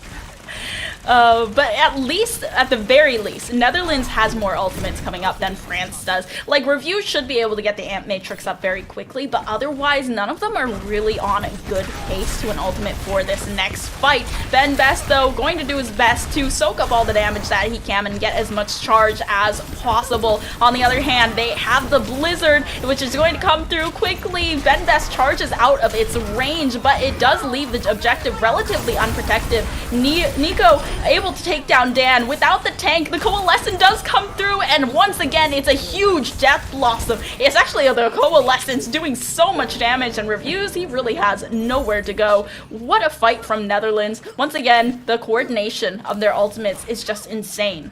Back and forth we go, buddy, hosing everyone down with the Coalescence, and that's another huge Death Blossom from A10, but that's another expensive fight for the Netherlands. France have a lot that they can recontest here, but like it's still so back and forth that like Netherlands will have a chance to recontest even if they lose it, so it's the fight here. I want to see how France expends their ults, and I want to see the fight after next to see what ends up happening, but yeah, France, like they just took the point for free. They just snuck right There was no contest at all because of that May barrier, and on top of that, as soon as they're coming into the objective, they're like, okay, we have these sim turrets everywhere, and they are doing a good job of defending so far, but Reviews has gone down. They're once again missing that sustain from the backline, but it's the sound barrier that's going to negate that. Benbest swinging the hammer, and okay, Buddy. Oh wait, they're actually letting Buddy escape. That's going to be a stagger. Okay. That's one of their fastest heroes. They only have 5 seconds to try and touch. It's going to be all up to ANJ, and they just wall him off. France just stole that one from the Netherlands entirely. That was insane.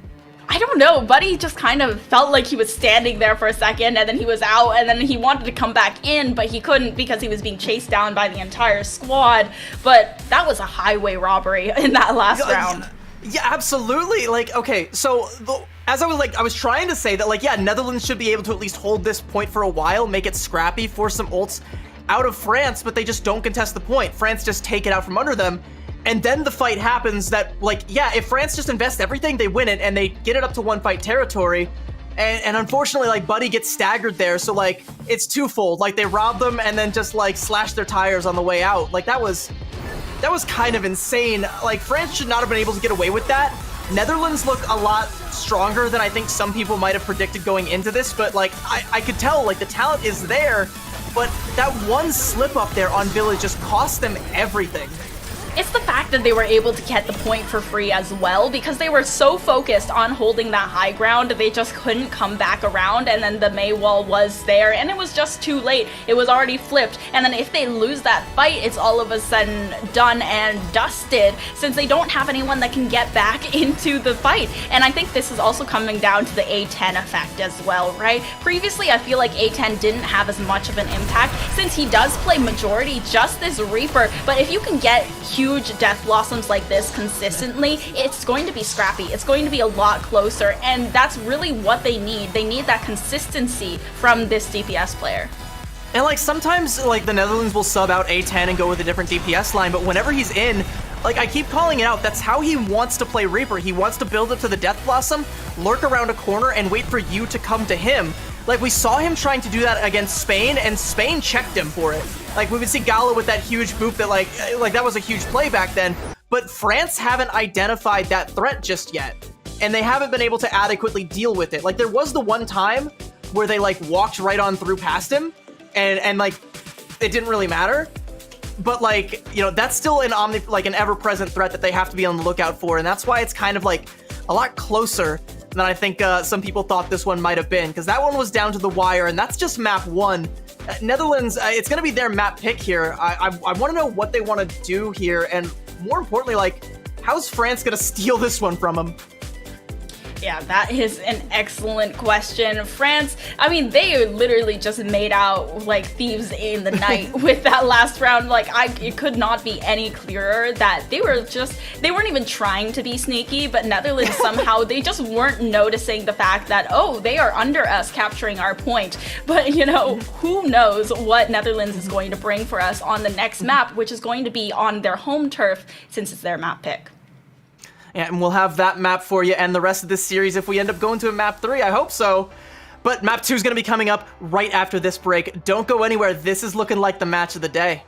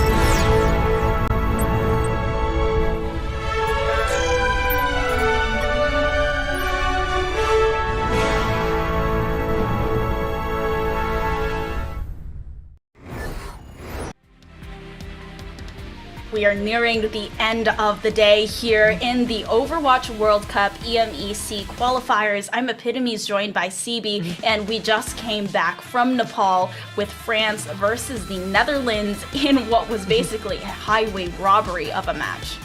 Yeah, I mean, France needs this win to be clean, and the Netherlands need this win, like, at all in order to continue to be in the conversation for the top spots here in Group A. But France, like I said, they need to win it clean, and they are willing to fight dirty and steal in order to take it. Again, just snaking the point. right out from under the Netherlands' noses and locking them out of it, staggering Buddy on the Moira so that they can just get the full cap out right there. If you're the Netherlands, that has to sting, like knowing you were that close and it just got snatched out from you on some chicanery. So like you're gonna want to take us to somewhere where you're gonna have the home field advantage, where you're gonna get to play your comp, and where you're not gonna let France pull another fast one on you like that. Yeah, well, France was definitely cooking the Netherlands some delicacies over on Nepal, but here we're headed to Havana, which is the Netherlands map pick, and we've seen a little bit of Havana here in the Overwatch World Cup qualifiers already, and I think a lot of these teams tend to go towards either, I'd say a lot of these teams, I would say if you have a Pharah player or an Echo player, you play the Echo or Pharah, otherwise it's those sniper comps. So Havana's kind of like an interesting one, I think, because like you typically go like when you're on the defender side, you go for like the spawn hold rush kind of comp, something similar to what the Netherlands and France as well with the Baptiste have been playing, and like you kind of try to break that a lot of the time with a similar composition. You'll see a lot of Hanzo and sometimes some Widow once that's broken up, or the Hanzo sometimes even to find a quick pickoff to like completely break that hold. So like this map kind of like it simultaneously favors those rush compositions and it favors the long range hit scan kind of play. So you might see some Hanzos coming out from either side. You might see, Old Reliable. You might still see the Mei. I don't think we're going to see as much of A10 on the Reaper this time around because this isn't a great Reaper map. And so you're not even going to see A10 at all. They're actually going to swap it out for Pastor, who is playing the Hanzo. I feel so validated right now. Apparently he only plays Reaper, so if he can't play Reaper on the map, it's Pastor who's going to be playing a little bit of that projectile DPS. But otherwise, a pretty brawly comp from Netherlands side. On the other hand, I feel like, I don't know if they definitely are keeping the Symmetra, but that's really interesting to start off. Yeah, so they're going to want to like put turrets above the spawn doors or potentially on the cart just to kind of like make it so that the Netherlands are never fully comfortable trying to take an angle. They're going to be taking that turret damage and have to kind of turn around and deal with that real quick. And that might give Nico the opportunity to hit a quick like icicle to the dome, maybe a 1-2. But like it's mostly just for this like close range beam damage, right? That just melts down A and J. And yeah, Netherlands already forced back in. You see Pastor with the angle. Finds Pack though. That's not the most high value pickoff, but that's still pretty impressive.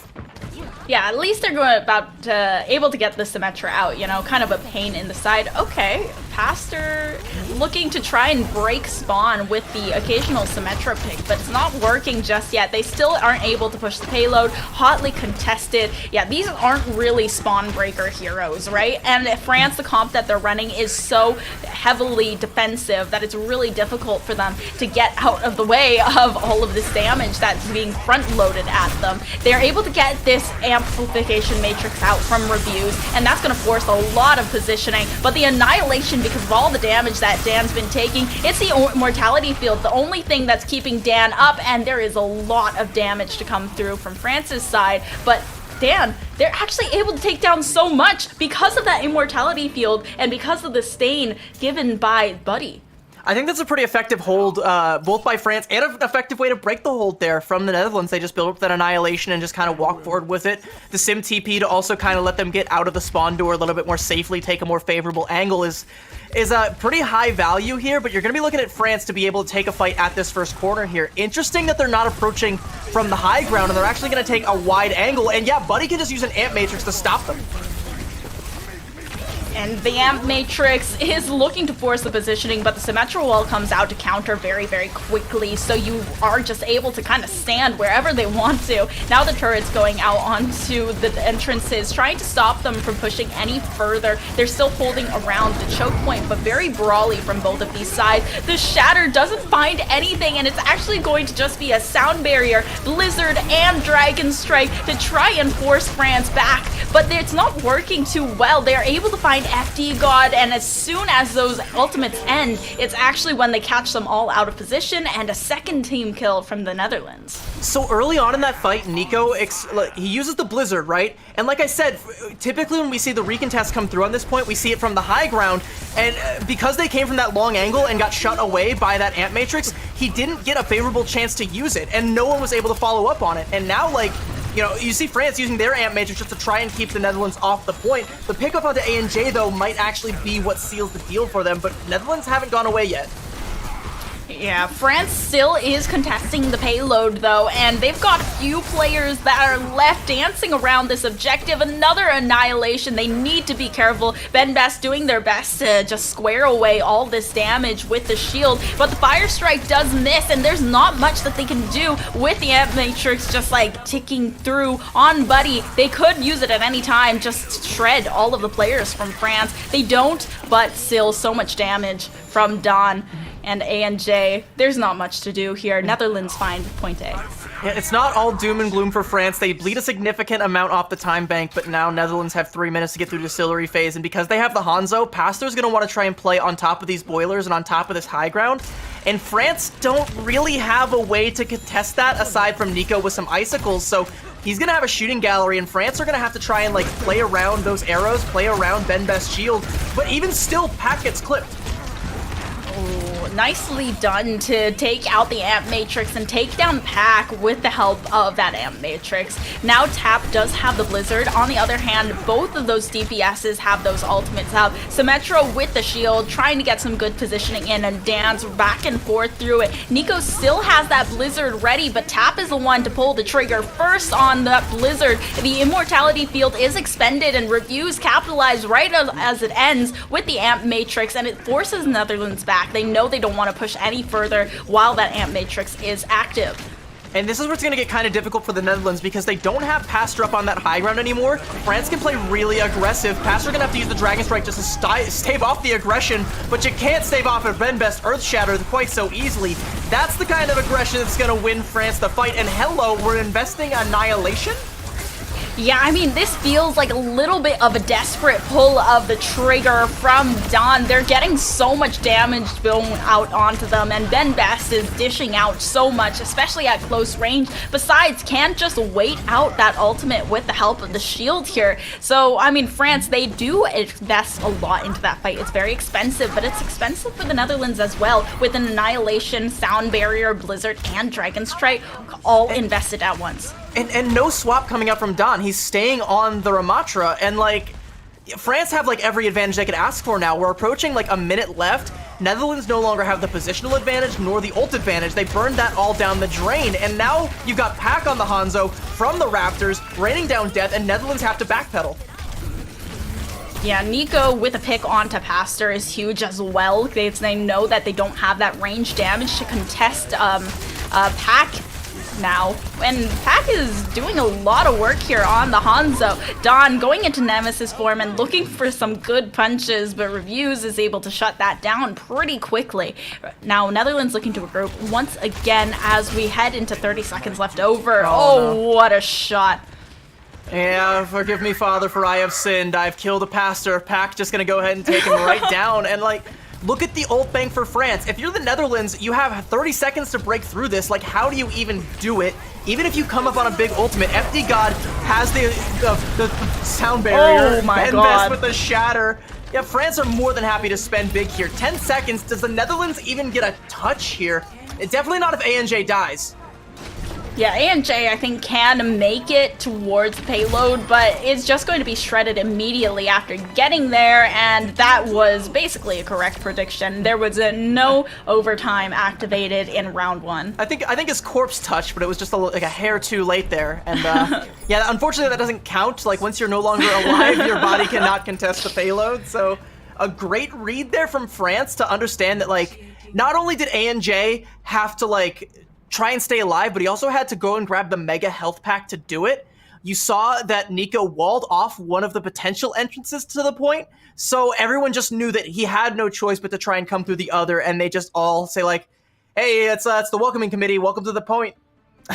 Yeah, 1, 2, 3, and then it's the firing squad, and it's like, hey, welcome, celebrations. If you want to call that an honorable death, it's quite the way to go out, though. But again, like, I go back to that Annihilation, and I'm not going to say that the Annihilation would have won Netherlands the point there, but, like, you would have liked to have that, and at the point in time, like, towards the end, with the benefit of hindsight, like, you're looking for something, right? Like, something that can just, like, make France go away, like, make them not be up in your face. Like, hitting you with shatters and point blank slows from the endothermic blaster from Nico there. Like, you want something, just anything, and they weren't able to build up to anything because they didn't have the time because France bled out so much of it on the first point. They didn't have the ults because, you know, they used a lot of them on that losing fight there. And because they lost that fight, again, France had the positional advantage, and it's really hard to break through. So now Netherlands have to have a damn good spawn hold here, and if France break it, and Netherlands don't, like, recuperate with, like, a second or third contest on point A, they are in trouble. Yeah, this is a lot of damage that can dish out very, very quickly, but Nico finding Pastor early. Now those long, high angles are not so hotly contested, and oh, what a charge onto Dan. It's a stun, and then very quickly, Netherlands just falls apart. That early pick from Nico was huge, and now they have, you know, all the free reign to push up so much further.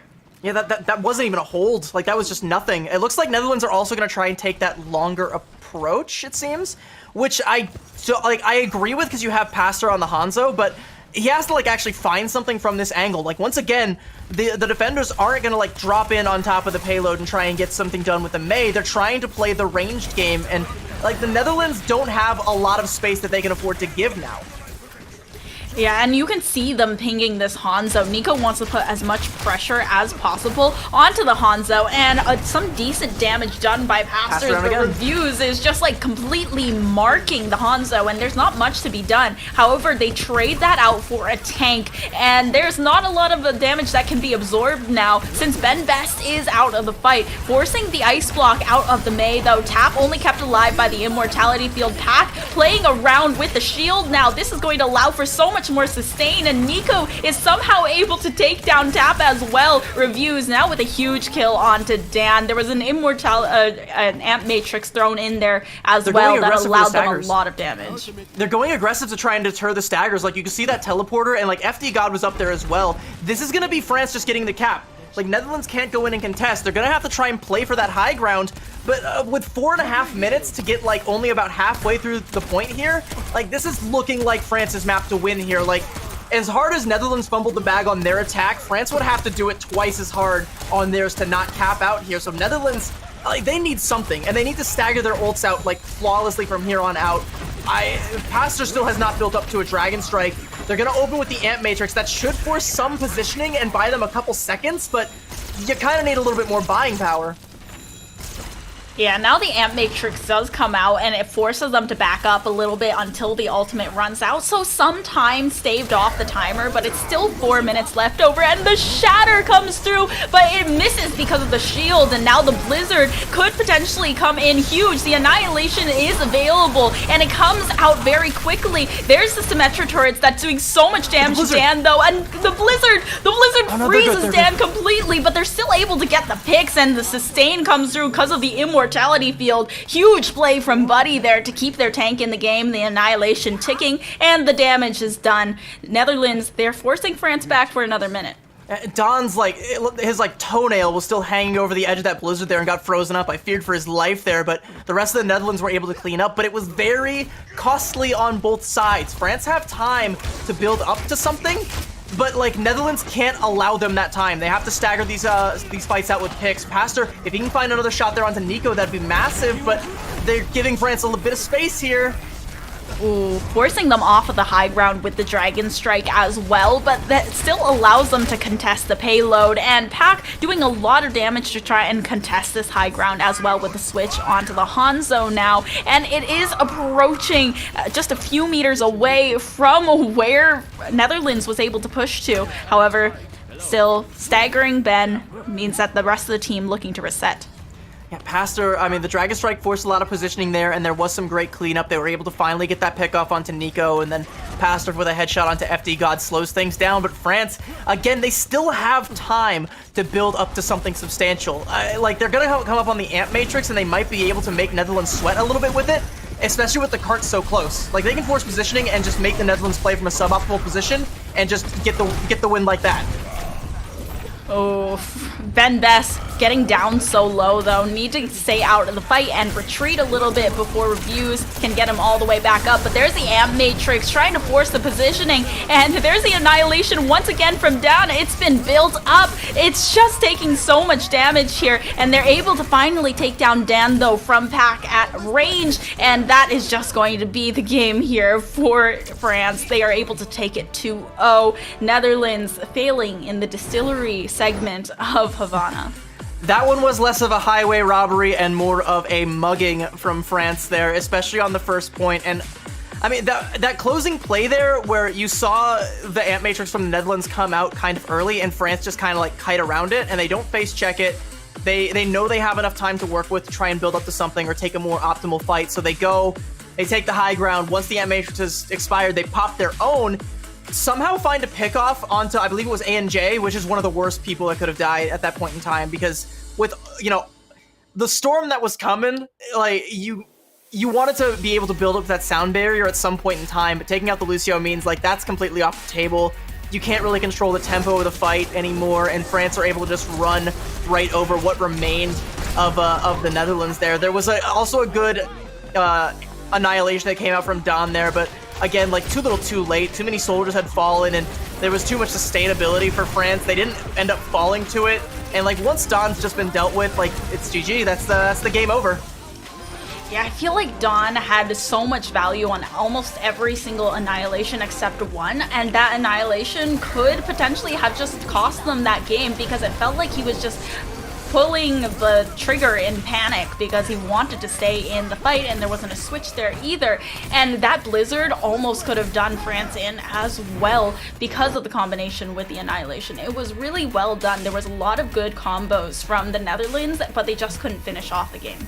I'm like continually impressed by the Netherlands even in defeat, because a lot of these mistakes that they're making, like even looking back to their defeat against Spain, like I think the reason that they lost that game against Spain was because they blew 2 support ultimates at the tail end of a losing fight, and then you remember like Helve just came back with that Fire Strike Amp Matrix combo and cleaned up, and like this is kind of that same thing but a little bit earlier. It's not quite like 1-for-1, but it is still like they're throwing ultimates into a losing situation where they just end up coming up with like no economy whatsoever, no ult economy to work with, and they spend so much time trying to build back up to it that like France doesn't care. Like they're happy to play around with that time. That gives them time to work and gives them time to act as well.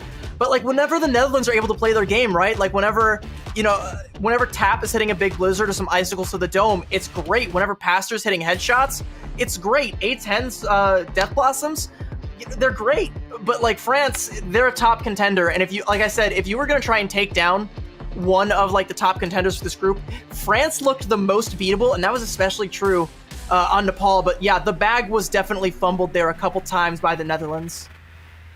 Yeah, I mean, the Netherlands, I feel like when they get under that much pressure, it is a real struggle for them to be able to get back into it. Their pacing gets a little bit messed up, and all of a sudden they're throwing ultimates no matter what it is. They want to win the fight no matter the cost, and the cost is that for the next fight, they're just not cycling the ultimates well enough. Well, France, they do make quick work of the Netherlands, not going to move at a snail's pace, no escargot here. They're just going to go on to the next day with their heads held high, still looking like a top contender in this group. And I mean, they're definitely going to be one to continue to watch out for. But watch out for Jim, going to go ahead and come back and join us. We're going to throw it to a quick break. We'll be right back. We should have an interview lined up here shortly. Don't go anywhere.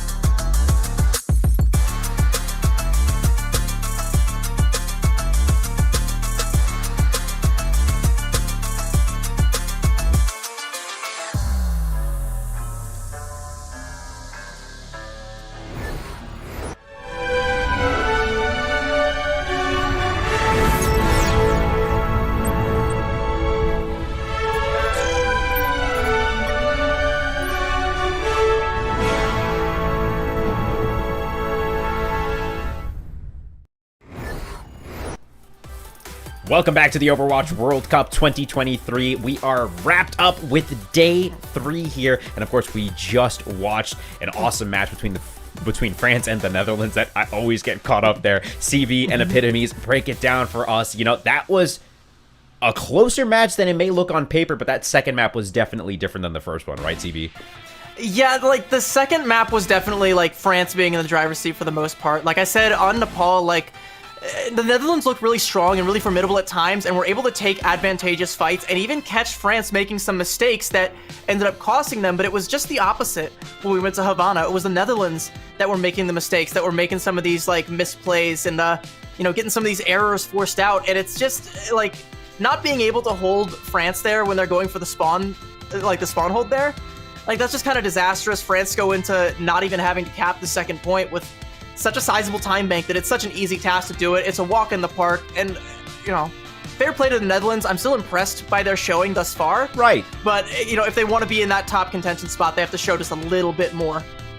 Absolutely, and when you're looking at the ways the groups have shaken out, right, some may even say that France has had an easier go than some of these other teams because they have quite a mountain still to climb, but of course that is all conjecture, right? Let's go ahead and take a look at the schedule so we can recap all the scores of the matches that happened today. We had 7 of them stacked up for today. We've got 7 more of them stacked up for y'all tomorrow. Epitomes, looking at the scoreboard for today, what were some of your favorite moments, some of your highlights from today's competition? Obviously, I thought that the Denmark match, especially when they were on Numbani, they were showing so much aggression, and it was just insane how much they were able to do on the composition that they had. Like even pulling out like a Mercy, pocketing an Ashe, it was insane. And they were so aggressive every second. Belgium just didn't know what to do with everything that was being thrown in their face, and that's got to be one of my favorite moments. And I think Denmark is not a team that you can scoff at, especially if they look, a little bit angry. Right. Yeah. Angry is the right word to put it because, man, we are early on in this competition and you can tell the emotions are high. There are teams trying to prove themselves on a global stage here. So with that said, let's go ahead and hop online with France. We've got an interview with their team manager, CB, and Epitomes. I'll be back with you in a quick moment here. All right. Yo, okay, so we're talking to Get Amazed from France. Man, how's it feeling off that victory? That first map was definitely close. Second map, it feels like France found their form. Talk to me about it, man. So basically, like, first map was pretty tough because we struggled about like our cooldown, like, and ultimate value. So I think we did a lot of mistakes on this point, but then like we have been able to talk about it and fix those issues. And we definitely did way better on the second map. Absolutely. You are currently at the top of the standings for Group A. Not even dropping a map. That's got to feel pretty good. Talk to me about some of that prep, right? We know your team is stacked with players who have so much experience, but what did the weeks leading up to this event look like for you guys? So basically we are doing like only 1 block a day at the very beginning.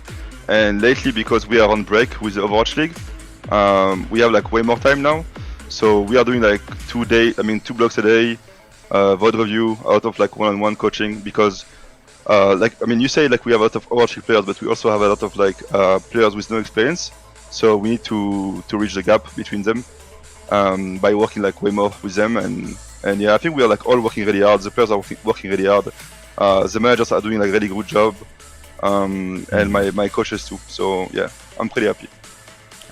Absolutely, man. It shows in your performance, everyone watching, I'm sure the French fans tuning in from around the world are astounded at your performance so far. But if we're looking ahead, right, at the schedule, some of your toughest matches, some would say, are still to come, right, in Denmark, Spain, Great Britain.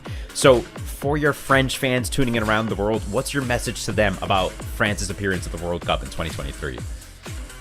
Message to our French fans? I would say just like keep supporting us. Keep cheering for us, and we will try our best to go as far as possible. And yeah, I think we are definitely like a dark horse because we have like non-experienced players, and we are like having like really good results lately. So we will just like continue this way and hopefully go really far and qualify to LA. 4-0 on the week so far. The final day of week 1 is tomorrow. Get amazed. Thank you so much for joining us here today. Thank you for having me. Tomorrow. Thank you very much. Thank you. Bye. All right, everybody. Yeah, it's good to hear from France, man. 4-0, no maps drop. They're feeling good. They got some new players, some veteran experience. CB, how are you feeling about how they're shaping up so far and their matches still to come? I mean, you know, you can. He said, like, essentially, like, it was the coaching staff as well that's coming in clutch to try and bridge the gap between some of these newer talents and some of these veteran talents, and it seems to be working. I don't know if I agree with the statement that France is a dark horse, because I still consider them to be one of the favorites. Like, if that's a dark horse, that's a horse you could ride all the way to the bank with that one. Like, especially if the coaching keeps up this pace, and especially if France is able to keep stacking these dubs, right? Like, you know, getting all these 2-0s left and right. Meanwhile, like, you know, Great Britain, they dropped the whole series to Denmark, and Denmark dropped the map in that series, so yeah, France the only flawless team thus far. You know, it's going to get harder from here on out, but if they keep this pace up, they could definitely steal it. Yeah, Epitomes, talk to me about it too. What are you feeling as we head into the last day of competition in week number 1 at the Overwatch World Cup qualifiers here? I feel like the standings are, I think this is mostly what we expected. I think really the biggest dark horse in Group A has to be Spain, but France, I feel like they're such a good contender. They're on such good pace. They're 4-0 today, but tomorrow it's going to be 6-0 because they'll have updated those standings. France still at the very tippy top, and almost nobody else has that same kind of record of having 6 games in a row won, no maps dropped. Yeah, that map differential is going to come in clutch. If you were wondering what the standings are currently in Group A, the top 3 will be moving forward. So we're looking at France, Denmark, and Spain. The United Kingdom's a close 4th there, but they're not making the cut just yet. And in Group B, the top 2 will be moving forward. And so far, we've got Norway and Saudi Arabia. That about does it for us, though. 7 matches down, 7 more to go in week 1 of the Overwatch World Cup EMEC qualifiers. CB, Epitomes, it's been an absolute pleasure having you on the show today. I hope y'all in chat and watching from wherever you're watching enjoy the show, and we'll be back tomorrow with some more Overwatch World Cup action. As for me, I'm Jim Basco, and I'll see you guys next time.